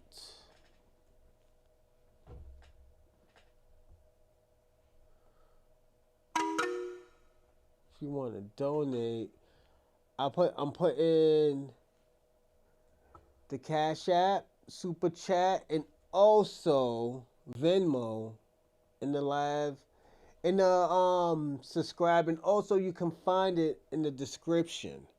So definitely bless the platform with $5-10, if anything. That's if you have it. If you don't, I understand. It's tough out here. We could tell Kwame still Kwame been running away from for $30 for the last 3 weeks. So yeah. The political pressure. One of the reasons why this is happening is shout out to the ADOS, FBA, and the freedmen movements. Okay, these lineage-based classifications have gained what? Momentum. Also, this post mentions federal recognition, and that's important, creating new subcategories within Black. Okay, and also California has to protect itself, right? So let's talk about workforce equity and government hiring. So if you're a Nigerian American, you can't come in and just basically get hired because you're Black. No, we want to know which groups are underrepresented. So if that happens to be, somebody from the hashtag FBA community, then they will get the job and not somebody else. So they create some problems for Black immigrants. And this is what some of them know. Black immigrants may lose access to programs originally intended to descendants of slavery. That means housing grants, business set-aside programs, certain programs tied to DEI, scholarship programs aimed at African Americans. Now, for some of the West African immigrants, that probably will not matter, but it will mean that Black immigrants will not qualify for slavery-based reparations. Immigrants won't qualify for freedmen, ADOS, or only state programs, or hashtag FBA. They won't be able to check ADOS or African American lineage or Black American lineage on forms. Okay, this is a policy shift. Government hiring and DI preferences will change. Okay, funding and grants will be more targeted, and immigrants may receive less or nothing at all. This includes community grants, business loans, nonprofit funding, and health interventions. Now, this is probably going to create more cultural and political tension, and some Black immigrants may feel excluded, resentful, or even separated or marginalized. But I can tell you this, as a person living in Africa, if the roles were in reverse, they would want the same towards me. There is no Ugandan that would like me to come in and benefit from what they get. It's not going to happen, all right? They don't want me getting, their citizenship, buying their land, owning things that they can own, being able to vote in elections. It's just not going to happen. Why? Because other groups guard their stuff. They gatekeep people all the time. Now, this is the FBA gatekeeping for things that they work for and their community working for, and you got some people feeling bad about it, and it wouldn't be. I'm gonna tell you a secret, Robin. Turn your money into gold. Gold never decrease. So yeah, do that.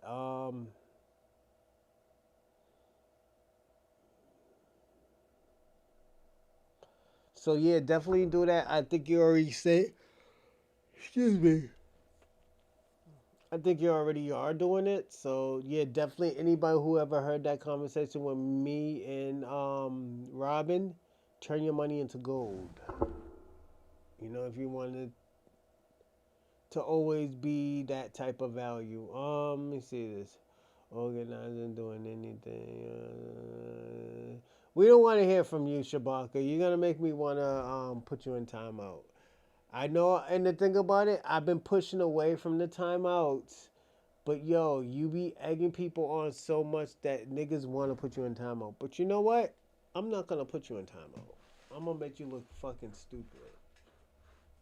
Be so bad if those communities actually gave something towards the Black American community, but they do not. All right. I've met so many people being critical about Black Americans, but you don't see, I've never seen it. Nigerian Americans or other Africans that volunteer in Black communities, maybe some, not very many though, donate to Black communities. You just don't really see it. All right. And then now when you see this, all of a sudden you see, wow, y'all dividing. Why y'all dividing the community like that? It's like, what do you mean dividing? Y'all not giving nothing to the community anyway, so why does it matter? Woo! Lastly, if California does this, other states will follow. New York, New Jersey, and that will be huge because you have a lot of Africans and Caribbeans in those states. Illinois, Georgia, Maryland, Washington, D.C. Okay? And yeah, once this is nationalized, it's going to really have somewhat of an effect. Okay? So guys, what do you think? It's your boy Shady Jackson back at it again. Another episode of Celebrity Drunk. Shout out to O'Shea, man. I'm gonna put it this way. I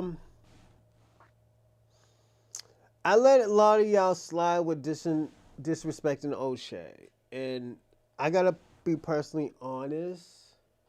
O'Shea has been looking out for foundational Black Americans. O'Shea has been critiqued with Africans, telling them like, yo, you're fucking up over here, you're fucking up over here. And don't forget, Black Americans will always love Africans. We will always love Caribbeans, but at the end of the day, we're not gonna let y'all niggas disrespect us. We will put hands on you before we let y'all disrespect us. I will. I'm gonna be personally honest. I will put my hands on most of y'all niggas. Nigga, let me tell you something. There was a Congolese nigga when I was 153 pounds, 160 pounds. I had to fight a nigga who was like 250, 240, 6'4". I lost, but at the end of the day, I'm not going to let this nigga disrespect me. Then the bitch from the Congolese girl I was fucking with didn't let me get my knives out the fucking car. I was going to poke that nigga up. I was going to poke a lot of niggas up.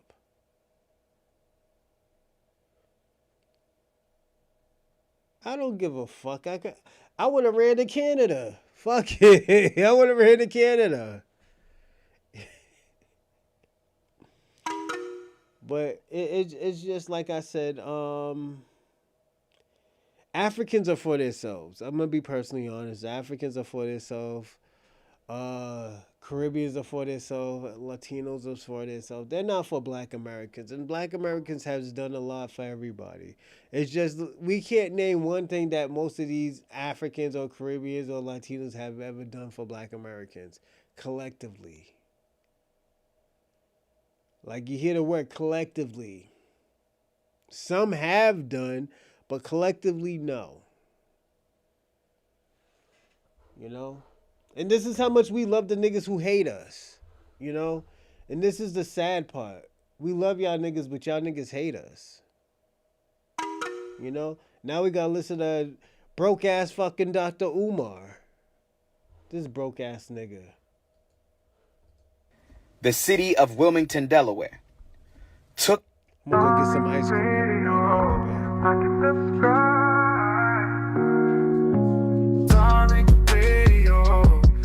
Subscribe, darling radio, like and subscribe.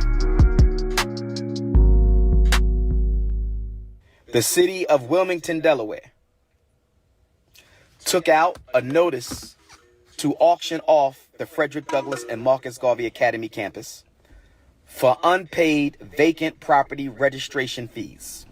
I repeat, on August the 5th, the city of Wilmington, Delaware, took out a lien to auction off the campus we bought, the campus we've been working on for 6.5 years.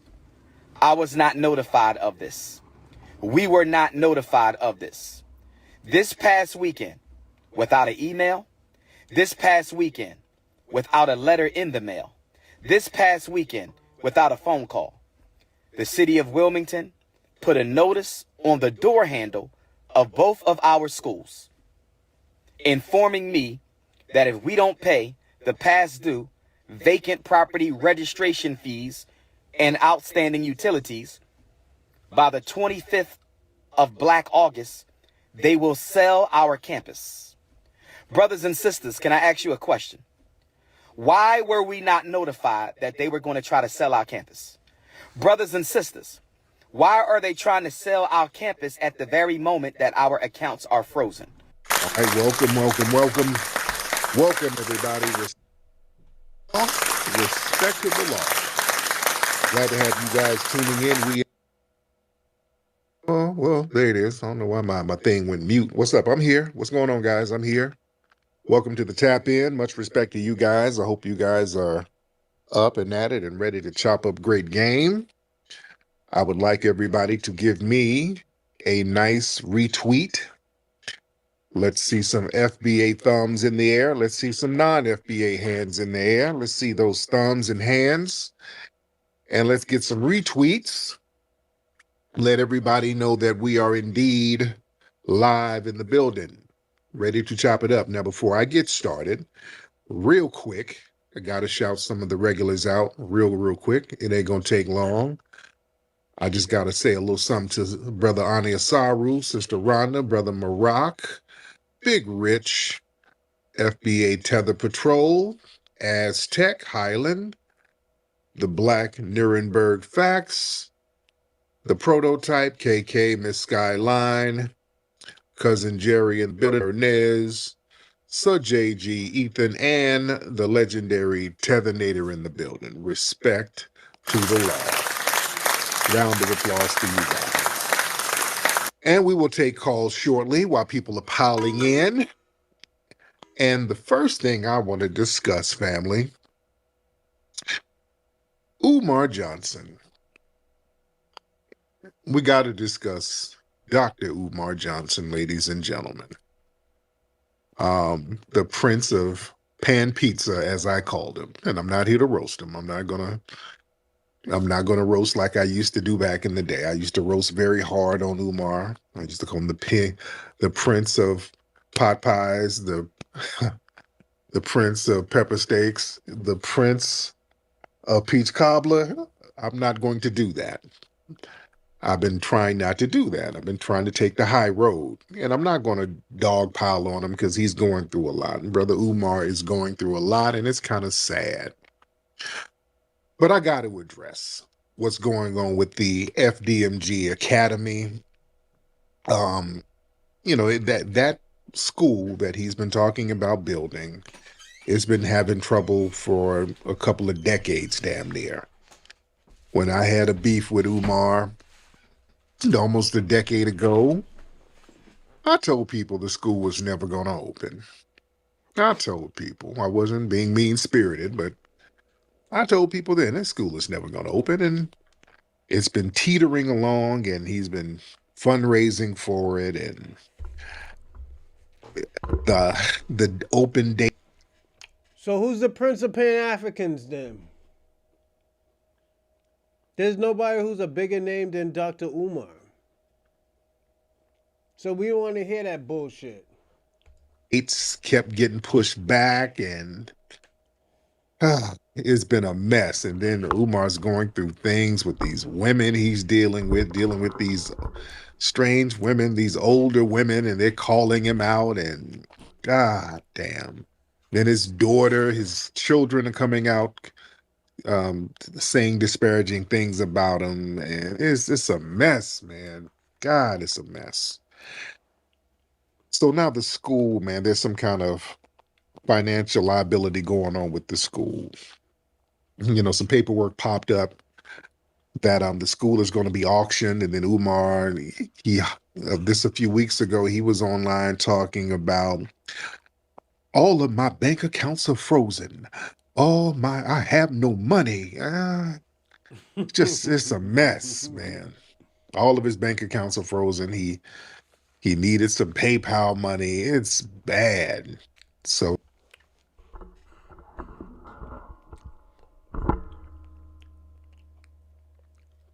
everybody, don't that sound like Kwame?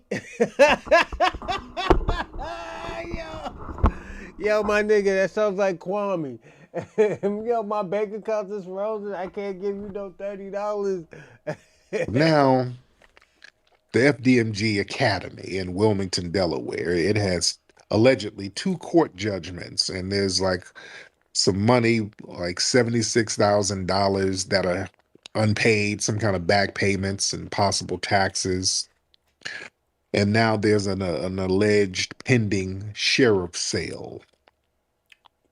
So now with these judgments in place, the sheriff's office, from what I'm understanding, this is from they could be even more deeper than this, but nigga, your uncle sounds just like you. Hold up. I'm glad you're here. Listen. Allegedly 2 court judgments, and there's like some money, like $76,000 that are unpaid, some kind of back payments and possible taxes. And now there's an alleged pending sheriff sale. So now with these judgments in place, the sheriff's office, from what I'm understanding, this is from what they could be even more deeper than this, but from what I gather, the sheriff's office could move forward by seizing the property and auctioning it off. So it looks like that's what they're going to do, allegedly. So they're talking about possibly later this month to recover the amount owed. So, Umar has made a video talking about it, and he's losing the school, and a lot of people are like, oh, damn. So, listen. Again, like I said, a decade ago, I said this school it's not going to happen. It's just not going to happen. Hey, yo, Kwame, what happened to the Pan-African school? You're a part of the Pan-African community, so what happened to Dr. Umar's Pan-African school? Your uncle. Come on, tell us about your uncle. And a lot of people are looking at this as the nail in the coffin for Pan-Africanism. Umar says he's the prince of Pan-Africanism. And as we see, Pan-Africanism is, it's been hanging by a thread, the whole ideology of it. And there's a symbolism here, the symbolic collapse of the school and Pan-Africanism. This is what it is. The school was not just a personal mission. It presented itself as like a Pan-African institution, named with Marcus Garvey and Frederick Douglass. And what's interesting, Frederick Douglass was not a Pan-Africanist, by the way. He didn't even like Pan-African. He didn't even like Africans. He stood on lineage business here. And, for a long time, Umar was saying that he was a descendant of, Frederick Douglass. And then the Frederick Douglass family came out and said, no, that's not true. But that's another thing. Again, I'm not here to do a gotcha on the brother. I'm not trying to dogpile on him. I know a lot of people are kind of dogpiling on him. I don't want to go that route. I'm not trying to go there. But, this was presented as it was going to be a Pan-African institution meant to unify diasporic children and Afrocentric educators and all this stuff. And its failure after damn near, 2 decades, almost 2 decades of promises, it's being viewed as a symbolic collapse of Pan-African idealism without execution. This is the reality. Pan-Africanism, it has really no tangible track record in America. Despite decades of rhetoric, and we've been talking about this lately, Pan-Africanism has produced very few institutions, schools, sustained infrastructure for Black Americans. It just hasn't. Yo, Kwame's mad right now. That nigga's mad. Yeah, Kwame's revenue's mad right now. Y'all niggas is talking about that nigga's uncle, Dr. Umar. That nigga's heated. And this whole diasporic romanticism, it's just being overshadowed by domestic realities. I'll say that. Pan-Africanism, it kind of romanticizes these connections with Africa without really addressing the concrete daily struggles of what we got going on here. So that feel-good Pan-African idealism, that's dead. Ain't nobody going for that no more. It's time for tangibles. You want to get things done. Nobody's doing the looking to Wakanda thing no more. It's just not there. Pan-Africanism is losing its cultural relevance, especially with the younger generation. A lot of young Black Americans are just disinterested in an unreciprocal diasporic alliance. People are now choosing lineage-based and practical movements. This is why the foundational Black American Renaissance is in full swing right now. And listen, So I'm gonna ask you a question, Shabaka. Since y'all bigger and better, why aren't y'all helping Haiti? Why aren't you helping Haiti with their travesty right now? Since you got gold and diamonds and all this uranium and shit like that, why aren't you helping Jamaica? Why aren't you helping Haiti? Y'all niggas ain't doing shit. You know the fuck? That financial mismanagement. The people are just tired of that. You know, these unpaid bills, and people are tired of that. That represents, that's what Pan-Africanism has always been, to be honest. It's something going on, something didn't get paid, something happened, something was mismanaged. It's always janky, right? It's just something janky. Even with Garvey. Let's talk about when Garvey got the little ship. It was a janky ship. The ship was janky, and Called it. it was a dude named Alfred Sam, Chief Sam. Even before Garvey was a dude named Chief Alfred Sam, who had some little janky movement where the Foundation of Black Americans was trying to get them to move over to Africa, lying, talking about all the shit that was popping, and they went over there and it just wasn't popping. It was all janky. So people are just tired of the jankiness of Pan-Africanism. And don't let nobody lie on me. I hate one. Tariq, you was a Pan-Africanist? No, the hell I wasn't. Don't lie on me. Tell the state, I ain't never claimed to be a Pan-Africanist. Never. Don't ever let nobody lie on me. You a goddamn lie. I ain't never said we're all gonna just be under the banner of generic Africans and no, we're just gonna have one African identity. No, I'm all about African and Black unity. I'm for that, but I know Pan-Africanism. We're just gonna give up America and move to the motherland. None of that. Hell no. I ain't never been on that ever. That's not realistic. And this is my homeland here. I've always said that. Yeah. And the thing is, here's the thing. Because people talk all that Pan-African shit and the motherland and all of that. How come none of these African governments backed or supported Umar's school? You know?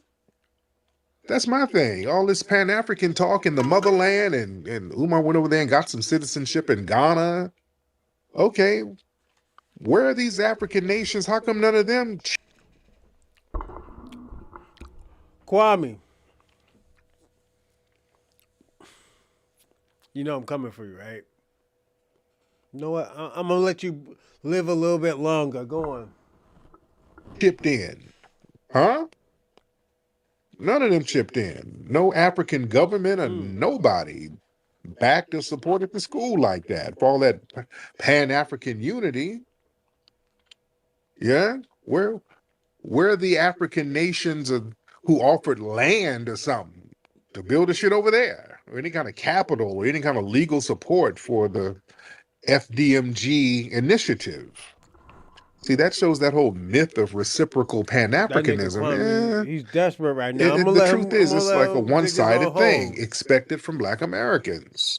Let that nigga dig his own hole. And listen, this Renaissance, the foundation of Black American Renaissance, let's be real, it's made Pan-Africanism obsolete, to be honest. See, foundation of Black American and the Renaissance that we're having as foundation of Black Americans, that's succeeding where Pan-Africanism failed by us being lineage specific, politically focused, materially driven, because we want tangible things. The Renaissance is creating real world outcomes. Yeah? We got economic programs, we got institutions, museums, stuff like that. We films, we're doing things tangibly. Yeah, we're not doing that clout chasing transcontinental Wakanda fantasy stuff. That's why Akon City, all of that shit is falling by the wayside.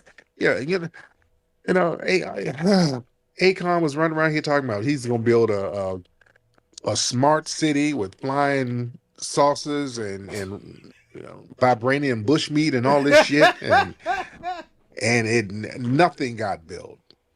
Nothing got built. They said, hey, we're going to take this land back since you ain't going to build nothing. So all of that stuff is just crumbling. Akon City, all that Pan-African stuff is just... Nigga, who's this we? Who's this we that you're talking to? All this French shit, Kwame? It's no we. It's you or me, or my group or your group. At the end of the day, y'all made the lines. Y'all drew the lines. We can't get mad, Kwame. I'm going to also say this.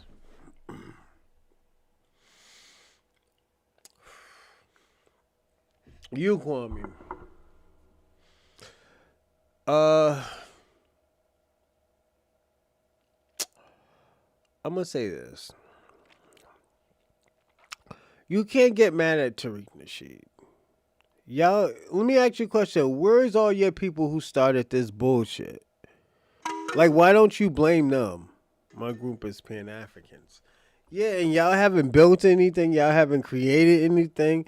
Y'all just tethered and parasited off of things that were already built. And you know I'm telling the truth, Kwame. No, Dr. Umar is your leader, Shabaka. Don't sit here and act like you never met Dr. Umar. Crumbling. Ain't nobody rocking with it. I'm not being mean-spirited. I'm a realist. That's why a lot of people, I'm a strategist. I don't do all that idealistic shit.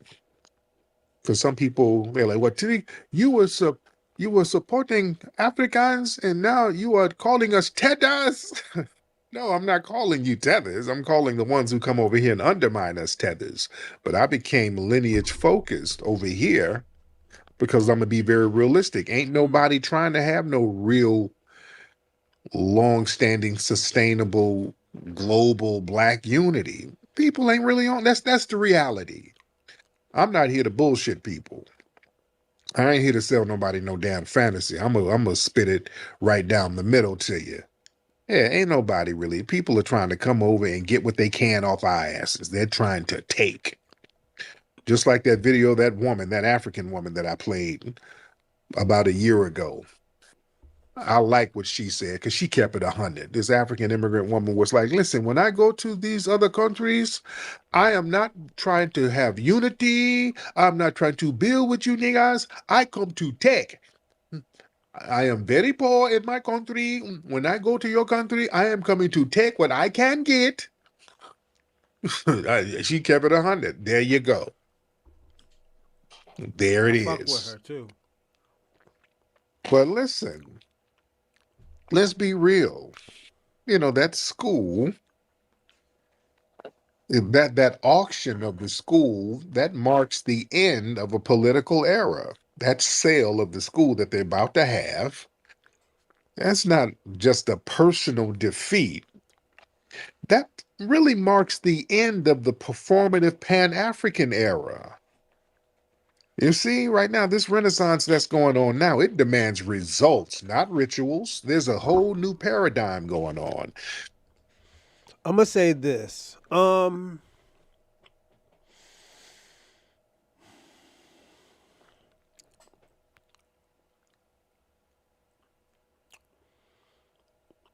Pan-Africanism is dead. Y'all taking. I'm gonna be personally honest, Kwame. Y'all were taking too many L's. Y'all taking too many losses. Especially in America. At the brightest lights, y'all taking too many losses.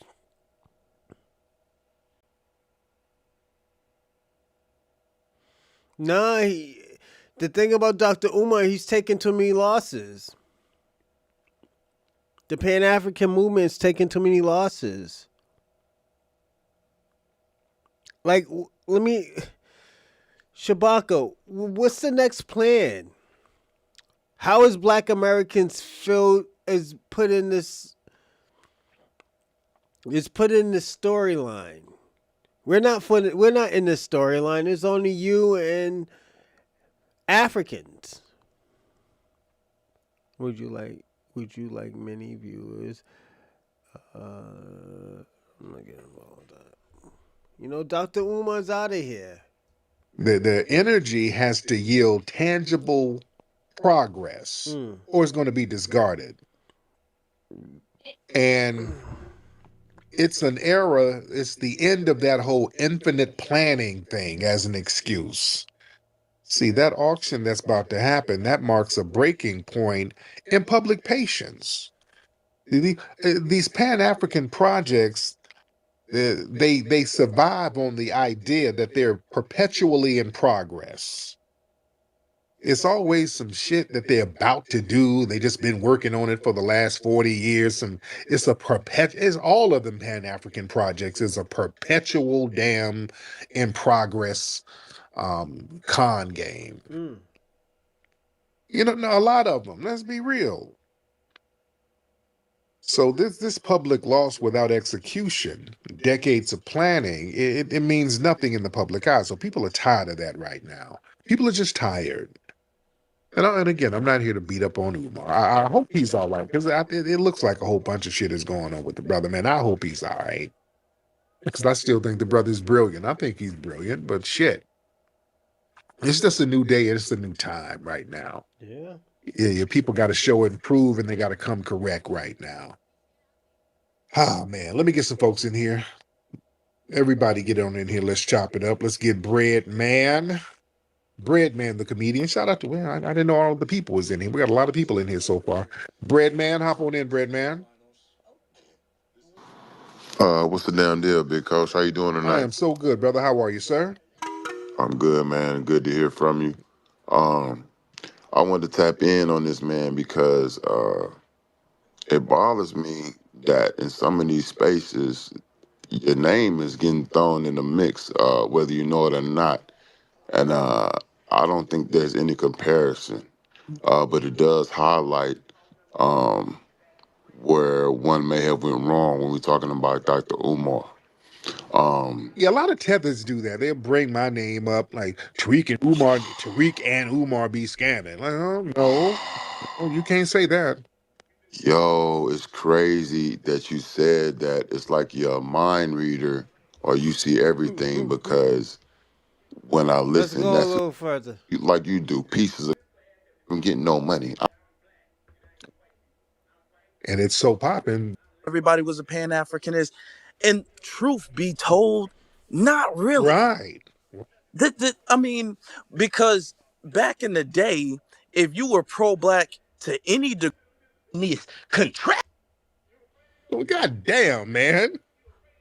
You got to get leprechaun traps to get the leprechauns out now, man. Goddamn. As Ghost, the school is now haunted. Got your roots. Yeah, we gotta watch. Brother Umar, he's out here trying to build schools for our little nappy-headed boys and girls, and the people is out here hating. Let me tell you the situation, brother. Dr. Umar just last week went on vacation. He flew to Mother Africa. And guess what? Guess what, brother? Some hooligan, nappy-headed kids broke into the school. You hear me? Broke into the school, brother, and put dust everywhere. It was dust everywhere in the school. Brother, do you understand? Now, I need the people to come together and put their pockets together, brother, because after he came back and seen this contravesty in the school that he was building for our children, right? He got hacked. Now the system, he has no digital currency, brother. Let me say that again. He has no digital currency, brother. Let me say. Hey, yo. Kwame, did your debit card get hacked too?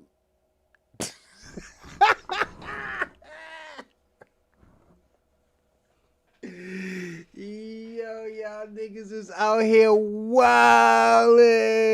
Like, yo, when I say y'all niggas is out here wildin', give me a second. Real tone is some real money in the room. Hold up 1 second. We're gonna go on to the Mexicans right here. Man, it's crazy because this is the Christmas season. I don't never get Thank you, brother. I I appreciate just you. said that too. I don't Okay, get let's shit see for what this crypto. is. Real Tune Production Entertainment presents Murder Work. How media propaganda, mass incarceration, and U.S. I drug don't get war shit for Christmas policies Eve, so fueled the don't rise of the worry. Crips and Bloods in the South. Huh.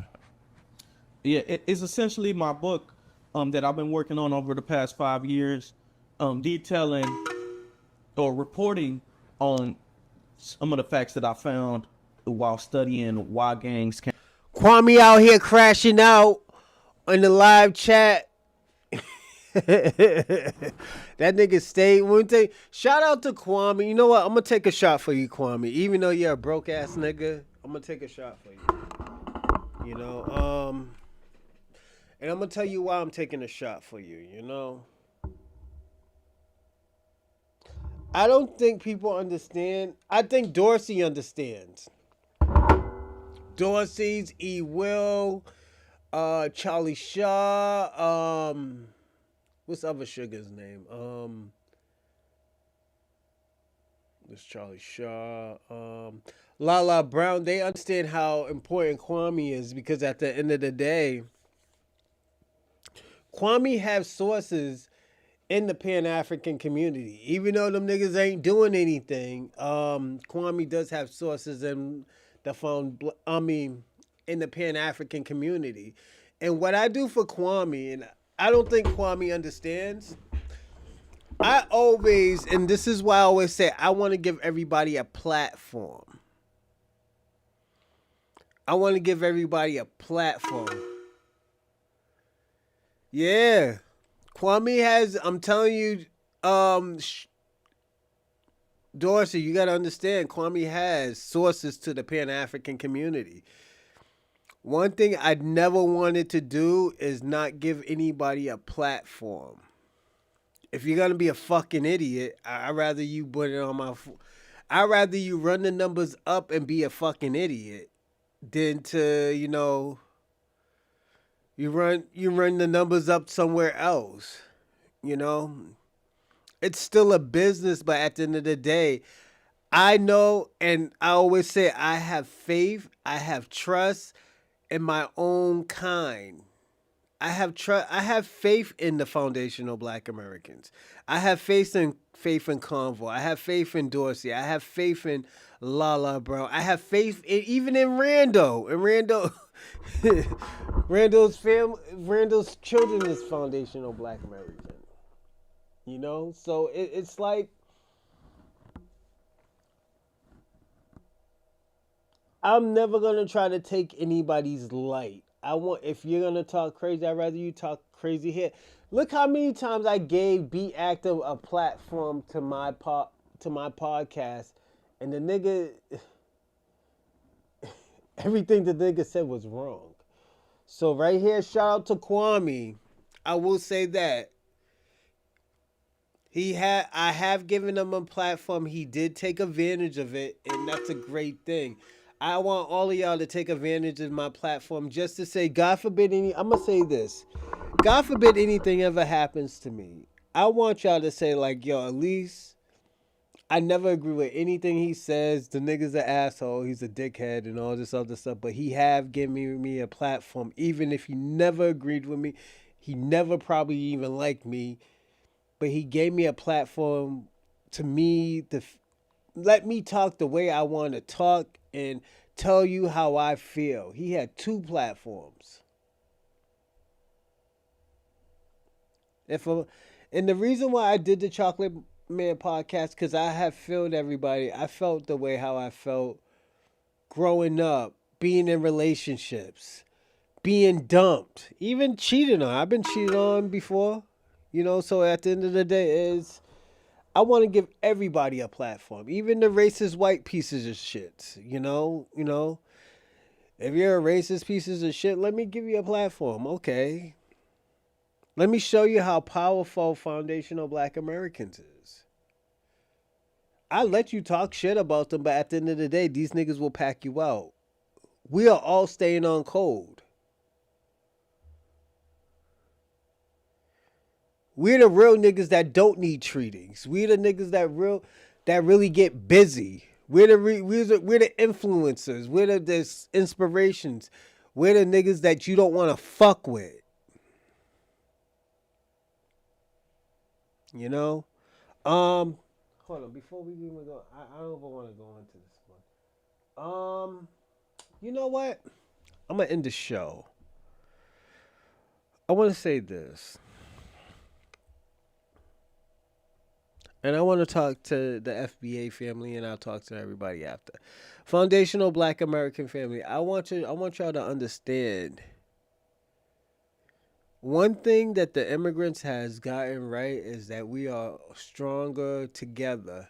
But I don't think they understood that. They wasn't taught when they said we are stronger together. We wasn't talking about immigrants. We were talking about Black Americans. We are strong together because we all hold an inheritance of things. We hold an inheritance of things where we can collectively understand each other. We can collectively fight together. We can ethically be understanding, you know?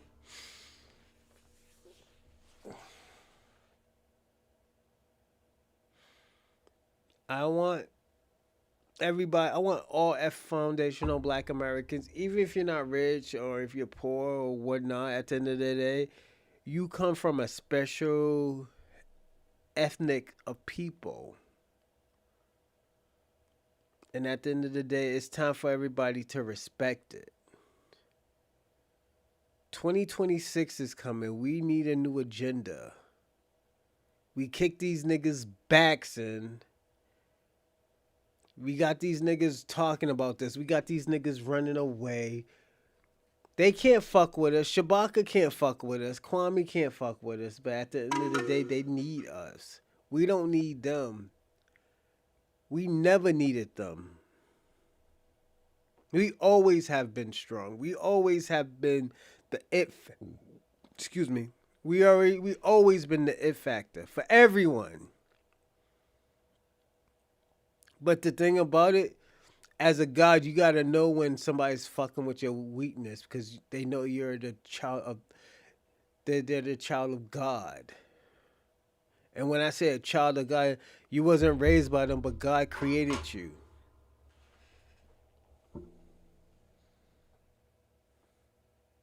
They're not the son of God, but they are the child of God.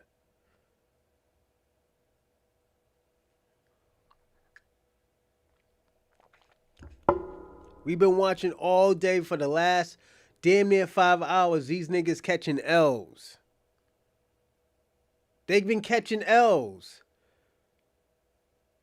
From the Latinos to the white supremacists to the Pan-Africans. Everyone. Black Americans have been doing their thing. And we're the minority. Like, let me ask y'all a question. And I gotta be personally honest. Why do you think the minority of collective people are being targeted right now, are being watched, are being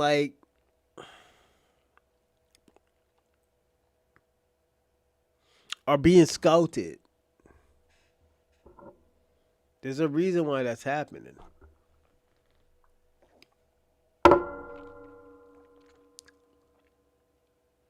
It's not us to find out. It's us to push our agenda. 2026 is coming. We got 2 weeks left, everyone. 2 fucking weeks.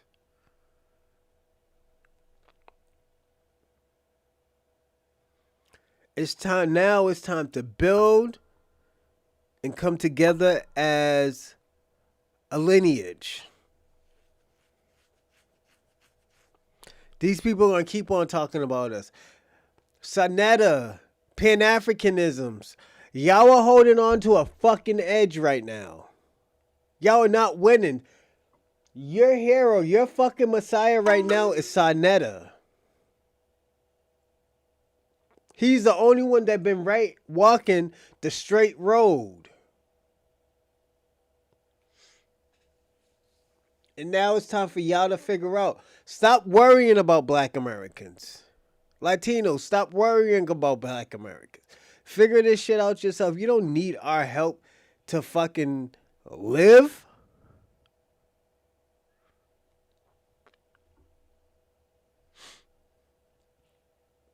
Black Americans have loved you ever since we met you. Ever since when your goals have been always one-sided. Until this day, I will still always fight for Latinos to have equal, living expenses. But it can't be off the backs of black Americans. It can't be off the backs of black Americans because black Americans has a goal. Black Americans have a mission.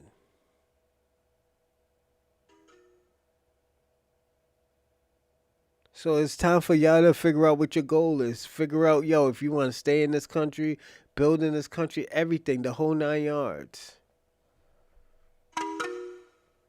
And I'm telling y'all this because I love y'all. I love Latinos. I love the Caribbeans. I love Africans. But at the end of the day, it's just, I'm not going to be disingenuous on how y'all disrespect black Americans. I'm not going to be okay with that. Absolutely not. I will never be okay with that. So at the end of the day, it's time to hold y'all own nuts.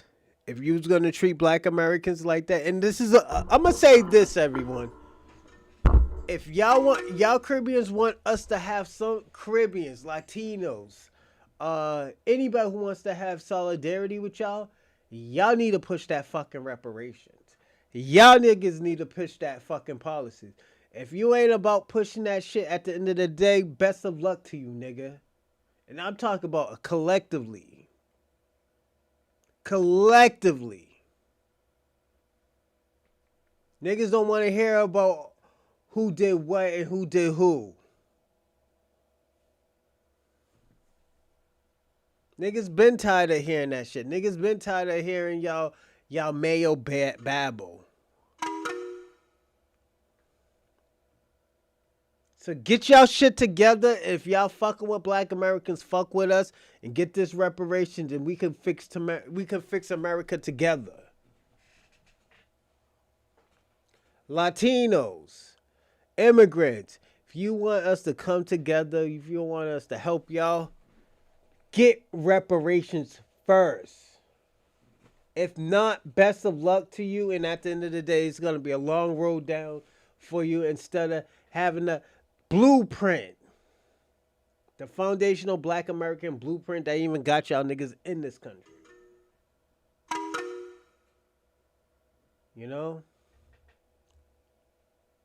Yes. Salute to Cali.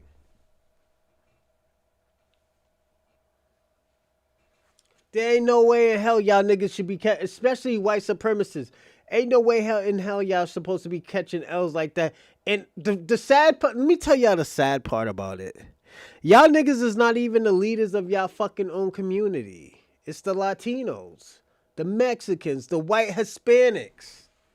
Like the Be Actives. Be Active ain't no real Latino. That nigga's a fucking Hispanic. He's a fucking white Latino. He's a white boy fucking Latino. Like, let's personally be honest. Yes, paying goofies and all of that. Y'all can't adapt. Let me tell you something. Most of y'all Latinos cannot adapt or compare with the indigenous people in your countries. Most of y'all niggas is Hispanic. And there's nothing wrong with that, but at the end of the day, we can't keep on lying on these Tajinos, and most of these niggas were killed off. Let me tell y'all something. How is 2/3 of fucking most Latino countries fucking Tajinos, and them niggas were genocide? That's my issue. 2/3 of y'all motherfuckers were genocide.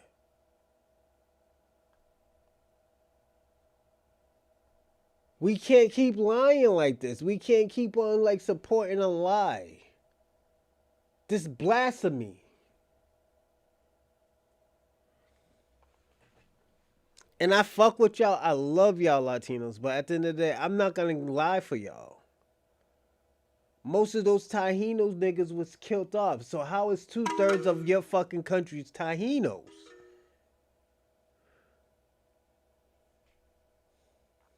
How is 2/3 of your country Taínos if they were genocide?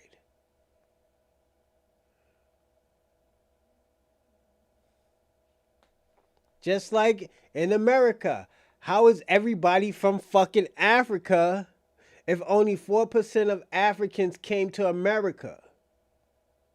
And there's 40 to 50 plus black Americans.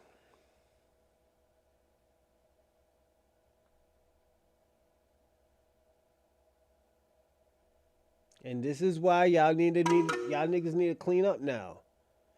The Taínos, the Latinos, the Taínos, they were genocide. There wasn't a lot to make y'all 2/3 of fucking the Caribbeans and the Latino countries.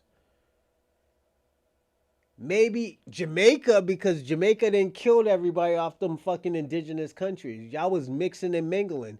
That's why most of y'all are saying right now that y'all niggas is not even African.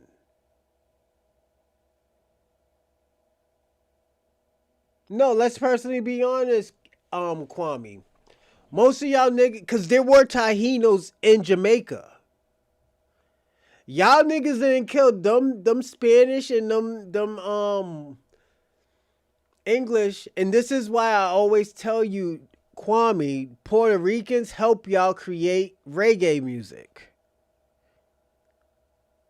Because of the Taínos, those Taínos that were in Jamaica, some of them went to Puerto Rico. That's why I said, when you asked about Latinos, I can't see how 2/3 of the Latino countries are Taíno. It just doesn't make sense. They were genocide. It's not like in America, like there's certain tribes that were genocide, but we're not gonna be like, oh yo, that's my tribe. That'll be like once out of the blue that shit is your tribe. You know? And like I said, shout out to all the Latinos, but at the end of the day, we can't keep on going with this lie. I'm gonna tell you. Y'all niggas ain't gonna like me, but I fuck with y'all niggas heavy.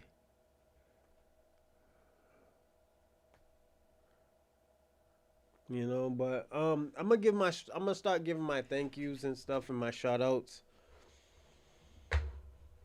Give me a second, everyone. So shout out to Claudian Dam, salute, Ray Ray, Dorsey, Adam B, Shabaka, E Will, Kwame, Mr. Know It All. Let's get it, 004, salute.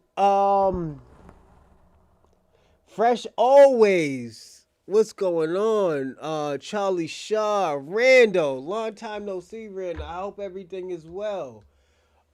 St. Michael's, Hot BX 119, FBA Convo, Ohio, Lala Brown, American Dream, and my man, Monster McFly.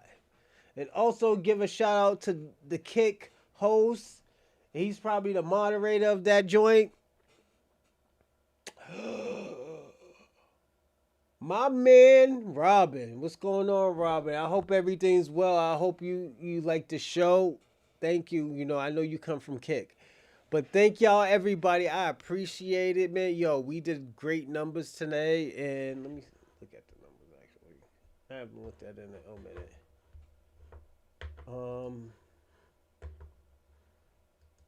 Give me a second, everyone. I'm sorry.